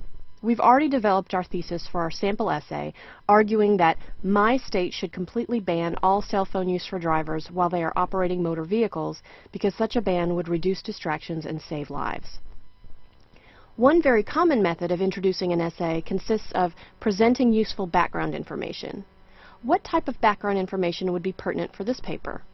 We may want to establish firmly that cell phone use by drivers is in fact a dangerous problem, as making a case for that right off the bat would help us win over readers. We might therefore include a bit of general evidence, which we would elaborate on later in a body paragraph. Our intro might go something like this. Any car accident is a terrible occurrence, but even worse is an accident that very easily could have been avoided.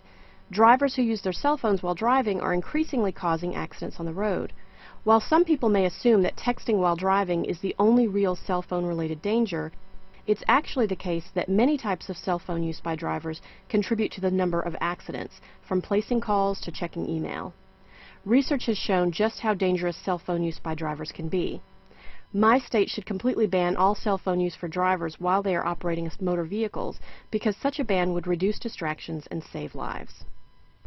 This introductory paragraph is effective because it clearly establishes the nature of the problem and strongly communicates our argument.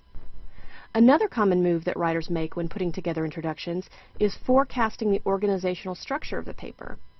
Writing one's body paragraphs before the introduction makes this easy to do, as we could easily lay out in the intro what general points we'd make and in what order. For our purposes, we can consult our outline to see our organized points. If we chose to forecast the organizational structure of our paper, we might run through our major arguments from our paper in our intro. We could adapt the points made following each Roman numeral and include those points in the intro to give a sense to our reader of what we'll be arguing in the actual body of the paper. A third common method for introducing an academic essay is presenting an anecdote or story to capture the reader's interest. Note that an anecdote is just a brief, interesting story. Sometimes telling a quick story that happened to you or someone you know can be an effective way of engaging your reader. Going that route for our sample persuasive essay might look something like this. I had always heard the public service announcements warning of the dangers of texting while driving, so I always avoided doing it. However, I never thought much about making calls. When a call came in to me from my roommate a few months ago while I was behind the wheel, my phone was in easy reach of me, and answering the call and chatting with her were not difficult. After we talked, though, I had to call her right back, and I glanced down just for a second to unlock my phone and pull up her name from my contacts list. Just as I did so, the car in front of me braked suddenly, and I didn't notice it right away. I had to slam on my brakes and steer my car off the road. Luckily, I didn't hit another car, but the incident made clear to me how dangerous any cell phone use can be for a driver.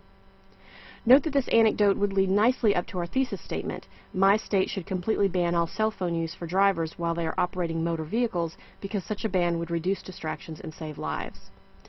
Using an anecdote in this way to introduce a persuasive paper can be effective because it can convince the reader that the identified problem is very real and that our proposed solution is truly needed. Note that each of these introduction techniques would work well for other types of essays, including narratives, expository essays, and textual analyses. If you do write the body of your paper first, you may have a good sense of the best way to approach your intro. Just as your introduction can set the right persuasive tone for your reader right from the start, your conclusion can leave your reader with a strong impression, helping you make your case.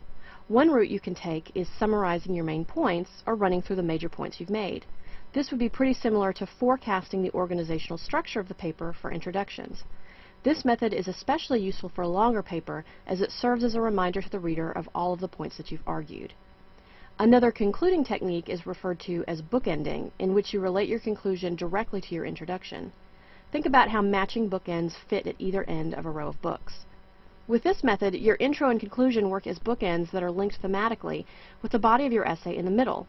We could, for example, bookend our anecdotal introduction from earlier this way with a matching concluding anecdote. The day that I had to slam on the brakes to avoid hitting another car, I realized how close I had come to causing a serious accident. What would have made the matter even worse was that it would have been caused by something so trivial as a phone call. A law prohibiting all cell phone use for drivers might not prevent all accidents like the one I almost caused, but it would certainly make drivers think twice about casually risking their lives and the lives of others. Personal anecdotes like this one can appeal to readers' emotions, perhaps winning them over in a way that data alone might not. Using the bookending technique in our intro and conclusion makes a useful thematic connection and helps drive our main point home. Again, just as with introductions, these techniques can work well no matter what type of essay you're writing, from a persuasive essay to an expository paper. Finally, you might close a persuasive essay with a call to action. With this type of conclusion, you would very specifically explain what solution you would propose. One very useful aspect of this technique is that it requires that you be specific with what you want to happen. One mistake that students make in persuasive papers is simply writing about how they don't like a certain situation in society without explaining what they think should happen. You might write an essay, for example, in which you discuss the horrors of animal abuse, but it's usually not enough to point out that something bad is in fact bad. Instead, you should clearly state your call to action. For instance, you might call for your state to enact certain laws with heavy fines and prison sentences for abuse, or for public awareness campaigns to try to prevent the abuses from happening. For the purpose of our sample essay, our call to action would be that our state legislature should outlaw all cell phone use for drivers, as our thesis has stated. But we could express in our conclusion, for example, that citizens should lobby for this new legislation, or that there should be certain types of penalties for breaking the law. Your call to action is your opportunity to be concrete about your proposed solution to the problem. Don't pass up the chance to create a strong first impression or close on a strong note. As a general rule, you should include your thesis statement at the end of your introductory paragraph. In the rest of your intro, you might choose to present useful background information, forecast the organizational structure of the paper, or present an anecdote or story to capture the reader's interest. In your concluding paragraph, you might summarize your main points, use the bookending technique in which you relate your conclusion directly to your introduction, or clearly state your call to action.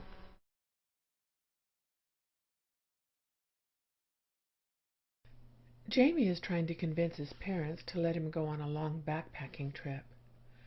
They're not sure he's old enough to go, and he has presented his list of examples of how responsible he really is. "And if you let me go," he says finally, "I promise I will do the dishes for an entire week." Jamie's been using the very same techniques that you use when you write a good conclusion for your paper.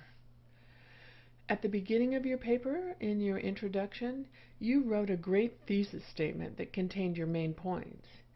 In your conclusion, you will restate those main points, but don't just copy and paste them. See if you can restate your thesis in an interesting, fresh way. How can you do this? Well, use different words.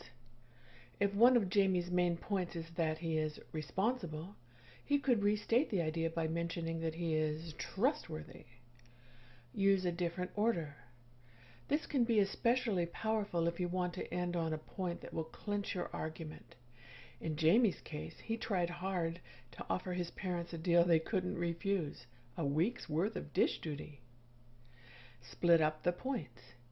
You don't need to write all the thesis statement points all at once. You can write them with some interesting material in between. What kind of material could you use? Add an anecdote.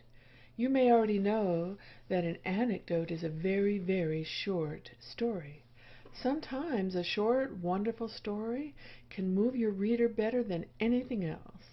In Jamie's case, he could retell the story of how well he behaved during their last family camping trip. Add a couple of examples.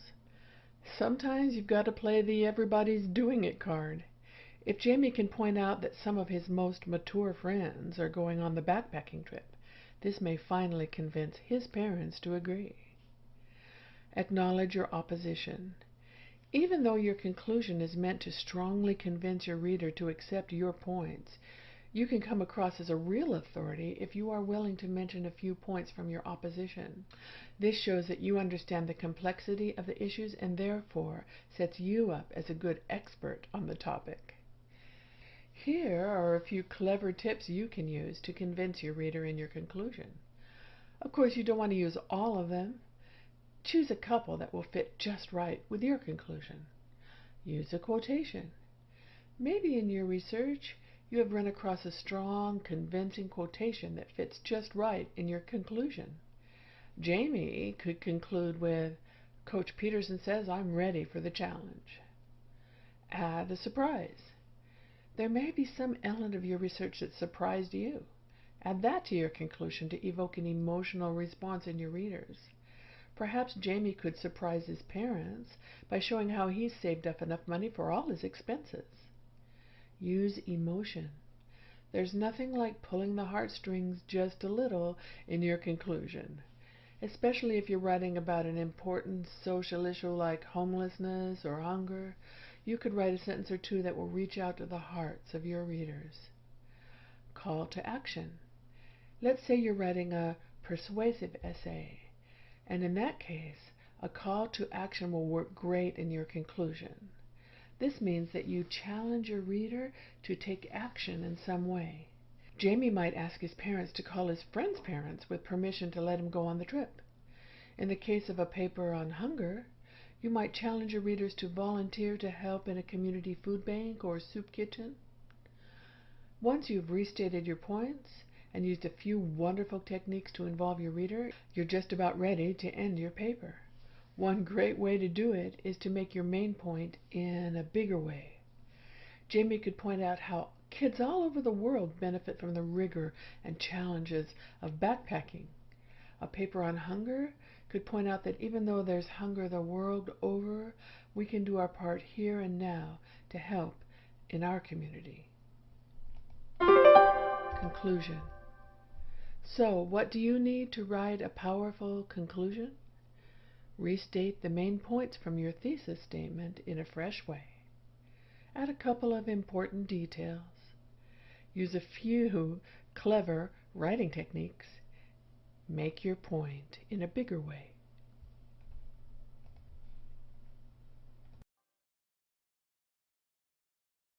Everyone has that friend, you know.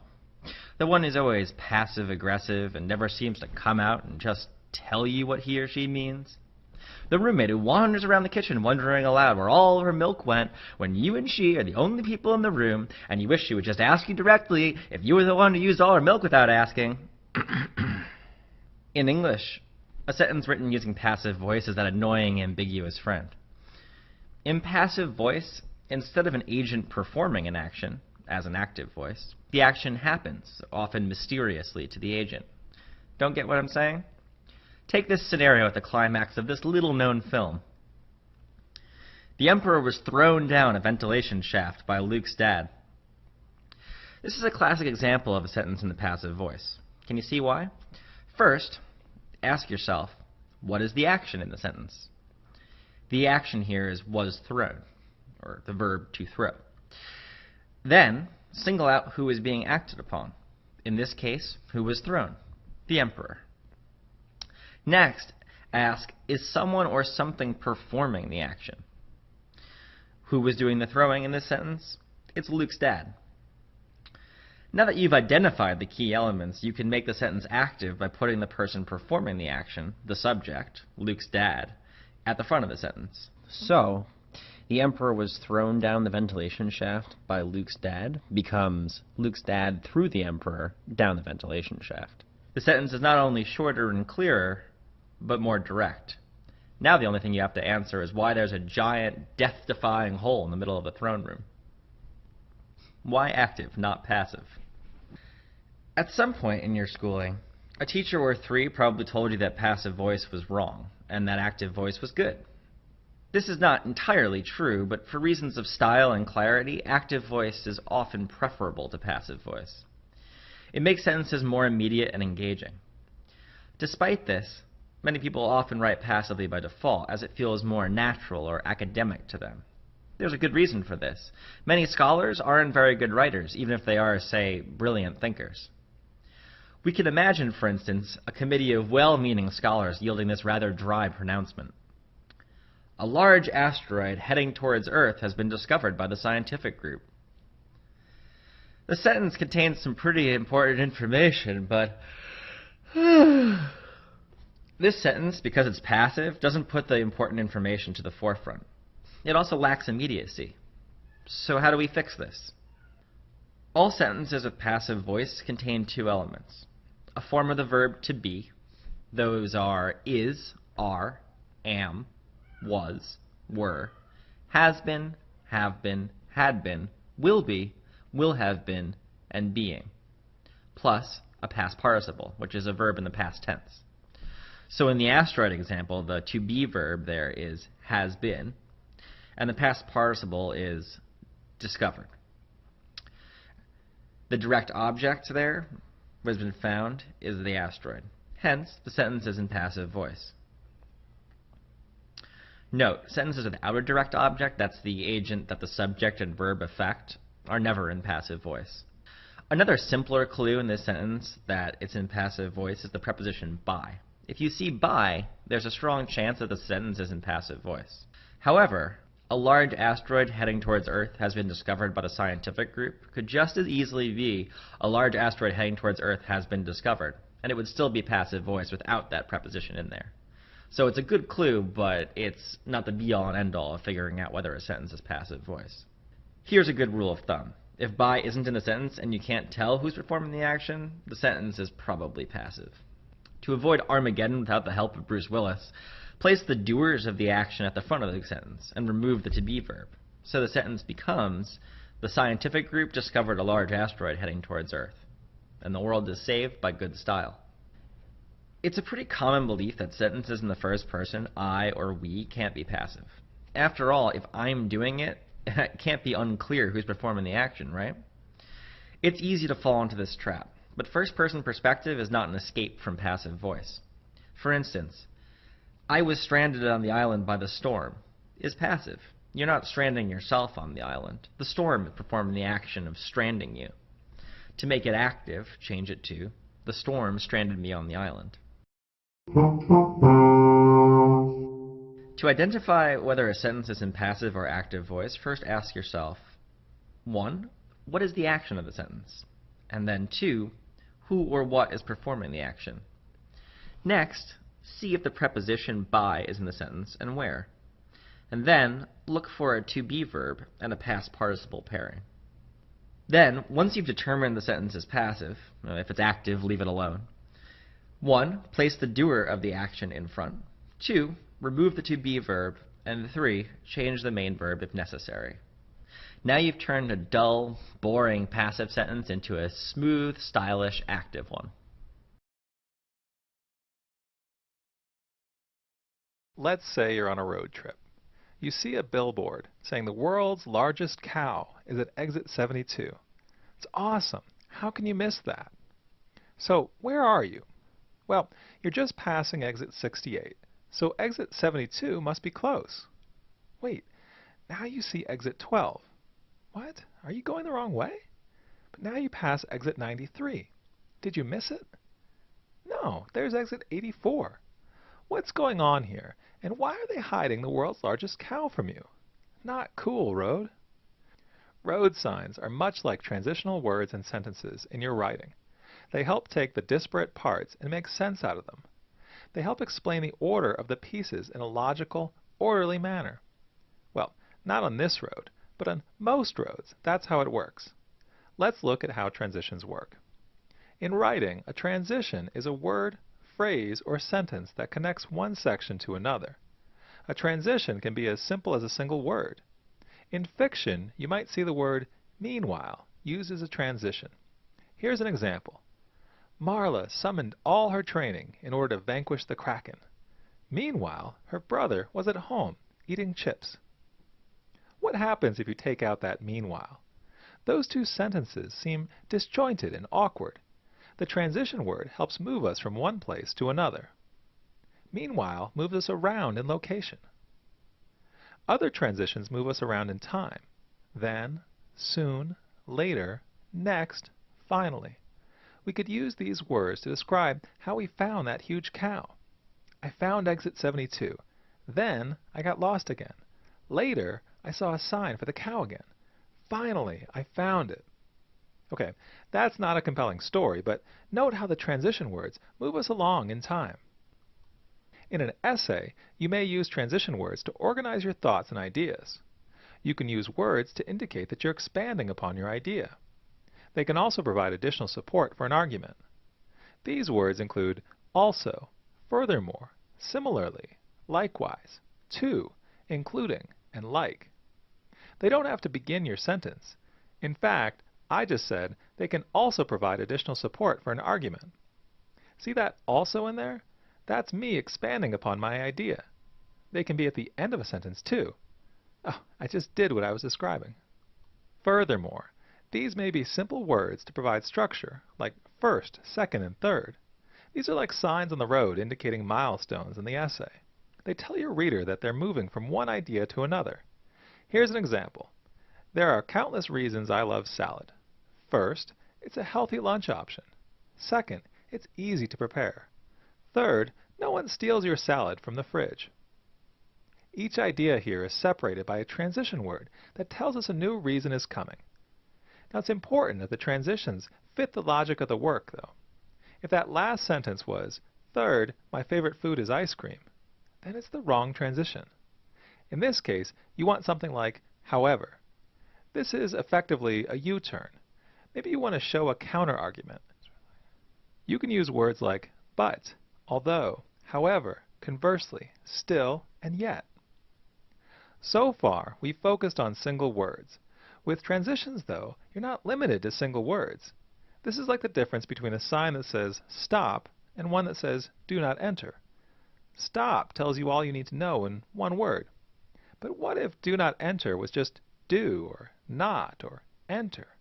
That wouldn't be good. Think about these phrases. For example, in other words, in fact, to illustrate, and in particular. These are like also and likewise in that they help you build upon an idea. On the other hand, transitional phrases like on the other hand can also serve as U-turns. Think about these. In contrast, by comparison, in spite of this, be that as it may, and forget all that stuff I just said. Wait, scratch that last one, but those other ones are all good.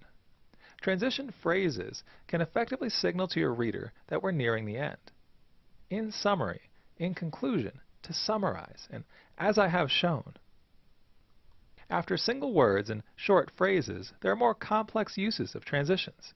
In some situations, it's most effective to use transitional sentences to move from one paragraph to the next. Let's look at an example. Let's say I'm reviewing a movie. I've just spent a paragraph on the ridiculous amount of fog in the movie. Now I want to discuss the acting. Fog and acting? Those are two distinct topics. Here is the last sentence of the fog paragraph and the first sentence of the acting paragraph. I'm fairly certain that the movie The Fog didn't have this much fog. The lead actor alternates between a blank stare and an open-mouthed blank stare. We need a transition here. We could say, meanwhile, the lead actor. That's okay, but in this case, when we're connecting such different ideas, a transitional sentence may be better. So I start the acting paragraph with this. The absurd fog may make it hard to view the scenery, but at least it distracts from the wooden acting.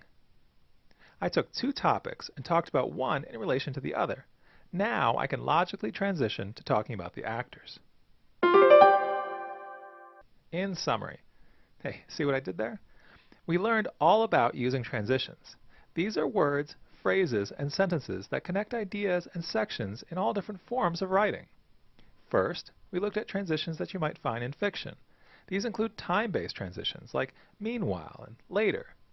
Next, we looked at transition words that expand upon ideas like also and likewise, words that indicate order like first, and words that offer contrast like however and conversely. Then we looked at transitional phrases. These include, for example, in contrast and in conclusion. Finally, again with the transitions, we looked at transitional sentences. These are more complex transitions that can be useful in easing readers between very disparate topics. Imagine this scene. You're looking through a magazine and you see an ad for perfume. When your friend sees the model in the ad, she says, "That girl is really thin." By that, your friend means that the model is underweight. What if your friend had said, "That girl is really skinny"? In this sentence, the word skinny also means underweight, but the two sentences aren't quite the same. The first one sounds more positive, and the second one sounds a little critical or negative. In literature, specific word choices can affect the meaning and tone of the story. Let's learn some terms that will better help us talk about word choice. A word's denotation is the definition of the word. In our first example, both skinny and thin have the same denotation. What's different about them is the connotation, or the feeling invoked by a word. Thin brings out positive feelings, but skinny brings out feelings that are just a little bit negative. Imagine you're writing a story about a character who uses a wheelchair. If you describe that character as disabled, your reader gets one feeling, but if you use a loaded word like crippled, the reader has a much harsher reaction. The tone of a story is the attitude of the speaker. One more example. Imagine the speaker in a novel is describing another character. He says, "Bill may have been 72 years old, but he acted youthful." He's describing an older man who acts much younger than his years. This sentence creates a positive tone towards Bill. Here's another version. "Bill may have been 72 years old, but he acted childlike." Not so positive. Bill doesn't sound like a fun, energetic guy. He sounds immature and annoying. Just one word with a different connotation can dramatically change the tone of a sentence. Sometimes words carry a ton of extra meaning along with them. This is especially true in the case of allusions. An allusion is a reference to something well known, like a story, event, or person. Here's an example. "My dad hardly ever spends money. He's so frugal." In this first example, the connotation is positive. The father is careful with his money. Now let's change the connotation. "My dad hardly ever spends money. He's a penny pincher." Now the tone is more negative. We know the dad goes beyond being careful. He counts every cent. Last version with an allusion. "My dad hardly ever spends money. He's a real Scrooge." This one's the most negative of them all. That word, Scrooge, contains a reference to a well-known character from A Christmas Carol by Charles Dickens. In that story, Ebenezer Scrooge was the stingiest person imaginable. His greed harmed other people and nearly led to his own ruin. The allusion to A Christmas Carol brings with it all the information about Scrooge and packs it into one word, full of negative connotations. Using that illusion certainly changed the meaning and tone of the sentence. Analogies function in a similar way. An analogy is an expression used to explain something by comparing it to something familiar. Poets and fiction writers make comparisons all the time. If they're writing about a particular idea or feeling that the reader may not have experienced, they will use analogies to help the reader understand by comparing this new idea or feeling to something familiar. Here's an example. An author wants to get across a complex idea about the nature of human existence. His character has come to the conclusion that we live in a random world where bad things can happen to good people and where coincidence can play a major role in how our lives turn out. That's a pretty deep idea. His character, Forrest Gump, uses an analogy to connect this deep thought with something familiar. He says, "Life is like a box of chocolates. You never know what you're going to get." Writers choose their words carefully to get across a particular meaning and tone. The denotation of a word is its definition, but the connotation is the extra feeling that a word carries. Using words with different connotations can really change the meaning of a sentence and the tone, which means the attitude of the speaker. Writers can also draw upon analogies and allusions to pack more meaning into fewer words. Allusions are references to well-known stories, people, or events, and when a writer makes an allusion, he brings in all the background that comes with that story. So if a writer wants to call a character a mean, stingy, lonely, self-destructive jerk, all he has to do is use the word Scrooge to make an allusion to that famous character. Analogies are a tool to make a deep thought understandable by relating it, in a comparison, to something the reader already knows. Connotation, allusion, and analogy are all tools writers have to pack more ideas and emotions into their sentences.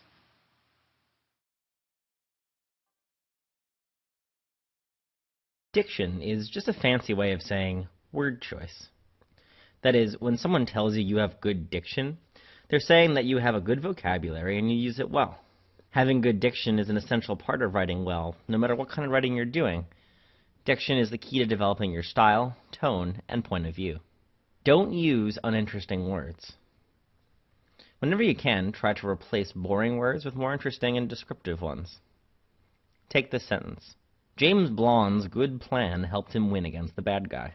Now, that gets the information across, but it doesn't pop. Let's target these words. Good, plan, win, bad, and guy. Well, instead of the adjective good, we can replace it with cunning, which means clever.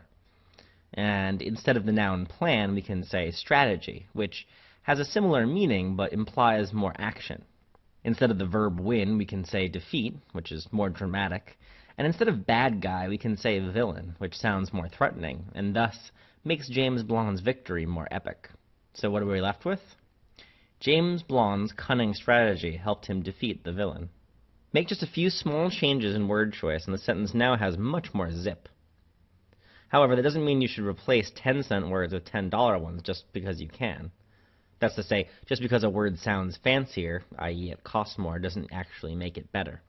For instance, James Blonde's dexterous machinations abetted his vanquishment of his disputant, is full of big, heady words, and is also confusing and totally awful.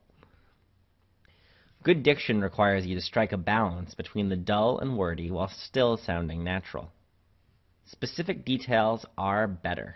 Replacing boring words with more interesting ones is good. Replacing vague words, which are usually boring, by the way, with more specific ones is even better. It was a nice day. There were lots of things to do and people to see. Those are two boring, vague sentences. It was a nice day, according to the author, but nice how? What things were there to do? What people are you seeing? Remove the vague words and replace with descriptive details, and you'll have a superior sentence.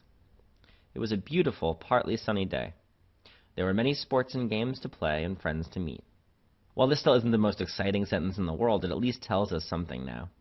We know exactly what kind of nice day it was, beautiful and partly sunny, what kinds of things the writer is looking forward to, and what people he or she is going to see. If you always favor the specific over the vague in your word choice, you'll have won half the battle of good writing. Avoid repetition. This is more of an editing tactic, but good style usually means varying your word choice and avoiding repetition. So, instead of a paragraph that reads like this, one example of an awesome dinosaur is the Velociraptor, while another example of an awesome dinosaur is the T-Rex. In a fight, these two dinosaurs would pretty much beat every other dinosaur, although a T-Rex would obviously beat a single Velociraptor easily because of its superior size. Here we have example twice, awesome twice, dinosaur 3 times, and beat twice. Eliminate unnecessary repetition by removing words if they don't add anything, and replacing others with synonyms to make them more interesting for the reader. Here's what we did. One example of an awe-inspiring dinosaur is the Velociraptor, while another is the T-Rex. In a fight, these two beasts would pretty much beat every other prehistoric lizard, although a T-Rex would obviously defeat a single Velociraptor easily because of its superior size. The fixed, non-repetitious version now sounds not only more interesting, but has more authority. You know that you want to choose interesting words and not boring ones, and favor specific details over ambiguous ones. But what words you choose also help decide what the tone of your piece is going to be. For instance, if you want to have a light-hearted tone, you wouldn't choose a lot of serious, brooding words. Which of the following do you think is lighter? The rodeo clown levitated the balls in the air, the lines of his mouth upturned into a gaping smile. The rodeo clown juggled the balls, laughing as he did. Clearly the second sentence is much lighter. Juggle has a light feeling, as does laughing.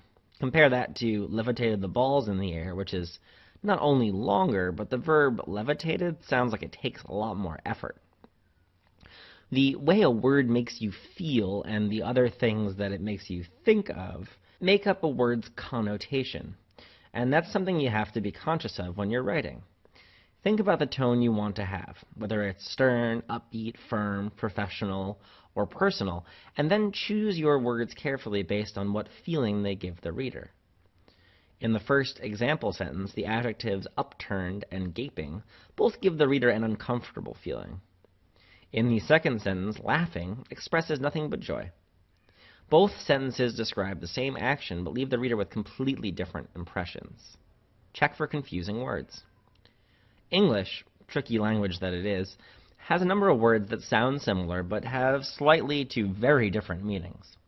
When writing, make sure you've picked the right word for what you mean. For instance, are you affected by the zombie virus or are you affected by the zombie virus? Affect here is a verb meaning to bring into being. Perhaps you were a corpse that the virus made rise from the dead. While affected is a verb meaning to influence. In other words, the person is asking you if you've been influenced in any way by the zombie virus. Maybe you know someone who's infected, or maybe they're asking if you're immune, or if you've been bitten. It could be any number of things. English is full of homophones. That's two words that sound the same but have different meanings.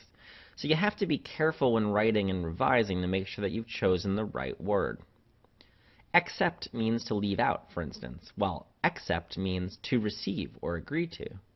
Compliment means to praise, while compliment means to complete. Than is used to compare or connect two things, while then signals a movement forward in time. That's one students get wrong a lot. Confident is a personality trait, meaning that you feel strong or assured, while a confidant is someone you trust who you tell your secrets to. And those are just a few.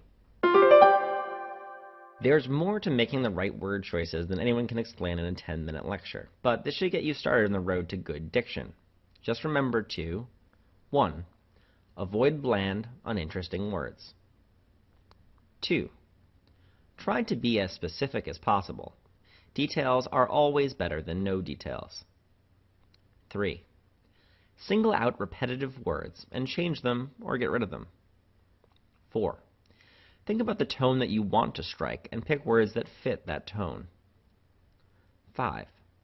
Check to make sure that you've made the right choices and all of your words mean exactly what you want them to mean.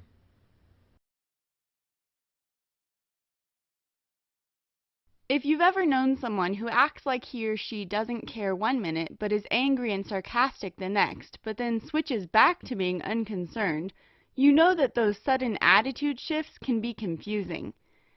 Similarly, when we're writing an essay or research paper, we don't want to create unnecessary shifts in verb, voice, or mood, because then we will confuse our readers. So, let's start with verb voice to make sure we understand the differences between active and passive voice. The voice of a verb is either active, meaning the subject is doing the verb's action, or passive, the subject is acted upon. In most English sentences with an action verb, the subject performs the verb's action, so these sentences are written in active voice. For example, Mary fed the kitten.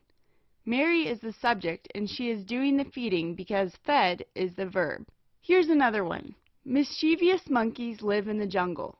Monkeys are the subject and they are performing the act of living in the jungle, since live is the verb. Because the subject in both sentences is doing the verb's action, these sentences are written in active voice. We can change many sentences from active to passive voice so that the subject is no longer active but is being acted upon by the verb. In order to change a sentence from active to passive voice, it needs to contain a direct object. A direct object is a noun, noun phrase, or pronoun that shows what or who receives the action of a transitive verb. So in the sentence, Mary fed the kitten is the direct object because it receives the action of feeding. We can change this sentence from active to passive voice by writing, the kitten was fed by Mary. Now the subject is the kitten and it is being acted upon by the verb fed. The active sentence, mischievous monkeys live in the jungle, can't be changed to passive voice because live, which means to occupy a home, is an intransitive verb because it doesn't need a direct object to complete its meaning. It's a complete action all by itself. Live can stand alone just like other intransitive verbs such as run or sleep. Also, this sentence doesn't have a direct object. There isn't a noun, noun phrase, or pronoun receiving the action of a transitive verb. So it can only be written in active voice, not passive voice. When a sentence has two or more verbs, both verbs should stay in the same voice. Inappropriate shifts in verb voice from active to passive or vice versa can really be confusing to the reader. So let's look at some examples in order to avoid this common mistake.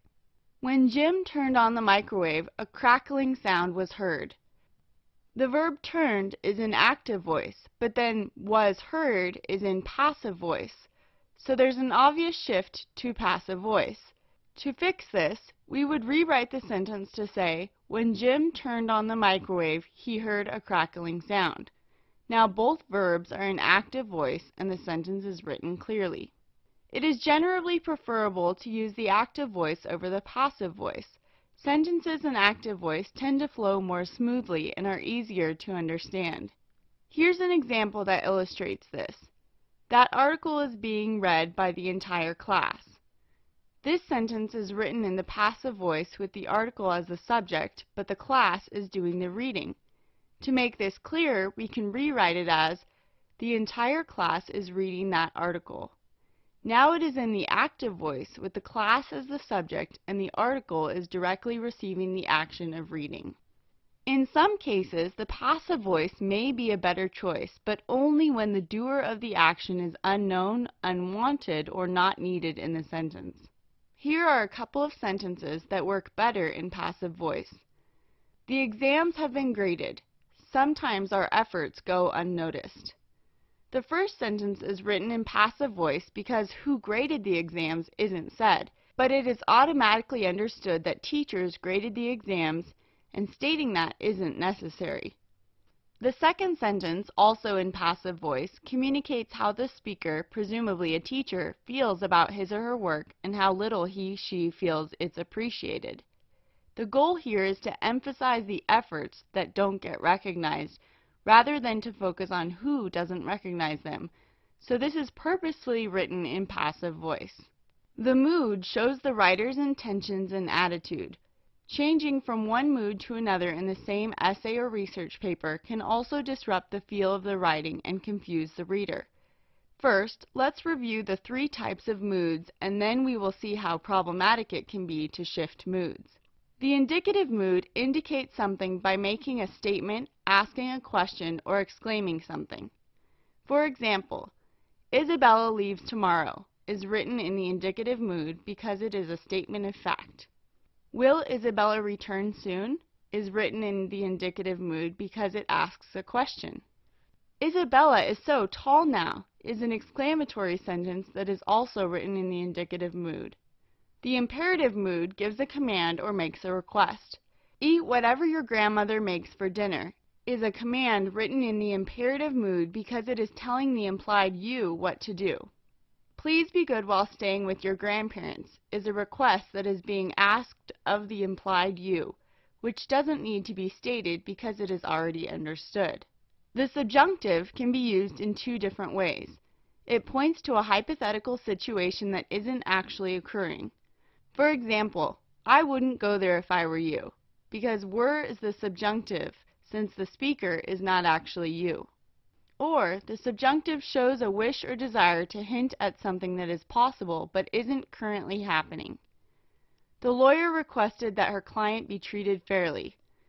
In this sentence, be treated is written in the subjunctive mood to communicate this request or wish that isn't happening at present, though the lawyer hopes it happens. Let's look at a couple sentences that shift from one mood to another and discuss how to fix them. If Josh were more experienced, he will be able to help us. This sentence starts in the subjunctive because the verb were is written in the subjunctive mood, suggesting something that isn't actually true right now. But then will be shifts into an indicative mood by making a statement about what will be true in the near future. In order to fix this, we need to put both verbs in the same mood. We could rewrite it as, if Josh were more experienced, he would be able to help us. Now were and would be are both in the subjunctive mood, suggesting this hypothetical situation of what could possibly be but isn't in fact the case at present. Arrive early, but will you be attending the meeting? This sentence starts with an imperative mood because of the verb arrive, which gives a command. But it shifts to the indicative mood because will you be attending asks a question.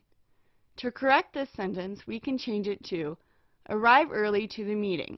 This gives a direct command, keeping it in the imperative mood, and it implies that attending is required without having to say it. The voice of a verb is either active, meaning the subject is doing the verb's action, or passive, the subject is acted upon. Mary fed the kitten. Mary is the subject and she is doing the feeding because fed is the verb. We can change this sentence from active to passive voice by writing, the kitten was fed by Mary. Now the subject is the kitten and it is being acted upon by the verb fed. When a sentence has two or more verbs, both verbs should stay in the same voice. When Jim turned on the microwave, a crackling sound was heard. The verb turned is in active voice, but then was heard is in passive voice. So there's an obvious shift to passive voice. To fix this, we could rewrite the sentence to say, when Jim turned on the microwave, he heard a crackling sound. Now both verbs are in active voice and the sentence is written clearly. The mood shows the writer's intentions and attitude. There are generally three types of moods: indicative, statements, questions, exclamations; imperative, commands; and subjunctive, hypothetical situations or wishes or desires that aren't actually happening. Changing from one mood to another can confuse the reader. If you are a little taller, you will be able to reach that. This sentence starts in the subjunctive because the verb were is written in the subjunctive mood, suggesting something that isn't actually true right now. But then will be shifts into an indicative mood by making a statement about what will be true in the future. In order to fix this, we need to put both verbs in the same mood. We could rewrite it as, if you were a little taller, you would be able to reach that. Now were and would be are both in the subjunctive mood, suggesting this hypothetical situation of what could possibly be but isn't in fact the case at present. Have you ever had one of those nightmares where you've been handed a test by a teacher and it's filled with terms you've never heard of and it asks questions that you have no idea how to answer? Or maybe you've dreamed that you've received an email from your boss and she's demanding that you complete a bunch of tasks that you have no idea how to do. Dreams like that are so stressful because they strike at a fear that we don't know what we're supposed to know, or that we've been given tasks that were really meant for some other person, and we're just unprepared to do them. The flip side of this is that we feel comfortable when we're given test questions or job assignments and we recognize the terminology. We understand the problems that we're being asked to solve. In other words, it's good when something written and the person reading it mesh together well. It's important in writing that the writer knows and understands his or her audience, and that the writer tailors what he or she writes for that audience. We have an instinctive understanding of this as readers, but what can be a little trickier is learning to do this as writers. To ensure that you're doing a good job of writing for your audience, there are 4 important points to keep in mind. 1. What is the reader's position with respect to you? 2. What is the reader's perspective? Does the reader have a particular role or position that makes him or her biased about the topic you're writing about, for example? 3. What level of knowledge does the reader have about your topic? And 4. What do you want your reader to take away from what you write?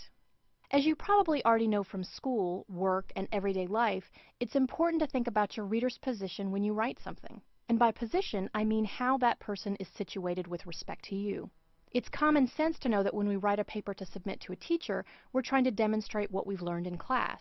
When we type up a proposal or even just an email to a boss at work, we're trying to do our work well because our job may depend on it. In each of these cases, we're writing to our superior. Our teacher or our boss is above us in some way, and the work that we write reflects that. When writing something for a teacher or a boss, you should write in a formal tone. In writing, tone is a term we often use to describe our attitude toward our subject matter. A writer's tone comes across in the types of words he or she chooses. For example, in a very formal essay, it's not a good idea to use contractions, and we shouldn't use informal words like guy or kid or conversational phrases like tons of.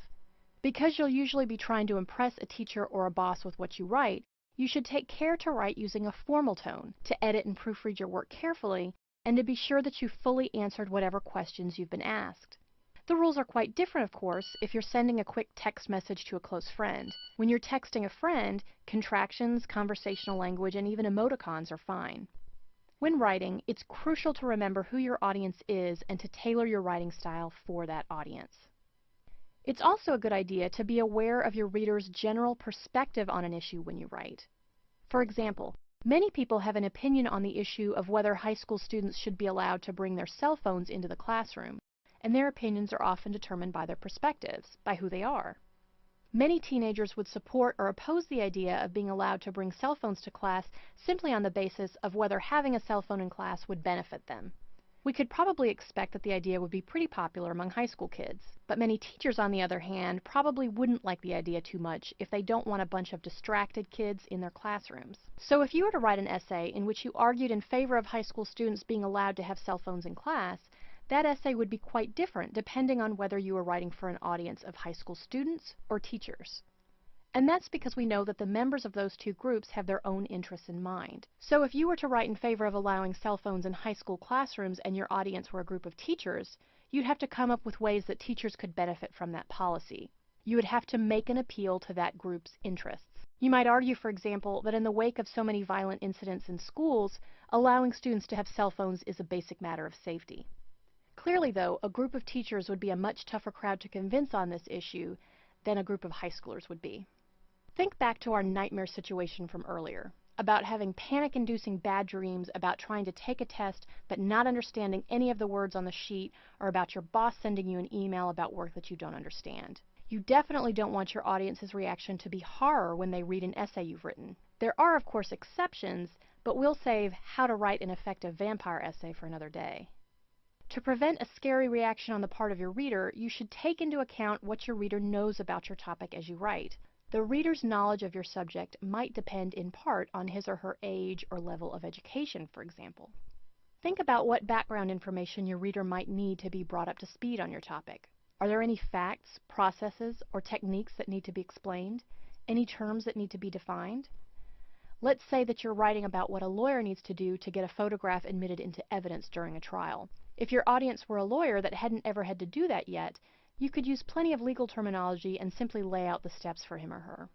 If your reader were a law student, you could probably use most legal terminology safely, but when you describe the steps, you'd need to use a bit more context for what would likely be an unfamiliar situation.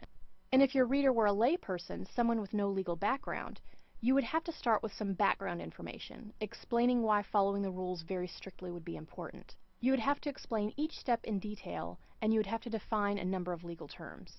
Even in situations where the differences in knowledge levels of your potential audience aren't so varied, you should consider who will be reading your essay so that you'll know the right amount of space to devote to filling in background, explaining concepts, and defining terms without confusing your reader or wasting too much space. As you write an essay or any piece of writing, you'll need to think about what you want your reader to take away from what you write. And there are really two layers to this point. First, of course, is that you want to fulfill your basic purpose. You might want to inform your reader about how the Electoral College works, for example. Or maybe you need to let your supervisor at work know about what parts of a project have been completed.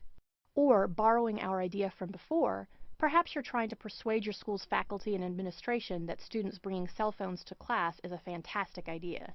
To inform, to persuade, or to entertain, those are examples of primary objectives or purposes, and to meet those objectives you'll need to think carefully about who your readers are and what their positions are, what your readers' perspectives might be, and what level of knowledge your readers have about your subject matter. But there's an important secondary objective that underlies much of what you will write, which is just as important as your primary objective. That secondary objective has to do with achieving what you want your reader to think about you based on your writing. We all want our readers to come away from reading what we've written with a positive impression of us. If you've written a research memo for your boss, you want her to be informed by it and to form the opinion that you're a wonderful, valuable employee. If you've written an informative or persuasive essay for your teacher, you want him to be struck by how talented and meticulous a writer you are and by how much you know. So how do you accomplish the secondary objective of making your reader think well of you based on what you've written? You'll have to pay particular attention to using all of the writing skills in your arsenal. Those skills would include effective organization, the use of details to support your main points, and thorough editing. Remember that in addition to informing, persuading, or entertaining your reader, you may also have the added task of demonstrating all that you know about your subject and that you're a good writer when writing an essay for a teacher. Or you might be trying to show how organized and creative you are if your audience is your boss, and you've written a problem-solving proposal for her. When you're working to write effectively for a particular audience, keep in mind the following 4 points. 1.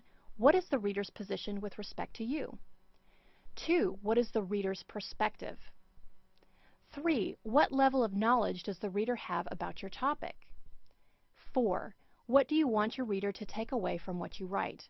Remember also that you'll have a primary objective when you're writing for a particular audience. That primary objective might be to inform, to persuade, or entertain. There's a secondary objective at work too, and that's achieving what you want your reader to think about you based on your writing. Consider the characteristics and needs of your particular readers as you work to create the right impression for those readers.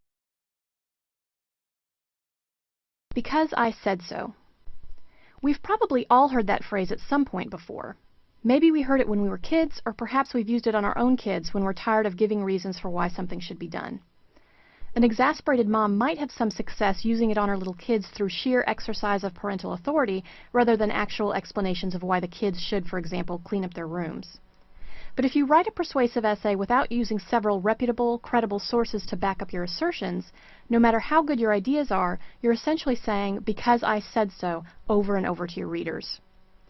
In this lesson, we'll review how to put together a persuasive essay by pulling from a number of sources to back up your assertions. Once you have your persuasive essay topic, your first job is to determine what sources you'll use for your paper. This process will typically happen in one of 2 ways. If you've been assigned a persuasive essay for a class, then you'll need to conduct research to find suitable academic sources to support your position. Or if you're taking a timed essay exam, you'll need to review the source excerpts that have been provided as part of the test so that you can become comfortable and familiar with what they say. Note that excerpt is a fancy word for a short piece taken from a longer work.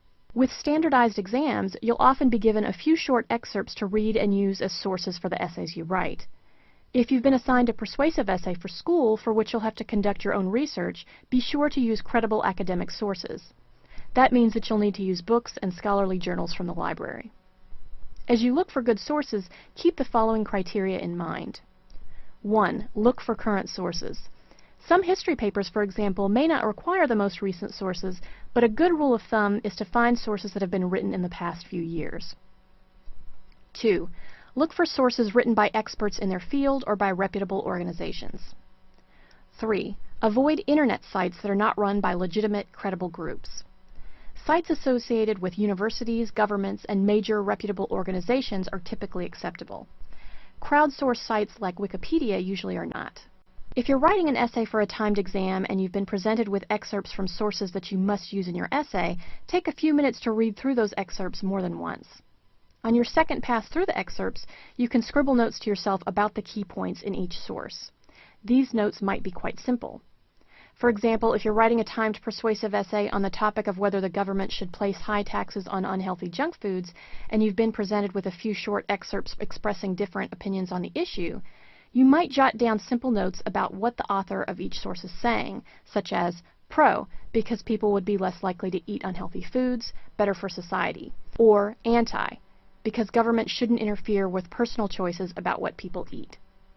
It's okay to jot down simple ideas and sentence fragments. We don't have to worry about whether our grade school English teachers would approve of these notes. We simply want to make it easier to refer quickly back to our sources and know what we're dealing with. As much as outlining your ideas before writing an essay might seem like too much additional work, it's well worth your time to do it for two major reasons.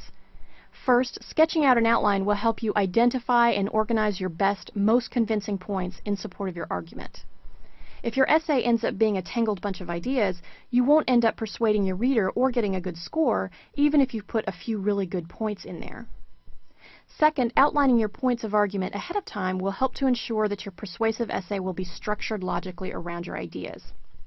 Your persuasive points should be the backbone of your paper, and information from your sources should support your points. In other words, you don't want to write a persuasive essay that's just a bunch of quotes and ideas from your sources that you've strung together. When you're writing a persuasive paper, or any paper really, your good ideas should be the stars of the show.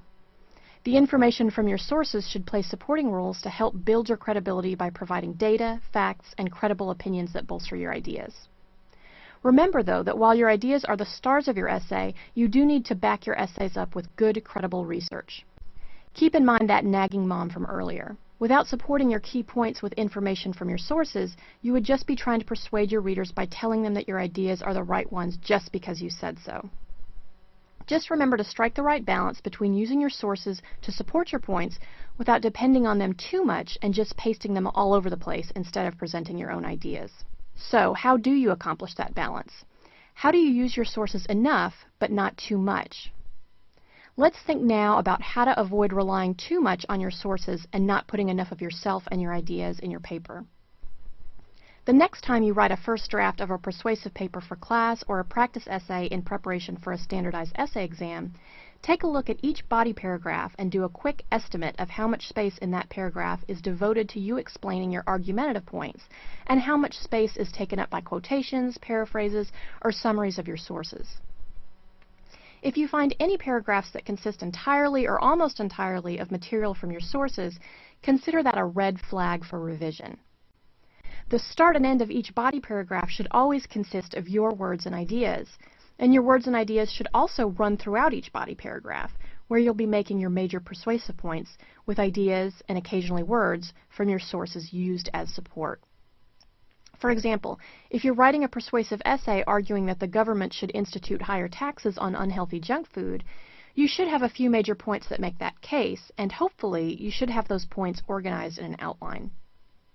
If you're devoting 2 paragraphs to the point that such taxes would deter people from consuming junk food, which would in turn lead to a healthier community, you should have a clear topic sentence that introduces that subsection of your essay in your own words. Then look to your sources. Do you have sources that provide data showing that heavily taxed items are purchased less often? Do you have sources that provide data that show that communities that consume less junk food are healthier overall than communities whose residents do eat a lot of unhealthy foods? Use the credible facts that you find in your sources to support your major points. But be sure that you make your actual points yourself in your own words and just use your sources as backup. Preferably, you should use a combination of sources throughout your paper, rather than going one at a time, discussing one source and then another and then another. Try to create a type of conversation among your various sources in which you pull facts from your sources as they become relevant, so that any one source may be used in a few different spots throughout your paper. If your instructor or an exam scorer sees body paragraphs in your persuasive essay that consist just of information taken from your sources and tacked together, he or she will see that you haven't synthesized your sources to create your own points and ideas. Synthesis in this context means combining separate materials to form a single product. In other words, you should be taking the various reputable ideas that you found in your sources and using them to generate and support your major unifying thesis. Here are some additional tips to ensure that you've done a good job of synthesizing the ideas from your sources into your persuasive essay. Compare your finished essay to your outline. Does your essay progress through specific, well-organized points? Remember, your major argumentative points should be driving your essay. The information from your sources should constitute supporting details. Have you used a combination of methods to incorporate your source material? You should use a combination of summarizing, paraphrasing, and quoting from your sources. Stringing together a bunch of quotations does not equal a strong, well-synthesized persuasive paper. Have you given yourself the last word? A paragraph that ends with a quotation, or even a paraphrased idea from a source, is a dead giveaway that the writer hasn't been synthesizing ideas, but rather copying and pasting materials from sources without really thinking about them. In each paragraph of your paper, you should be presenting clear, logical points of argument, supported by relevant facts and ideas from your sources. But the unifying idea behind each paragraph or subsection of your paper should be yours, and the concluding point in each paragraph or subsection should therefore also be yours. Always provide your own summary that ties everything together and drives home the point that you're making. To review, in order to use multiple sources effectively when writing a persuasive paper, you'll need to first conduct research to find credible sources or thoroughly review any sources that have been provided to you. Next, outline your points to ensure that you have a logical progression of persuasive ideas and to be sure that your own points are driving the paper. Then, work on incorporating your sources into your essay by using them for supporting information only. If you find that you've included long quotations or large paraphrased chunks from your sources, that means you've let your paper get away from you. Remember that you're the one who should be making your argument. Use your sources to back up your points and enhance your credibility with your reader.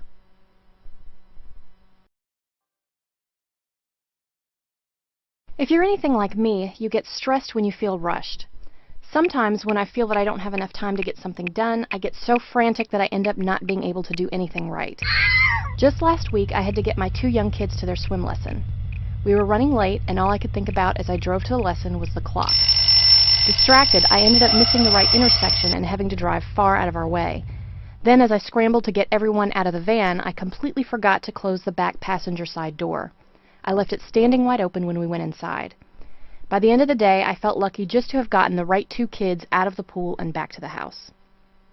If I'd just stopped panicking about the time and paid attention to where I was heading, things would have gone a bit more smoothly. That awful rushed feeling also applies in other settings, of course. One of the toughest things about writing a timed essay is the panic we can feel once the minutes start to tick away. And that panicky feeling can wreak real havoc on the quality of what we write. But there's good news. There are 4 basic steps that can put you on the right track to put together a great essay, even in a tight time crunch, all while keeping your cool. First, read and reread the essay prompt a few times before you start to write. Make sure you have a good, clear understanding of what you're being asked. You might think that one quick read-through is enough, but the trouble is that once the clock starts to tick, you might find yourself writing and writing and writing to beat the clock, only to stop and realize that you have gone off on quite a tangent, not really doing what the essay prompt has asked you to do. And when that happens, there may not be enough time to fix it. So as you read the essay prompt, really pay attention to what it's asking. For example, if you're presented with a position statement and you're asked to provide your opinion on the expressed position, be sure that you're clear on what you need to write about. Does the prompt ask you whether you completely support or oppose the stated position? Or does it ask to what degree you support or oppose it? Keep in mind that you might be asked not just for a black or white answer, but for a shade of gray. You might also be asked, for example, whether the stated position has some merit, even if you don't completely agree with it. By reading and rereading the essay question, you can avoid running into the problem of finding yourself going down the wrong path with only a few minutes to course correct before time is called for your essay. For example, imagine that you've been asked to write an essay dealing with the topic of whether cities should put legal limits on the size of sugary sodas that restaurants and concession stands can serve. Imagine also that you have opinion pieces presented by writers on both sides of the issue. Before you jump in and begin writing your impassioned argument explaining why such legal limits should or shouldn't be put in place, stop and take a minute to go back through the question. Are you being asked to write a persuasive essay in favor of or against the institution of size restrictions on sodas? Or are you perhaps being asked to put together a thoughtful analysis of the strong points presented by both sides? You might end up writing a brilliant, convincing essay, but if you're not really answering the question that was presented, you'll end up with a problem. So remember to reread the question first thing. Second, you should outline your major points before you begin writing your essay. When you were in junior high, you may have been required to turn in formal outlines with papers that you submitted for a grade. That extra step with all of the Roman numerals and letters and indentations may have seemed like a real pain at the time, just a lot of extra work. But taking the time to sketch out an outline of your major points when you're writing under time constraints can be invaluable. Luckily, you don't have to do anything formal when you're trying to write an essay quickly. Just jot down some points in the order you think they should be made. No Roman numerals are required. You can just use bullet points if you'd like. Let's go back to our soda law example. If you've been asked to put together an argument about whether or not cities should place legal limits on the size of sugary sodas that restaurants and concession stands can serve, you should first sketch out a few major distinct points that you want to make. If you're using the 5-paragraph essay structure, it would make sense to make 3 major points, for example. You should pull the strongest points that you find from sources that you have in favor of soda size limits and devote roughly the same amount of space to each one. You've got to remember, too, to address the major points brought up by the proponents of the position that you disagree with. So you might devote a paragraph arguing that the size limit would help combat the obesity epidemic present in many cities, and a second body paragraph comparing the size limit to accepted smoking restrictions. You could then use a third body paragraph to note that opponents of the size limit law claim that the limit places unfair burdens on business. You could counter that because there is no outright ban on sugary sodas, any burdens on business are not unreasonable. By sketching all of this out, along with some supporting details, in outline form before you write your actual essay, you'll have an organized roadmap for where you want to go so you won't get lost or encounter any unexpected detours along the way. You can be sure when you start writing the actual essay that your ideas are all on point. Third, try writing your introductory paragraph and then your concluding paragraph after you've written the middle body paragraphs of your essay. Honestly, this is a useful tip even when you have all the time in the world to finish your essay. While we may feel the need to write the first paragraph first, and then the second, then the third, and so on, it can actually be a good idea to hold off on your intro paragraph until after you've already written the body of your essay. You can then know with confidence exactly what it is that you'll be introducing. You're no doubt familiar with the term forecast from weather reports, when the weather person predicts what weather lies ahead. In a good introduction to any essay, you should also forecast for your reader the major points that you'll be making. This is a lot easier to do when you've already made your points.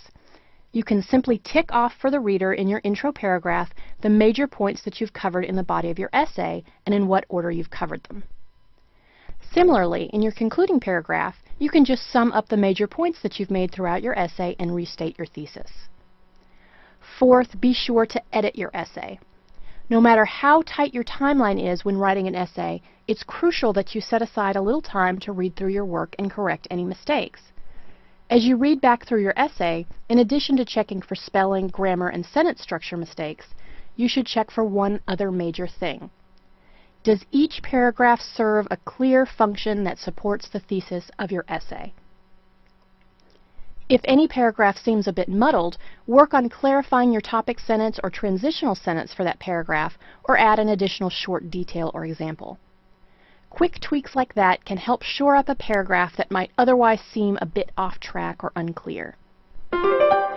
Most of us will have to write an essay under tight time constraint at some point.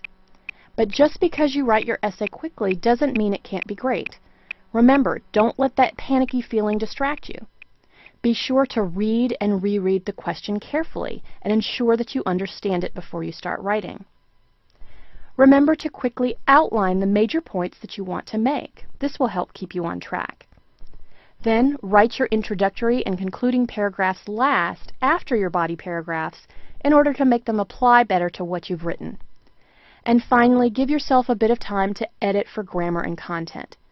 If you followed all the other steps, you shouldn't have too many content problems you'll have to fix. Just like when you're trying to get somewhere in a hurry, if you keep your cool, you stay focused on where you're headed, and you're methodical about how you get there, your quick essay will also be a great one.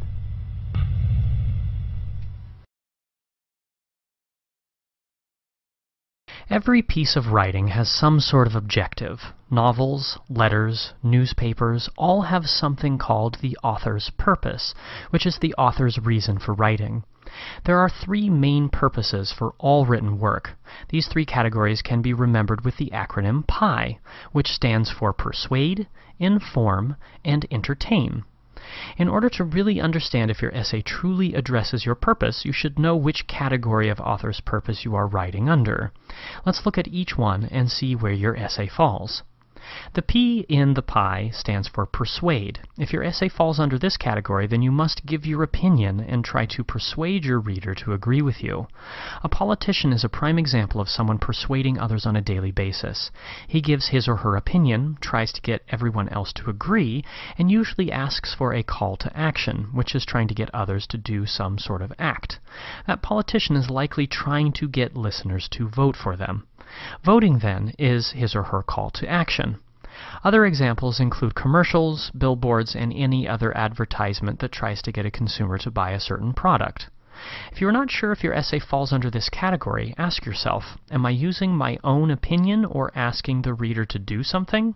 If your answer is yes to this question, then you are trying to persuade. You are trying to get others to agree or to do a certain thing. If you know your purpose should be to persuade, you need to check several things. First, make sure your essay has opinions that are not too extreme. For example, if you were listening to that politician and he was trying to persuade others to help the environment, which idea would make you more likely to vote for him? If he states everyone should give up cars and go back to horses? Or if he said everyone should transition to hybrid cars? You will most likely pick the second option, since returning to horses is way too extreme, whereas a better type of car is much more realistic. It is difficult to get others to agree with you if you do not make realistic demands. Also, you should be sure to include facts or information that can be proven to back up your opinion. You need to prove that your opinion is correct and logical.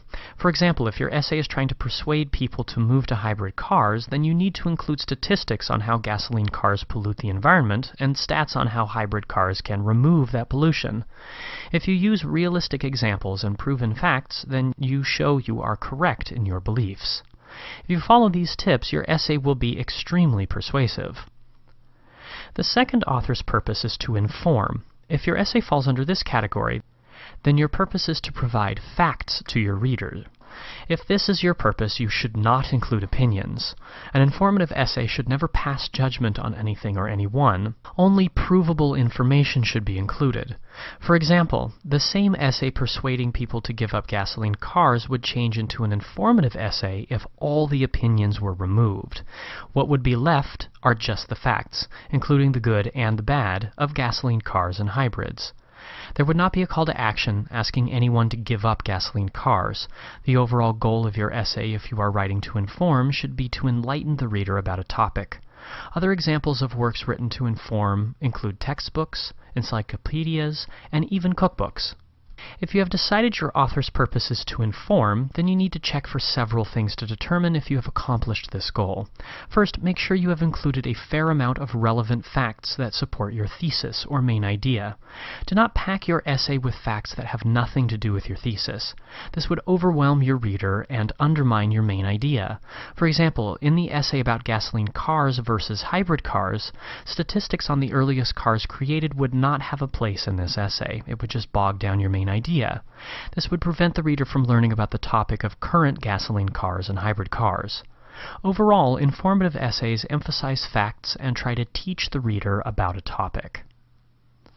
The final author's purpose is to entertain. If your essay falls under this category, then your goal is to describe a real or imaginary story. This type could be non-fiction, which uses real events to tell a story, or fiction, which is entirely made up. Either way, the overall purpose is to amuse your reader and not to teach them. Some stories have a moral or lesson, but that is not the primary purpose. Novels, movies, poems, plays, musicals, or anything creative is written to entertain. Usually, if you wrote to entertain, your piece will have story elements. Characters, plot, setting, and conflict are all elements in every story. One question to ask yourself to determine if you have written to entertain is, does my essay tell a story? Stories are usually easy to identify. If your piece has characters, plot, and other story elements, then your purpose is to entertain. If you have decided your purpose is to entertain, here are some tips to be sure you are accomplishing your goal. A great story always has relatable characters, an interesting plot, and a logical setting. Check your work to make sure these elements are developed. Also, every memorable story has a compelling conflict, or some problem the main character must overcome. For example, The Wizard of Oz would be the most boring story if Dorothy wasn't struggling to get back home. She needed that conflict to push the story along. Make sure your story has a conflict that will draw the reader into the story. To review, in order to verify that your essay has met your goal, you must first determine your author's purpose, or the reason for writing. Did you write this essay to persuade, which tries to convince the reader, to inform, which tries to teach the reader, or to entertain, which tries to amuse the reader? Depending on which type of author's purpose, there are several things to check. If you wrote to persuade, make sure that you include facts that will support your thesis or call to action. If you wrote to inform, be sure you omit any personal opinions. And last, if you wrote to entertain, be sure to have a compelling conflict for your main character. One last important note is that some essays will fall into more than one category. An essay written to inform or persuade could also entertain. In these cases, determine of which category your essay has the most characteristics. If your essay is most like persuasive pieces, then treat it as a persuasive essay. If it is more like a story, then assume it falls under the entertain category. Overall, no matter under which category your essay falls, if you follow these tips, then your essay will definitely address your purpose. Picture this scenario. You are getting ready for an interview, making sure your hair is nice and neat, you are freshly showered, and your clothes are pressed and ready to go. You decide to give yourself one last look in the mirror, only to find there is a big stain on your shirt. Oh no! You quickly change shirts, dash past the full-length mirror, and see you are still in your slippers. Oops, that was almost a big one. Into your dress shoes and ready to head out the door, you look over your interview papers. For the first time, notice this one sentence stating, "This interview will be taking place on a cattle ranch. Please be sure to wear jeans, a t-shirt, and athletic shoes." Quick, back to your closet, throw everything off, and get into the best jeans and shirt you can find. Lace up those shoes. Sweating, tired, but grateful for the last look, you are finally ready to head out the door. I know, it seemed like a lot of work, but each of these steps mimics what happens when we are editing our own writing. In this video, we will be walking through the process of self-editing. When it comes to editing your own writing, there are two areas where we need to focus. Number one, editing for content, and number two, editing for mechanics. Editing for content is the first step. In our scenario of dressing for an interview, this really mimics the last thing we did, finally reading the paper and realizing we weren't quite dressed appropriately at all. Editing for content is ensuring that you are following the very heart and directions of the writing assignment given. Editing for content means you do 3 specific tasks. Number 1, make sure your writing is answering the original question asked of you. It doesn't matter how well an essay or paper is written if it doesn't fit within the parameters of the assignment. Telling a person in eloquent prose how the sunset glistens on a beach doesn't quite explain the process of photosynthesis. You must take the time to ensure you are truly answering the question asked of you. Number 2, make sure your main points are in line with your thesis statement. Have you ever had a conversation with a person who seemed to be arguing with themselves? This is the equivalent of having main points that don't align, or even worse, conflict with the thesis you are putting forward in your piece. Number 3, ensure there is a proper flow in your writing. The universal mechanics of an essay include an introduction, main points or body, and a conclusion, in that order. This is expected in academic writing. As you progress to more structured writing with various other headings, including a method section and discussion, you will find the introduction, main points, and then conclusion ordering continues to hold true.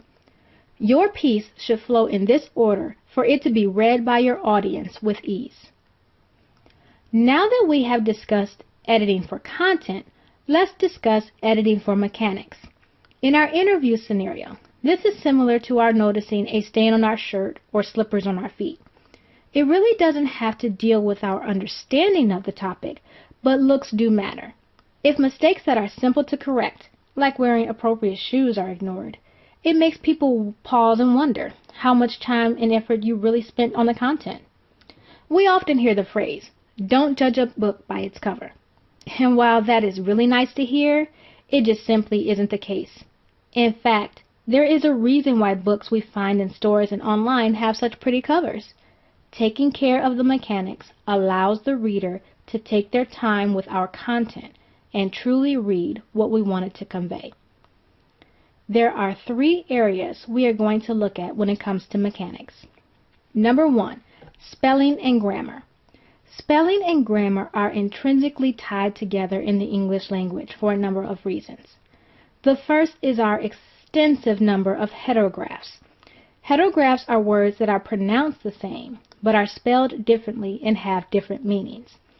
This includes words such as to, and to, there, and there, sight, for, right, and even bear.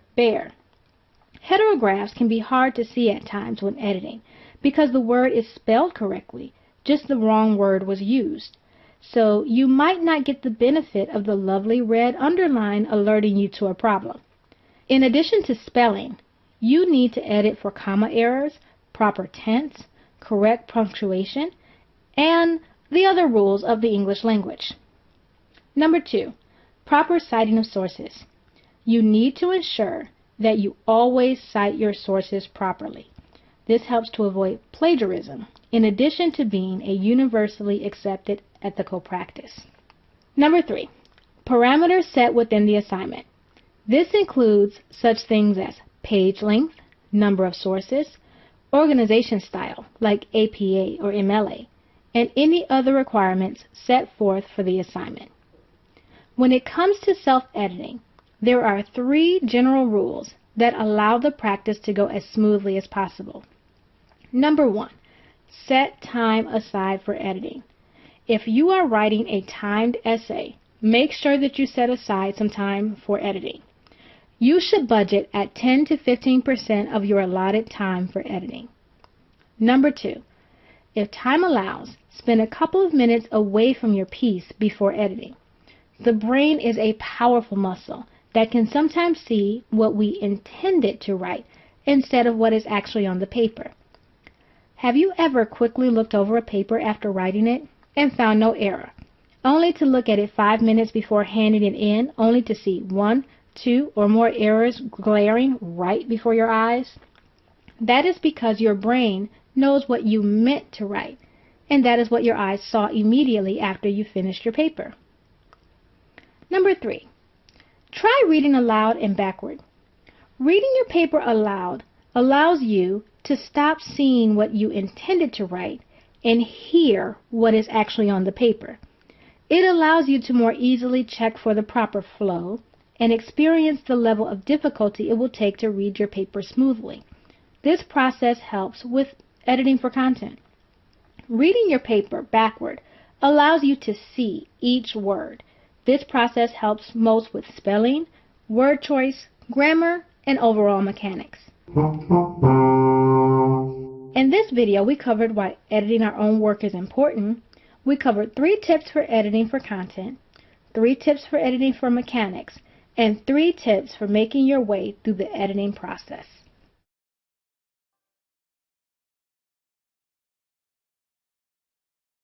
One of the most common writing assignments a person may be asked to complete is an essay. In this video, we will discuss what is an essay, what are the parts that make up an essay, and how to put it all together to make a good final product. So what is an essay? According to the Purdue Online Writing Lab, an essay is a shorter piece of writing that often requires students to hone skills such as close reading, analysis, comparison and contrast, persuasion, conciseness, clarity, and exposition. Students will often be asked to write about something they've read, something they've studied, or something they've experienced. So now that we know what an essay is, let's discuss the parts of an essay and how to put it all together. To take this journey, let's think of an essay as a sandwich being made in one of the best sandwich shops in the world. How does one make a world-class sandwich? The title. While this may not be the first step you complete, it's a step that's often missed by many students. So imagine we have created the best sandwich in the world to see in our sandwich shop, and on the menu is nothing but a blank line followed by a price. Who's going to order that? Even worse, we wouldn't want to call it something that was misleading. Why call it a peanut butter and jelly sandwich if it doesn't have peanut butter or jelly? Just like delis and sandwich and sub shops found all over the world, the title of our essay should be either descriptive of the contents of our essay or engaging to the point where the curiosity of individuals will compel them to read more. Go for the compelling title only when you have a reading audience that can choose to read your essay or not. An assigned essay that will be read only by a professor should use a descriptive title, while one being published in a magazine may best benefit from a compelling title. The introductory paragraph. Like all great sandwiches, the bread, while often neglected, is really the main star of the dish. Our top piece of bread is the introductory paragraph. The introductory paragraph should start with your thesis statement. Along with your thesis statement, you will be giving people a sneak peek at the main points you are going to cover in your essay. Your main points. Main points are the supporting material that make up the substance of your essay. Consider this the main ingredients within your sandwich. Now, like all good sandwiches, we want some very good complementing flavors inside. When deciding on ingredients for a sandwich, we don't want it bland with too little flavor. However, we also don't want to go crazy with ingredients, making the taste too confusing for discriminating palates. A good rule of thumb for main points is to have between 2 and 5 total. Anything less than that is going to leave your audience without enough information to come to an informed conclusion. Any more than that, and your audience may leave confused as to what your main thesis was really about. Your concluding paragraph. Just as important as our top piece of bread, our bottom piece needs to be as strong and well thought out.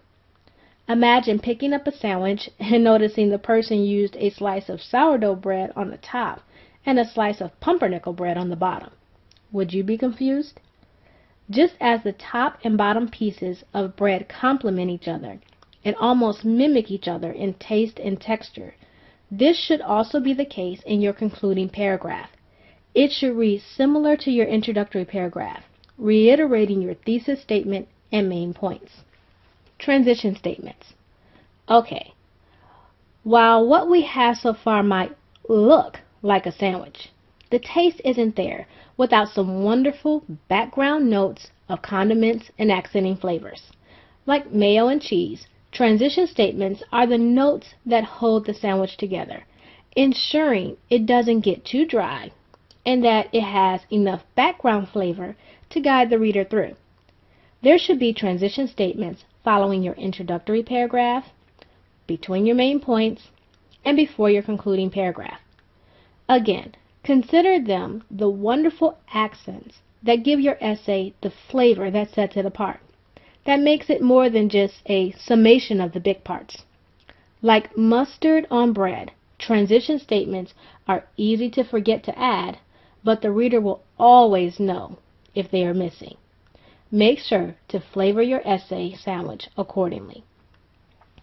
The packaging. Now that we went through all the trouble of making an amazing gourmet essay sandwich, what a waste if we didn't package it appropriately. How would you feel if you walked into a restaurant, ordered a sandwich, and they brought it to you wrapped in a dirty towel, or maybe even toilet paper? Would that leave a bad impression on you? Would you even choose to consume it? For the purpose of essay writing, the packaging piece is your editing. No matter how well the content is written, if an essay is filled with grammatical errors and misspelt words, it won't be seen as a good essay. It will leave a bad taste in the mouth of the reader, and all of your effort of writing will have been in vain. Make sure you package your essay so that the reader is willing to consume that which you have written. Putting it all together. So let's recap what we have learned in this video. An essay is a shorter piece of writing that includes skills such as close reading, compare and contrasting, analysis, persuasion, conciseness, and clarity. The parts of an essay are the title, the introductory paragraph, the main points, and the concluding paragraph. In writing an essay, we look at the process the same as we would putting together a gourmet sandwich. We start with the top piece of bread, the introductory paragraph, which includes our thesis statement and introduces our main points. We fill it with wonderful high-quality ingredients, the main points. We end with the bottom piece of bread, the concluding paragraph. This concluding paragraph should complement and almost mimic our introductory paragraph, reiterating our thesis and main points. We want to make sure to include our condiments, our transitions and transitional statements. We want to make sure people know what to call our masterpiece, thereby adding an appropriate title. And we want to make sure to package our essay sandwich well, with a good final edit, including a good look at spelling and grammar. Follow these steps and you are on your way to creating a great essay. Have you ever gotten a free gift? Probably you have, but here's a better question. Have you ever gotten a gift that wasn't free? Has anyone ever asked you to haul out your wallet around the Christmas tree or pony up before you open your birthday presents? No, if it's not free, it isn't a gift at all. The idea of being free is included in the word gift, so there's no reason to specify a free gift, or for that matter, a foreign immigrant, an unknown stranger, or an appointment at 9 a.m. in the morning. All these phrases are redundant. They say the same thing twice. Redundancy makes your writing less effective because it wastes the reader's time and attention rereading information that you've already provided. In this lesson, you'll learn why you might fall into the redundancy trap and how to get out of it. Before learning how to avoid redundancy, let's look at the reasons why it sneaks into your writing in the first place. You write without paying attention. Redundancy is very common in everyday language. Just for example, take the phrase last and final. Last and final mean exactly the same thing, so this is completely redundant, but you hear it all the time. If you just start writing without paying attention, you're likely to use redundant phrases like this without noticing them just because that's what you're used to hearing. You're trying to sound official. Many people use redundant phrases in their formal writing because they think that using a lot of words makes them sound important. For example, when they're writing an email to their boss, they'll say something like, "at the present moment in time," instead of just using "now." You're trying to sound emphatic.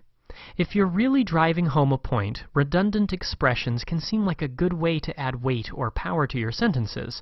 Just think of advertising. How many added bonuses have you seen in your life?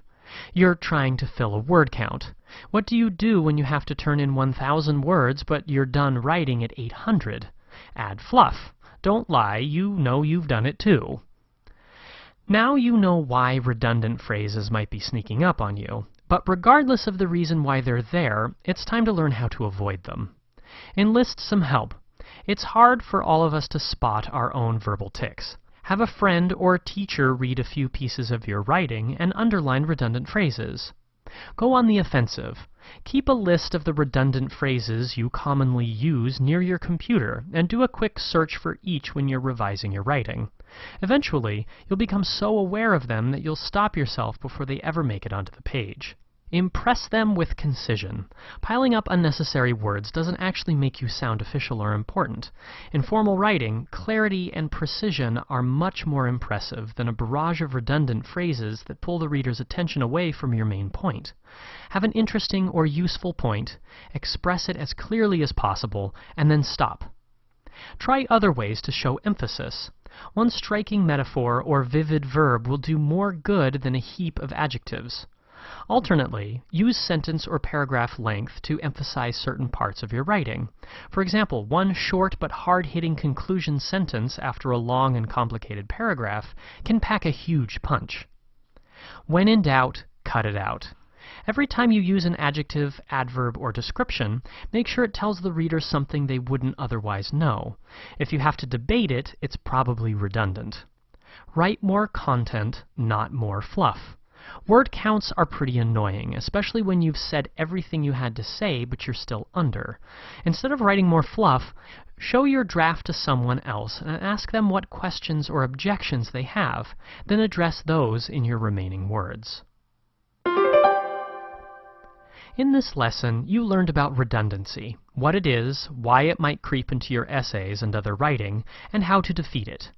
Redundant expressions like 6 years of age or 3 p.m. in the afternoon are phrases that repeat the same information unnecessarily. This dilutes the strength of your writing, making it less effective. You might end up using redundant language if you write without choosing your words carefully, if you're trying to sound emphatic or important, or if you're just filling space for your word count. But there's always a better way. Enlist some help in identifying the redundant phrases you commonly use so you can actively search them out and get rid of them. Remember that concise writing is more important than bloated paragraphs full of redundant expressions. Use vivid images or sentence length for emphasis instead of repeating yourself. Meet your word counts by adding content, not fluff. Ready to test your mettle? Try out 5 sentences in the quiz questions.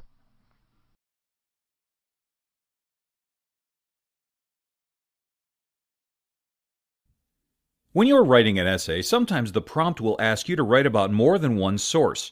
For example, you might have to compare and contrast 2 different texts, or you might have to link a text and a graphic. For our purposes, a graphic is just a map, chart, drawing, or other visual way to represent information. In this lesson, you'll learn how to write an essay that links 2 texts, or a text and a graphic. It's important not to just summarize both sources. Instead, make an argument that analyzes both of them in relationship to each other. We'll start with linking 2 texts. Let's say that one of your texts is a letter to the editor from the year 1953. The letter is from a man afraid that the communists are hiding everywhere and that they're secretly conspiring to turn America into a Soviet dictatorship. He's urging people to be vigilant about communism and report any suspected communists to the police. The second text is a passage from a history book about the Cold War. The passage describes the Red Scares, when the whole country went completely overboard trying to hunt down all alleged communists everywhere and ended up arresting hundreds of perfectly innocent people.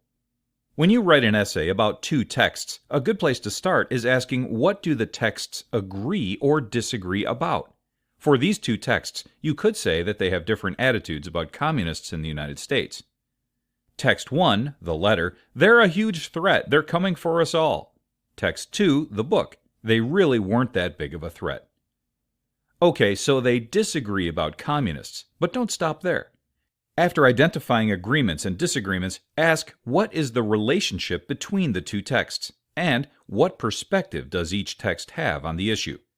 There are 2 different kinds of texts, The first is a primary source, a letter written at the time. The second is a secondary source, a history book written after the fact with more perspective. It's not just that they disagree, it's that they have completely different perspectives on the topic. The history book would probably even say that the letter is an example of someone going overboard about communism. To link the two texts in an essay, you'd have to address that relationship and what we can learn from it. Don't just give a book report of what each text says or how they agree and disagree. Instead, make an argument based on both texts, their different perspectives, and the relationship between them. Here are two examples of paragraphs discussing these two texts. References to the letter are highlighted in yellow, and references to the book are in green.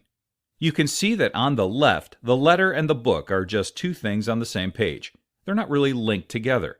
They're like two cars on the freeway that randomly happen to be driving next to each other, but the people in one car don't know or care about the people in the other car.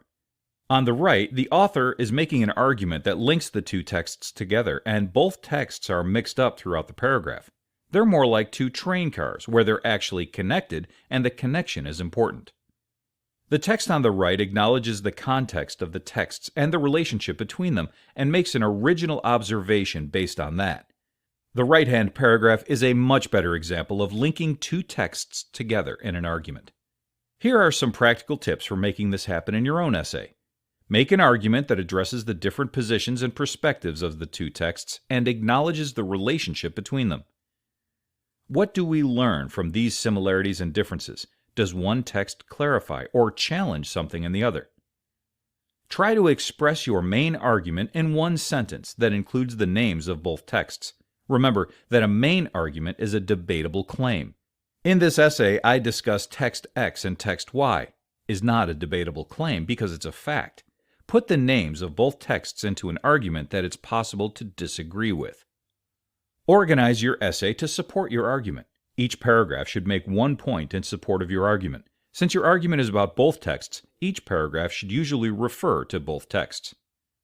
Don't just describe one text and then describe the other without making an argument. If you need to give details about a text, give them in the context of your argument and only give as much detail as you need to make your argument. Use connecting words and phrases to clarify comparisons and contrasts. For example, unlike text X, text Y, or while text X says one thing, text Y disagrees. All the advice about linking two texts applies to linking a text and a graphic too. Don't just write an essay where half the essay summarizes the text and the other half explains the graphic. Write an essay that integrates both of them into one argument. If you have one text and one graphic, your argument might be more based on the format of each source. What does the graphic help us see that the text doesn't show? How does the text provide context or background for the graphic? But the basic principles from linking the two texts remain the same. For example, say you have a text and a picture.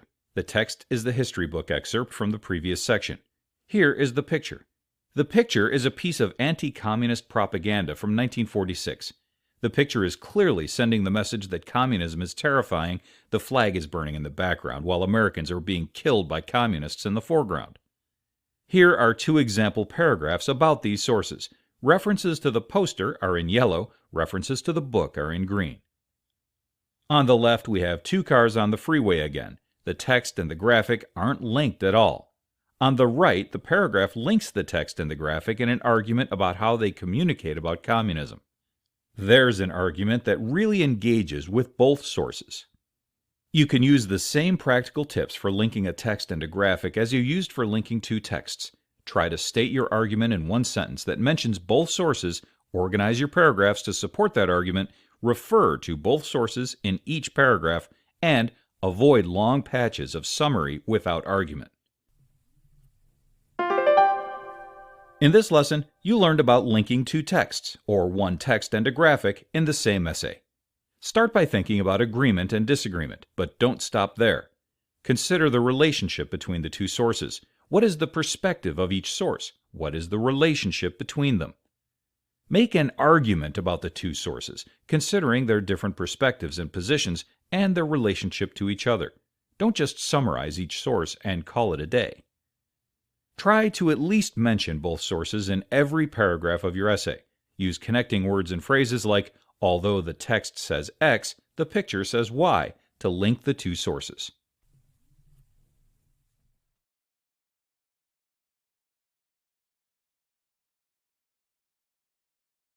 There are certain rules of etiquette for formal events. For instance, you don't wear ripped jeans to a wedding and you don't wear hot pink to a funeral. In the same manner, there are certain rules of etiquette in formal writing. For example, you don't say things like, "How are y'all doing?" when you're beginning a letter to a mortgage company, and you certainly don't write, "See you later" at the end. To dig a bit deeper into writing style, let's take a look at some guidelines for writing formally and objectively. Formal and objective writing is writing that employs impersonal and precise language. In other words, it's writing officially without sharing personal opinion. In exploring this type of writing, we'll specifically take a look at language, point of view, and passive voice. Let's kick things off with language. When writing formally and objectively, slang words should be avoided at all costs. Remember, you're not writing to a friend. Just like you probably wouldn't walk into your doctor's office and say, "What's up?" Don't write it in a formal letter. In the same manner, steer clear of words like kinda, sorta, and maybe. They make you sound like you're not quite convinced of your own message. Formal and objective writing should sound factual and exact. Also falling under the language category, contractions should be avoided in formal and objective writing. This technique allows your writing to sound more official. Rather than writing, "The purpose of this report isn't to change procedure," you would write, "The purpose of this report is not to change procedure." Rather than writing, "The study didn't support his findings," you'd write, "The study did not support his findings." The use of contractions might not sound like a big deal. Notice how informally I'm speaking, but a piece of writing that is full of them will lose its formal and objective tone. Moving away from language, let's take a look at point of view. Stated really simply, point of view is the position from which something is expressed. Giving some examples, the sentence, "I love French fries," is written from a very personal point of view. The sentence is all about the writer. This is a big no-no in formal writing, and especially in objective writing, which is meant to sound impersonal and devoid of opinion. Rather than writing from a personal point of view, often called the first person, formal and objective writing should be crafted from a third-person point of view. This point of view removes the author from the writing and uses pronouns like they, he, she, or it, rather than pronouns like me, we, my, and ours. This one can be a bit tricky, so here's a few examples. Suppose you are asked to write a biology report about cats. To keep things formal, never write something like, "I have 3 cats of my own and I think they are very easy to take care of." First of all, this sentence has first person all over it. It starts with the word I, after all. Second, it's giving an opinion, the very opposite of being objective. To make this sentence objective and formal, it could be written like this. Those who own cats often report they're easy to take care of. In this sentence, you still get the point across that cats tend to be very easy pets, but you do it without drawing attention to yourself. In other words, it stays objective and formal. The last trick for formal and objective writing is to employ passive voice. Again, trying to keep things simple, passive voice places actions in the past with no emphasis on the writer. This one's tricky too, so let's hit some more cat report examples. Suppose you are a world-class veterinarian who has done a year-long study on yellow tabby cats. Through your research, you've discovered they like fish more than turkey. Now, to formally and objectively report your findings, you wouldn't write, "I did a year-long study on yellow tabby cats, and I found out they like fish way more than turkey." This is full of opinion, and it highlights the writer. Enter the passive voice tool. To transform this into formal and objective voice, you'd write something like this. The study was performed over a year-long period. The research showed that yellow tabby cats prefer fish over turkey. Again, the same point is expressed, but it's done passively without spotlighting the writer or giving opinion. This makes the topic of the writing the star of the show. The writer is simply the backstage narrator. That's a formal and objective home run. Formal and objective writing is writing that employs impersonal and precise language. Writing formally and objectively requires a writer to write in an official-sounding manner without sharing opinion. This requires adherence to some rules of language, point of view, and passive voice. When speaking of language, formal and objective writing should steer clear of slang words. It should also avoid the use of contractions. Do not use don't, use do not. Formal and objective writing should also avoid the use of first person or the personal point of view. Instead, it should engage the third person point of view. This removes the author from the writing and uses pronouns like they, he, she, or it. Passive voice can also help writing sound more formal and objective.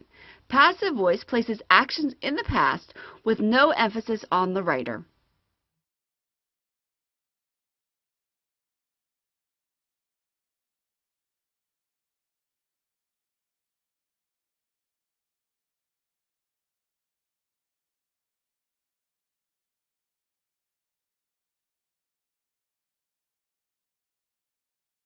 A complete sentence contains a subject and predicate. First, let me clarify some of these terms. A subject is the main noun or pronoun that the sentence is about. The predicate contains the main verb that either demonstrates the subject's action or is linking the subject to another noun or adjective in the predicate, as in a linking verb. Not only does the predicate contain the verb, but it also contains complements, which are any words that modify or accompany the verb. In order for a sentence to be complete, it must have at least one subject and one predicate. Another word for a complete sentence is an independent clause. The opposite of a complete sentence would be an incomplete sentence or a fragment. Usually a fragment is missing one of these necessary components, a subject or a verb, and is not an independent or complete thought. It generally doesn't make any sense. In addition, another opponent to the complete sentence is the run-on sentence. Unlike the fragment, the run-on contains both a subject and a verb. However, it usually consists of multiple sentences crammed together. It goes on and on and on without proper punctuation or conjunctions to help join ideas. I love writing in complete sentences. The subject is I. The predicate is love writing in complete sentences. The main verb is love. Let's look at another one. Complete sentences are important in writing. The subject is complete sentences. The predicate is are important in writing. The main verb is are. Now let's look at some incomplete sentences. Writing in complete sentences. This sentence is a fragment because it is missing a subject or a predicate. This fragment could work as part of the predicate, as in, I am writing incomplete sentences, or as part of the subject, as in, writing incomplete sentences is important. Important in writing. This is not a sentence. Besides the fact that there is no verb, it just doesn't make any sense. What is important in writing? Why? It doesn't make sense because it is missing something, which is the predicate or verb. Complete sentences are what? This sentence technically has a main noun, sentences, and a verb are, but it is lacking the rest of its predicate. Since are is a linking verb that links the subject to a noun or adjective in the predicate, it needs that word to follow are in order to be a complete sentence. It needs a complement. Unlike the fragment, a run-on sentence has a subject and a predicate, but it often has too many joined together without proper punctuation or conjunctions. There are two sentences in this one sentence. Complete sentences are a necessary part of writing. They are very important. The first sentence is complete sentences are a necessary part of writing. The subject is complete sentences.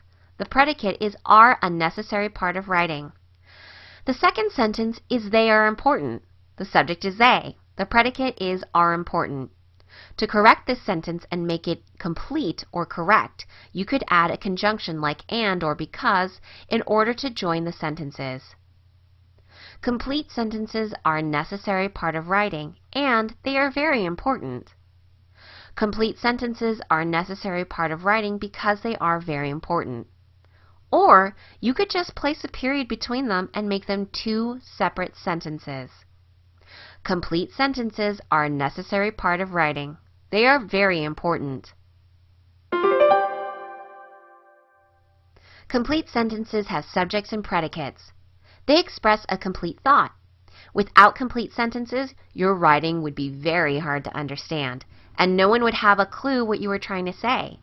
If your writing is so unclear that no one gets it, why bother writing at all? Some might argue that famous writers like Kurt Vonnegut don't always write in complete sentences. Just remember that writers like him have already proven their level of sophistication as writers and have earned the right to play with grammar. Additionally, in fiction, there's a lot more room for creativity when it comes to sentence structure. If you are trying to write an essay, there's no time for creative sentence mechanics. You'll want to write in complete sentences to ensure to your audience that you know your stuff. Otherwise, they might not take you seriously. A compound sentence is a sentence that has at least two independent clauses joined by a comma, semicolon, or conjunction. An independent clause is a clause that has a subject and verb and forms a complete thought. An example of a compound sentence is, "This house is too expensive and that house is too small."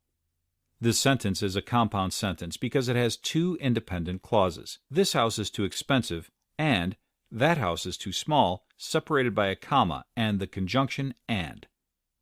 When independent clauses are joined with coordinators or coordinating conjunctions, commas, and semicolons, they do more than just join the clauses. They add meaning and flow to your writing. First, let's look at the coordinators you can use to join independent clauses. They are for, and, nor, but, or, yet, and so. Note that they form the handy mnemonic fanboys. The three you will use most often are and, but, and or. Here's an example of how coordinating conjunctions add meaning. I think you'd enjoy the party, but I don't mind if you stay home. In this sentence, the coordinator but shows a clear relationship between the two independent clauses. In this case, that the speaker is making a suggestion that the person being addressed isn't expected to follow it. Without the coordinator but, the relationship isn't apparent, making the writing choppy and the meaning less clear. I think you'd enjoy the party. I don't mind if you stay home. You can also join independent clauses with a semicolon, which looks something like a cross between a colon and a comma. If you join clauses with a semicolon, you add an abrupt pause, creating a different kind of effect, as shown in the sentence below. He said he didn't mind if I stayed home. It soon became clear he wasn't being honest.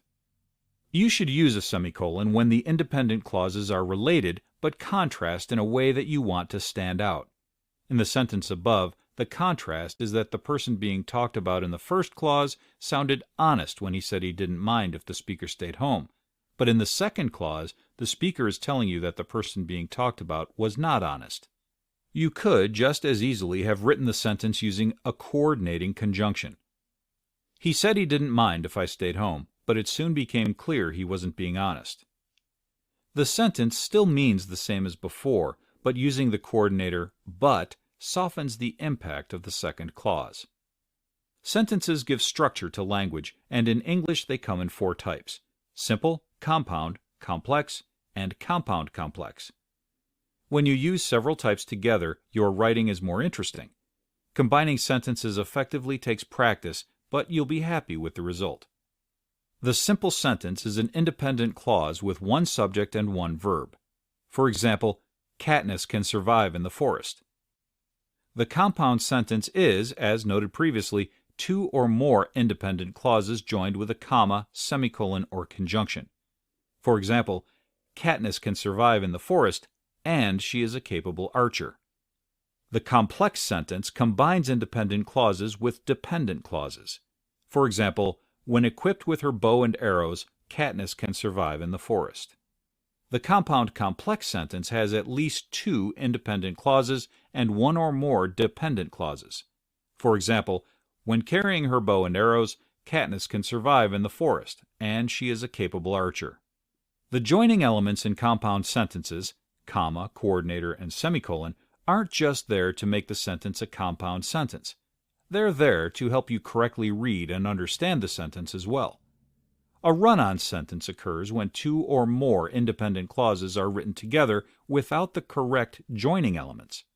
Run-on sentences happen in two basic forms, the comma splice and the fused sentence. A fused sentence is made of independent clauses without any kind of separator between them. For example, Katniss can survive in the forest. She needs her bow and arrows. In this example, there is no separator between the words forest and she. A comma splice occurs when two independent clauses are separated only by a comma without using a coordinator after the comma. For example, Katniss can survive in the forest. She needs her bow and arrows. In this example, the words forest and she are separated by a comma without using a coordinator. These examples can be corrected by using a coordinating conjunction, as in this example. Katniss can survive in the forest, but she needs her bow and arrows. The coordinator but not only corrects the problem of having a run-on sentence, it also shows the relationship between the two independent clauses that make up the sentence. You can have more than two independent clauses in a compound sentence, as shown in this example. John had the pizza, Megan had a hamburger, Joey ate all the French fries, and I had the roast beef. In this example, four independent clauses are joined together. Each clause is separated from the others by a comma, and the last two clauses are also separated by the coordinating conjunction and. You create a compound sentence by joining independent clauses with coordinators and a comma, or with a semicolon. If you leave out the joining elements, you have a run-on sentence, which is harder to read and understand. Compound sentences add meaning and flow to your writing. When you combine them with simple, complex, and compound complex sentences, they'll make your writing more interesting and effective. Think about all living creatures on the planet. Humans have many things in common with all those creatures, but one thing sets humans apart from all other living things. That thing is language. All language is designed with a single purpose, to communicate. Many other species communicate, but none have the complex communication system of humans. Specifically, there are many methods in our communication that add to the complexity of our language. One such method is the use of sentence, or a series of words that are grammatically linked.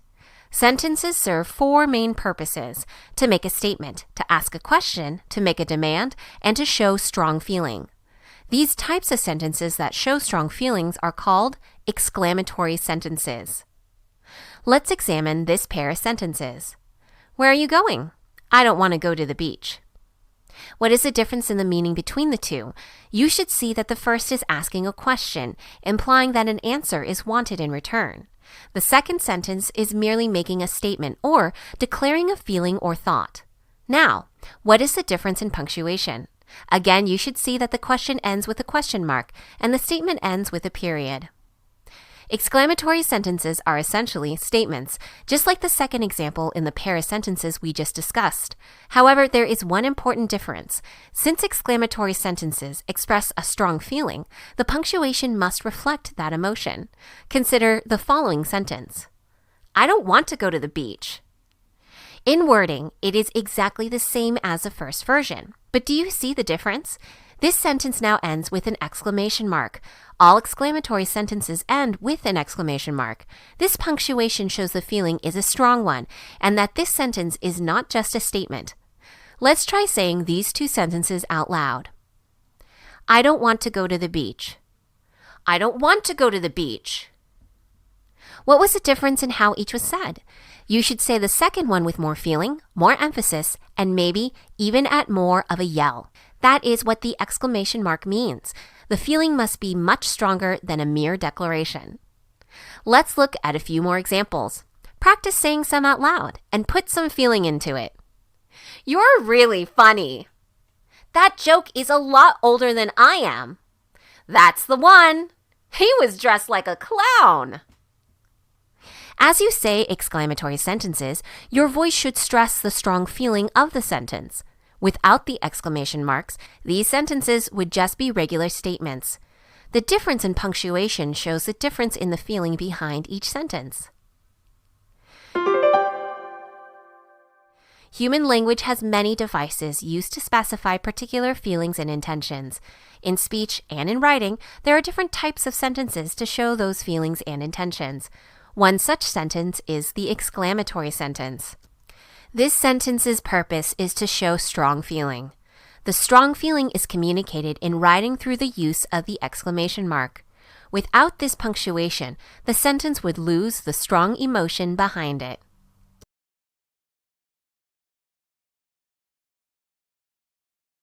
Throughout your education, you have heard it all the time.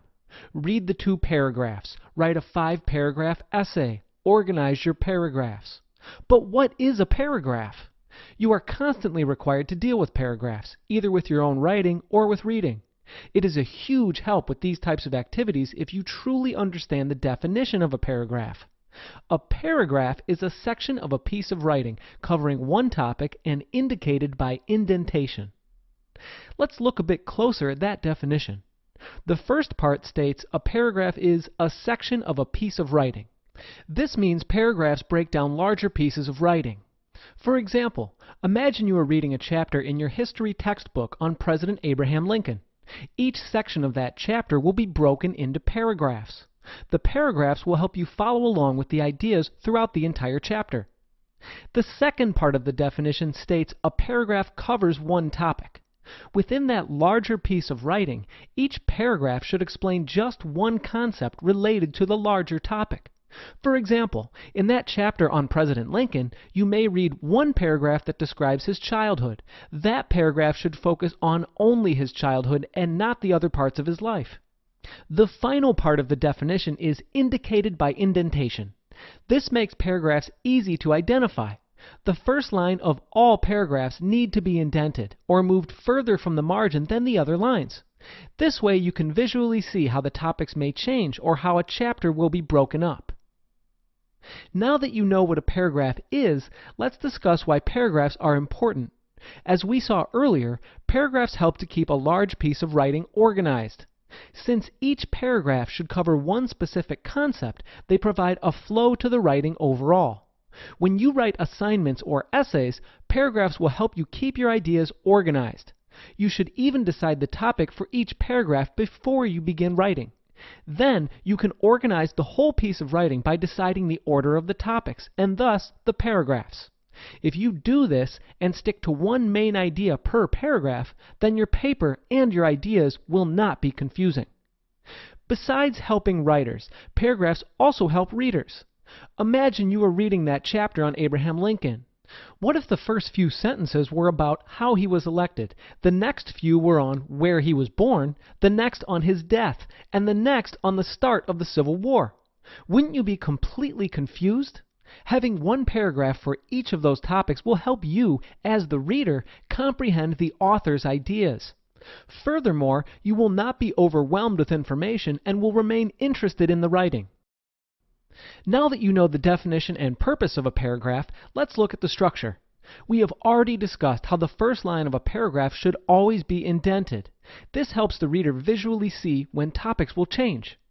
Besides indenting, there are some other things to keep in mind when structuring a paragraph. The first is to begin a paragraph with a topic sentence. The topic sentence serves as the introduction to the whole paragraph. For example, imagine you are writing that paragraph on Abraham Lincoln's childhood. Your topic sentence should be some broad statement about this main idea. Look at this example. Abraham Lincoln had a rough childhood.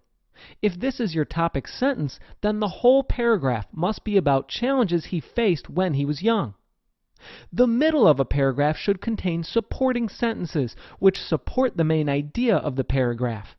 This should include any details, evidence, and examples that prove your point. For the paragraph on Lincoln's childhood, the supporting sentences need to describe where he was born, what his family life was like, and anything else that happened in his childhood. These details should also support the idea of his having a rough childhood. Finally, each paragraph should end with a closing sentence. You can think of this as the opposite of the topic sentence. This sentence needs to end the paragraph and provide a close to that main idea. For example, these events show the early struggles Abraham Lincoln faced in his life. Could be a possible closing sentence for that paragraph. It summarizes the main idea and provides closure. Knowing the definition, purpose, and structure of a paragraph can help you when reading a piece of writing. But if you want to be a successful writer, you need to know how to make a paragraph effective. First, you need to use the proper structure. Indenting and having only one main idea per paragraph are both good ways to keep your reader's interest and prevent confusion.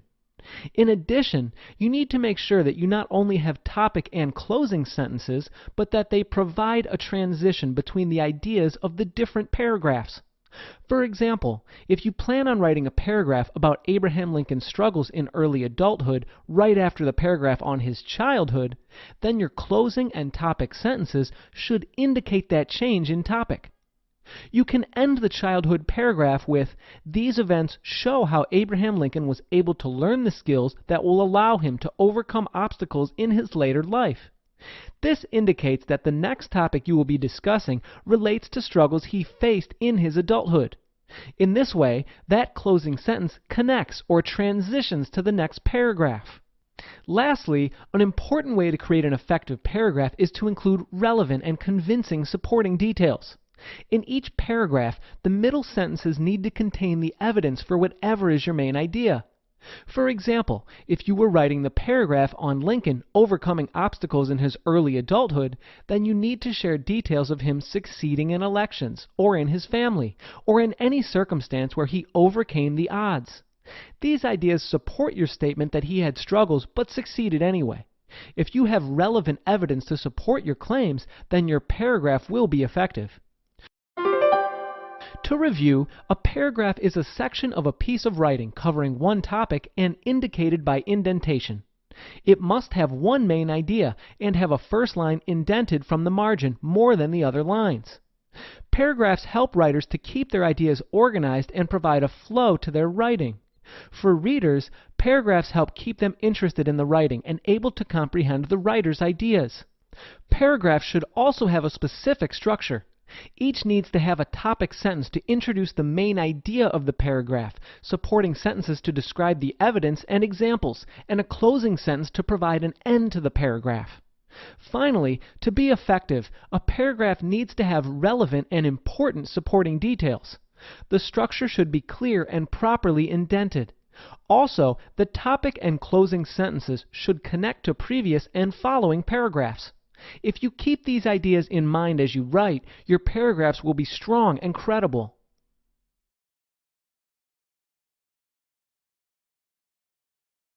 Imagine a time before GPS and smartphones. There's no Garmin, no Google Maps, not even the ability to call a friend for help. I know, it's scary, right?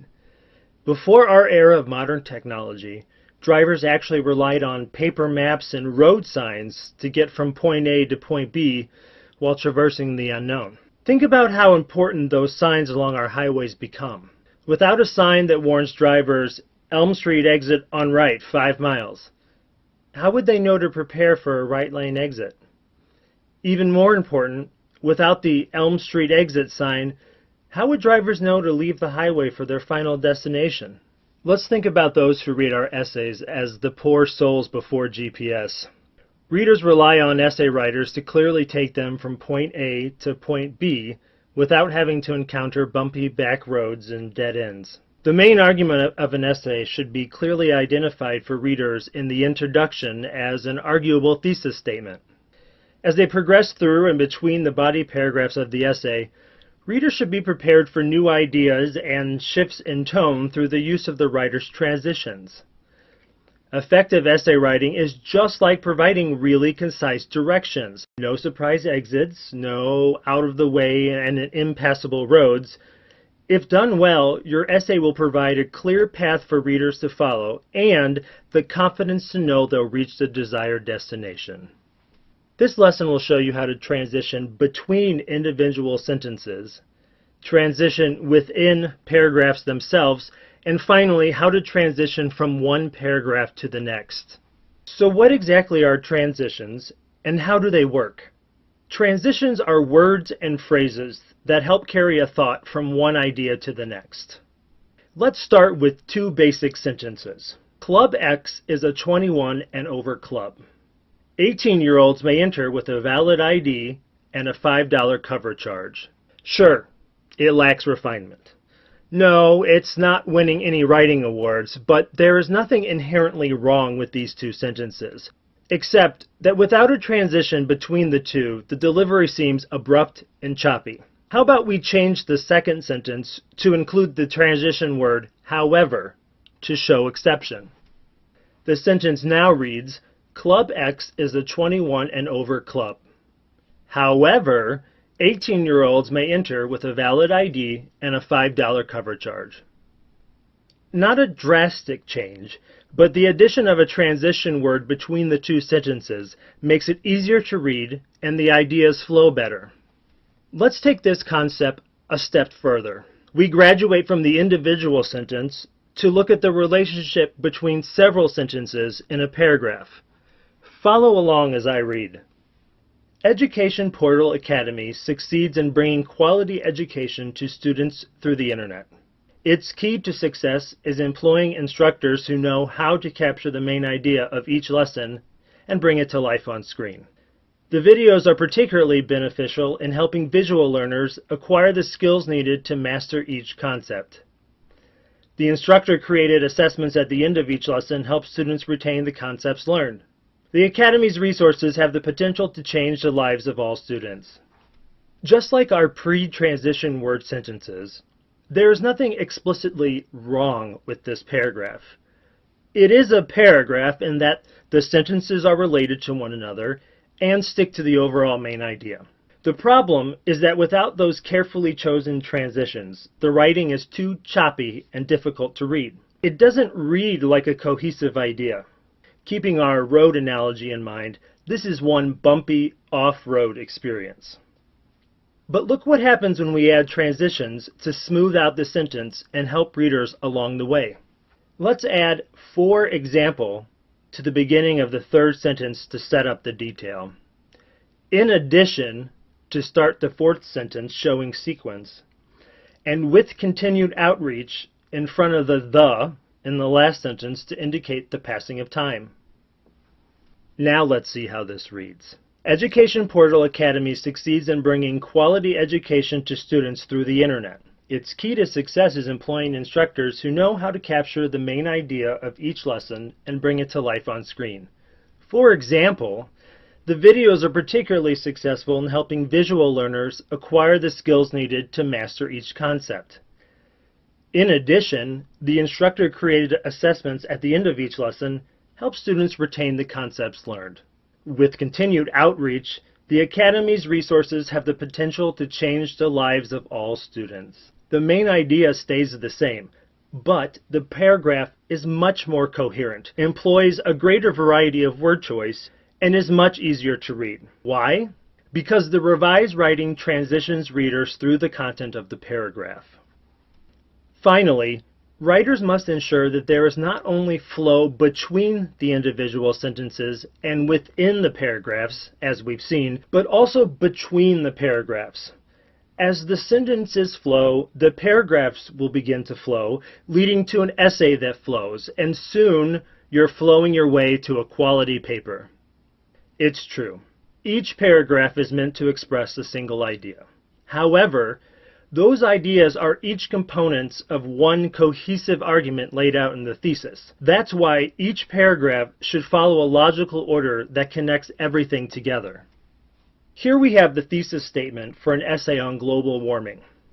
Through reduction of greenhouse gases, investment in alternative energy, and tougher punishments for polluting corporations, the United States can combat the effects of global warming. So we know there are 3 paragraphs in this essay arguing the ability of the United States to fight global warming. The first paragraph calls for the reduction of greenhouse gases. Not only does this paragraph need to make its argument, but it should also set up the following paragraph on alternative energy. So if the conclusion sentence for paragraph 1 reads, by reducing greenhouse gases, our desire for a cleaner and healthier United States is possible. And the topic sentence of the second paragraph states, Americans need to invest in alternative energy. There's no flow between the two. Remember, readers crave writing that transitions them from one idea to the next. So let's think. Knowing that alternative energy would help reduce greenhouse gas, making our environment more healthy, use the relationship between the two ideas to transition from one paragraph to the next. I'll keep the original conclusion sentence for the first paragraph and revise the topic sentence for the second to read, "A transition from greenhouse gas producing fossil fuels to alternative energy sources is another component of a healthier America." With this revision, I was able to continue the idea of a healthier U.S. from the first paragraph, while also previewing the topic of alternative energy in the second. As a writer, you need to work to find those relationships and commonalities between each paragraph to carry readers from one to the next. At the end of the day, if you have a solid argument and quality information to present, it really is the simple additions, like transition words, that can get a mediocre paper back on the road to success. Remember to check your essay for transitions between one sentence to the next. Be sure those transitions are evident within each paragraph, and ultimately between each paragraph as well. Even if it's not a 100-point research paper, make sure to utilize transitions in all your writing. All writing has a structure. This can be thought of as a specific format or how the writing is organized. It is important to understand this structure in order to fully comprehend the material written. If you know the organization of the piece of writing, you will better understand the author's message. There are many types of organization an author can follow in his writing. Some of those include chronological order, order of importance, compare and contrast, and cause and effect. Let's take a closer look at those types of organizational patterns. Perhaps the easiest pattern to identify is chronological order. For this organizational pattern, the writing follows the order of time. This means that the plot sticks to a specific timeline. The best example of writing in chronological order can be seen in any novel or short story. For the most part, all fiction is written in chronological order. These stories have a specific beginning, middle, and end. For example, think of the story of Cinderella. It starts when she is a child, then follows what happens to her father and how she grows up with her stepmother. There is a sequence of events that is fairly easy to follow since it stays in order of time. Besides fiction, there are some examples of nonfiction or writing based on real life that is also written in chronological order. For example, a biography is the story of a person's life. This is written in chronological order because a biography almost always begins with that person's birth, then describes their childhood, young adulthood, and on as they age. This is a perfect example of chronological order. Any writing that strives to show a sequence of events in order of time is following chronological order. A second type of organizational pattern is order of importance, which is exactly how it sounds. The importance of the ideas determines the order each occurs in the writing. The most important idea is described in the writing first, followed by the second most important, then the third, and so on and so forth. This type of pattern is often seen in essays, which focus on a single topic with supporting details. The writer of an essay should analyze his supporting ideas. Whichever idea is the strongest should be the first one explained in the essay. For example, imagine you are writing an essay on the importance of recycling. You have found much information on the benefits of recycling, but which idea has the most support? Perhaps you found the best reason to recycle is that it saves trees, which helps the environment. This, then, should be the first idea you explain in your essay. Using this organizational pattern helps to strengthen any piece of writing centered on supporting arguments. A third type of organizational pattern is compare and contrast. In terms of writing, compare means to describe the similarities between two objects or ideas. Contrast, on the other hand, means to describe the differences. With this in mind, there is a simple way to identify this pattern. For example, imagine you are reading a magazine article on a matchup between two football teams. Does the author explain how the teams are alike and how they are different? If so, then the organizational pattern is compare and contrast. This pattern is often used in works of nonfiction that focus on two ideas within the same subject. You might see writing that compares and contrasts in newspaper articles and magazine articles, or even speeches. If similarities and differences is the central theme, The author is comparing and contrasting. Any piece of writing evaluating something would benefit from using a compare and contrast organizational pattern. A final organizational pattern is cause and effect. This is usually a more difficult pattern to identify. This is due to the fact that causes and effects can be seen in any type of writing, but that does not necessarily mean that is the organizational pattern for that piece of writing. In writing, a cause is defined as any event that affects a situation. An effect is what happens due to that event. Thus, the cause is the occurrence, the effect is the result. Causes and effects happen in all stories. For example, because Cinderella's father died, her stepmother raises her. Her father's death is the cause, Cinderella being raised by her stepmother is the result. Another example can be seen in that same story. Because Cinderella lost her shoe, the prince was able to find her. Cinderella losing her shoe is the cause that leads to the effect of the prince finding her.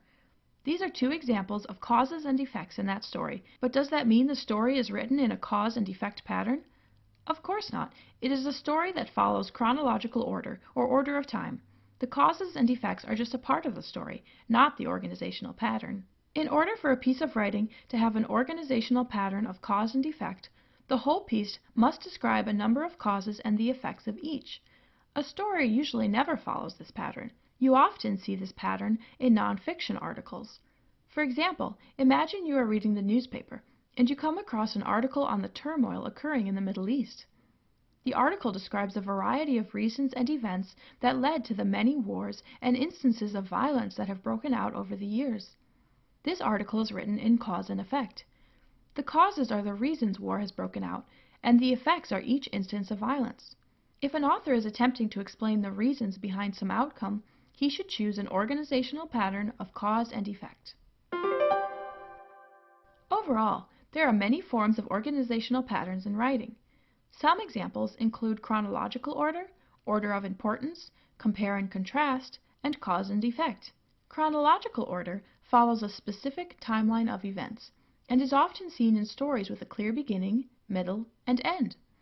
Order of importance is often seen in nonfiction essays that focus on one topic, but describe the strongest argument first and the weakest last.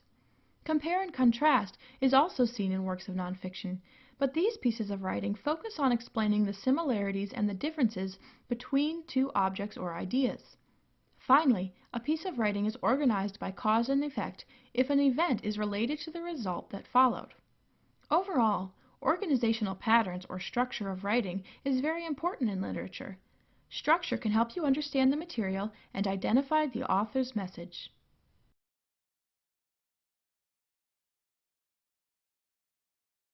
Do you know the difference between the topic and the argument of a given passage?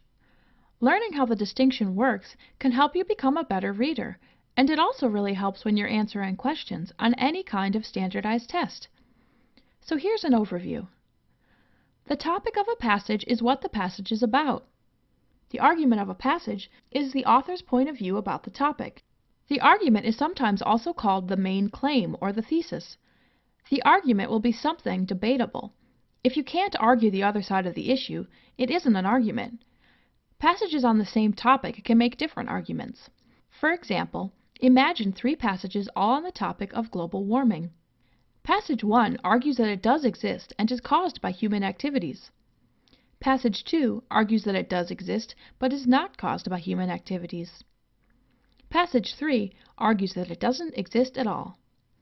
Same topic, different arguments. Many test questions require you to find the topic or the argument of a given passage or to identify points that the author makes in support of her argument. In this lesson, you'll get some practice telling the two apart, and then we'll look more closely at passage arguments so you can ace those questions without a problem. To really clarify the differences between topic and argument, let's look at an imaginary passage. Pirates versus ninjas. For ages, mankind has pondered the question of which is cooler, pirates or ninjas. In my opinions, ninjas are definitely superior. First, their hygiene is better since they actually bathe. Second, their costumes are much more intimidating and classically fashionable. Naval fashion goes in and out of style, but black is always appropriate. What would you say is the topic of this passage? In other words, just fill in the blank. This passage is about... If you said something like Pirates versus Ninjas or Pirates and Ninjas, you got it. The competition for cool points between pirates and ninjas is the topic of the passage. Now, what's the argument of this passage? In other words, fill in the blank. In his discussion of pirates and ninjas, the author argues that if you said something like ninjas are cooler, then you got it. The argument is the author's own point of view on the topic. It's something that another author might disagree with. In this case, you could probably imagine someone else arguing that pirates are actually cooler than ninjas. That's what makes this an argument, not just a fact. Want to try another one? The value of games. Parents often tell their children to stop playing around or get serious, but in fact, games are a very valuable way to spend time.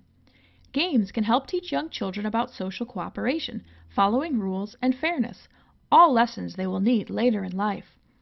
Active games, like tag, can also help protect against childhood obesity, an increasingly serious problem in much of the world. What would you say is the topic of this passage? If you said something like games or children's games, then you got it right. Notice how the title gives you a huge clue about the topic. Now how about the argument? What is the author's point of view about children's games? The author's argument is that games are useful and not just a waste of time. You can see how this is different from the topic because the argument is expressing an opinion that someone else could argue against. Another author might argue that actually games are a complete waste of time and children would learn more by spending more time in school. Just finding the argument of a passage is useful, but a lot of test questions take it one step further. They don't just ask you to pin down the argument. They ask you to identify what kinds of information or evidence the author brings up in support of that argument. In some ways, you could even think of the support as part of the argument, since very few people will just state their main argument and leave it at that. In a real argument, that definitely wouldn't be convincing. Instead of just repeating the argument, most authors will state the main point up front and then use the rest of the passage to prove it. If we look at one of our example passages again, you can see how this works. Remember that the argument of this passage was that ninjas are better than pirates. But the author doesn't just say that and then stop. Instead, he has two reasons. 1. Ninjas are more hygienic. 2. Ninjas are more fashionable. Remember that when you were finding the argument of the passage, you just finished the sentence. In his discussion of pirates and ninjas, the author argues that to identify the evidence or proof, you could just add to that. In his discussion of pirates and ninjas, the author argues that because... The part after the because will be the author's reasons. Many test questions about argument will ask you to identify not just the argument, but also the reasons that the author gives in support of it. In this lesson, you learned about the difference between the topic of a passage and the argument in the passage. The topic of a passage is what the author is writing about. For example, pirates versus ninjas is a topic. The argument of a passage, sometimes also called the main claim or the thesis, is the author's point of view about the topic. For example, ninjas are cooler than pirates is an argument. An argument is always something that can be argued against. Just stating a fact is not an argument. In most types of writing, the author will first state his or her argument and then spend the rest of the passage providing support for the argument. For example, ninjas have better hygiene is a piece of support for the argument that ninjas are cooler than pirates. On test questions, you might have to identify the topic, the argument, and/or the evidence the author gives in support. Still confused? Try practicing a little on the quiz questions.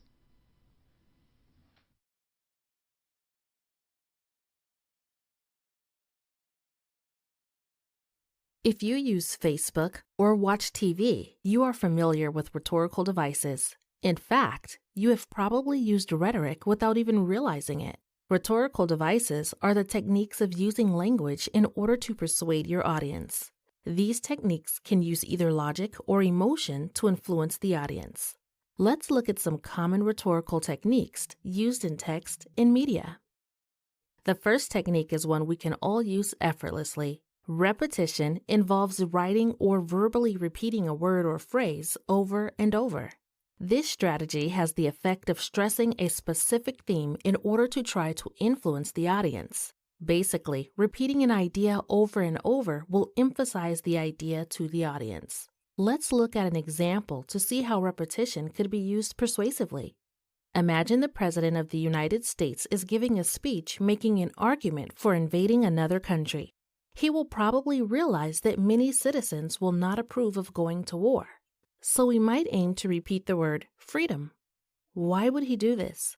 In this speech, the president would be using repetition to stress a sense of pride of country. Americans pride themselves on being a free nation and helping spread freedom across the globe. In repeating this word, the president is trying to persuade the people to believe that his choice to invade another country is the right choice. Anytime you repeat a word or phrase in persuasive speech or writing, you are using repetition to stress your point and influence your audience.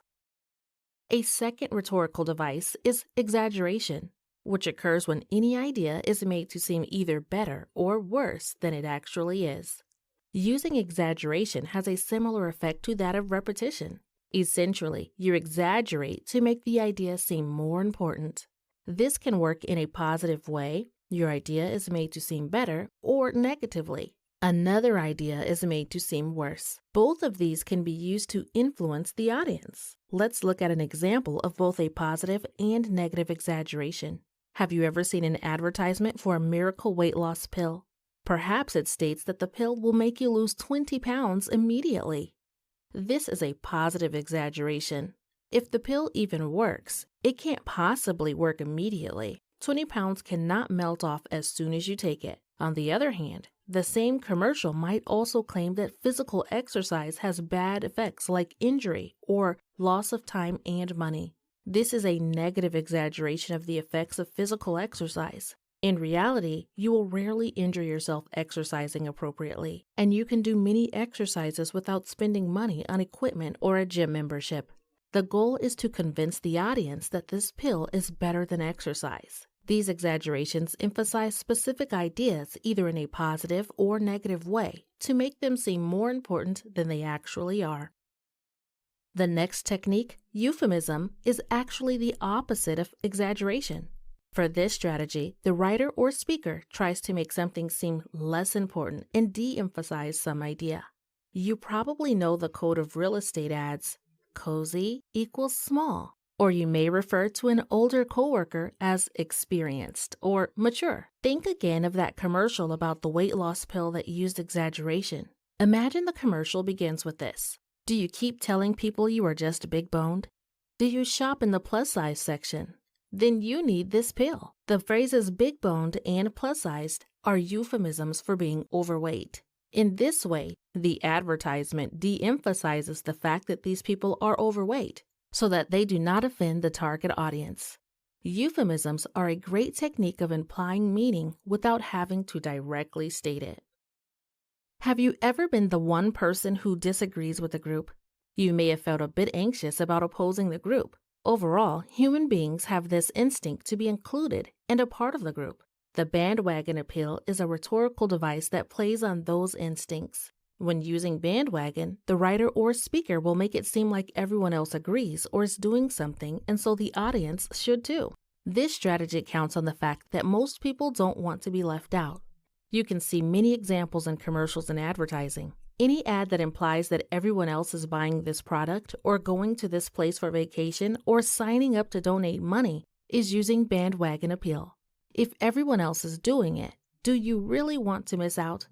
The final rhetorical technique is the use of testimonials, which are quotes from other people who support the argument. Returning once again to the miracle weight loss pill.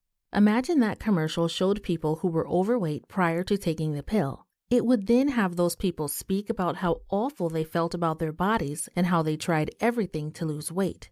Of course, taking this pill was the only thing that worked. These are examples of testimonials. Advertisements use these all the time to show how products supposedly worked for others. The audience then thinks, if it worked for them, it can work for me. To review, rhetorical devices are used when the goal is to persuade the audience. Here is a list of frequently used rhetorical devices. Repetition involves writing or verbally repeating a word or phrase over and over. Exaggeration occurs when some idea is made to seem either better or worse than it actually is. Euphemism is a strategy that makes something seem less important. Bandwagon appeal is a strategy in which everyone else agrees or is doing something, and so the audience should too. Testimonial uses a quote from other people who support the argument.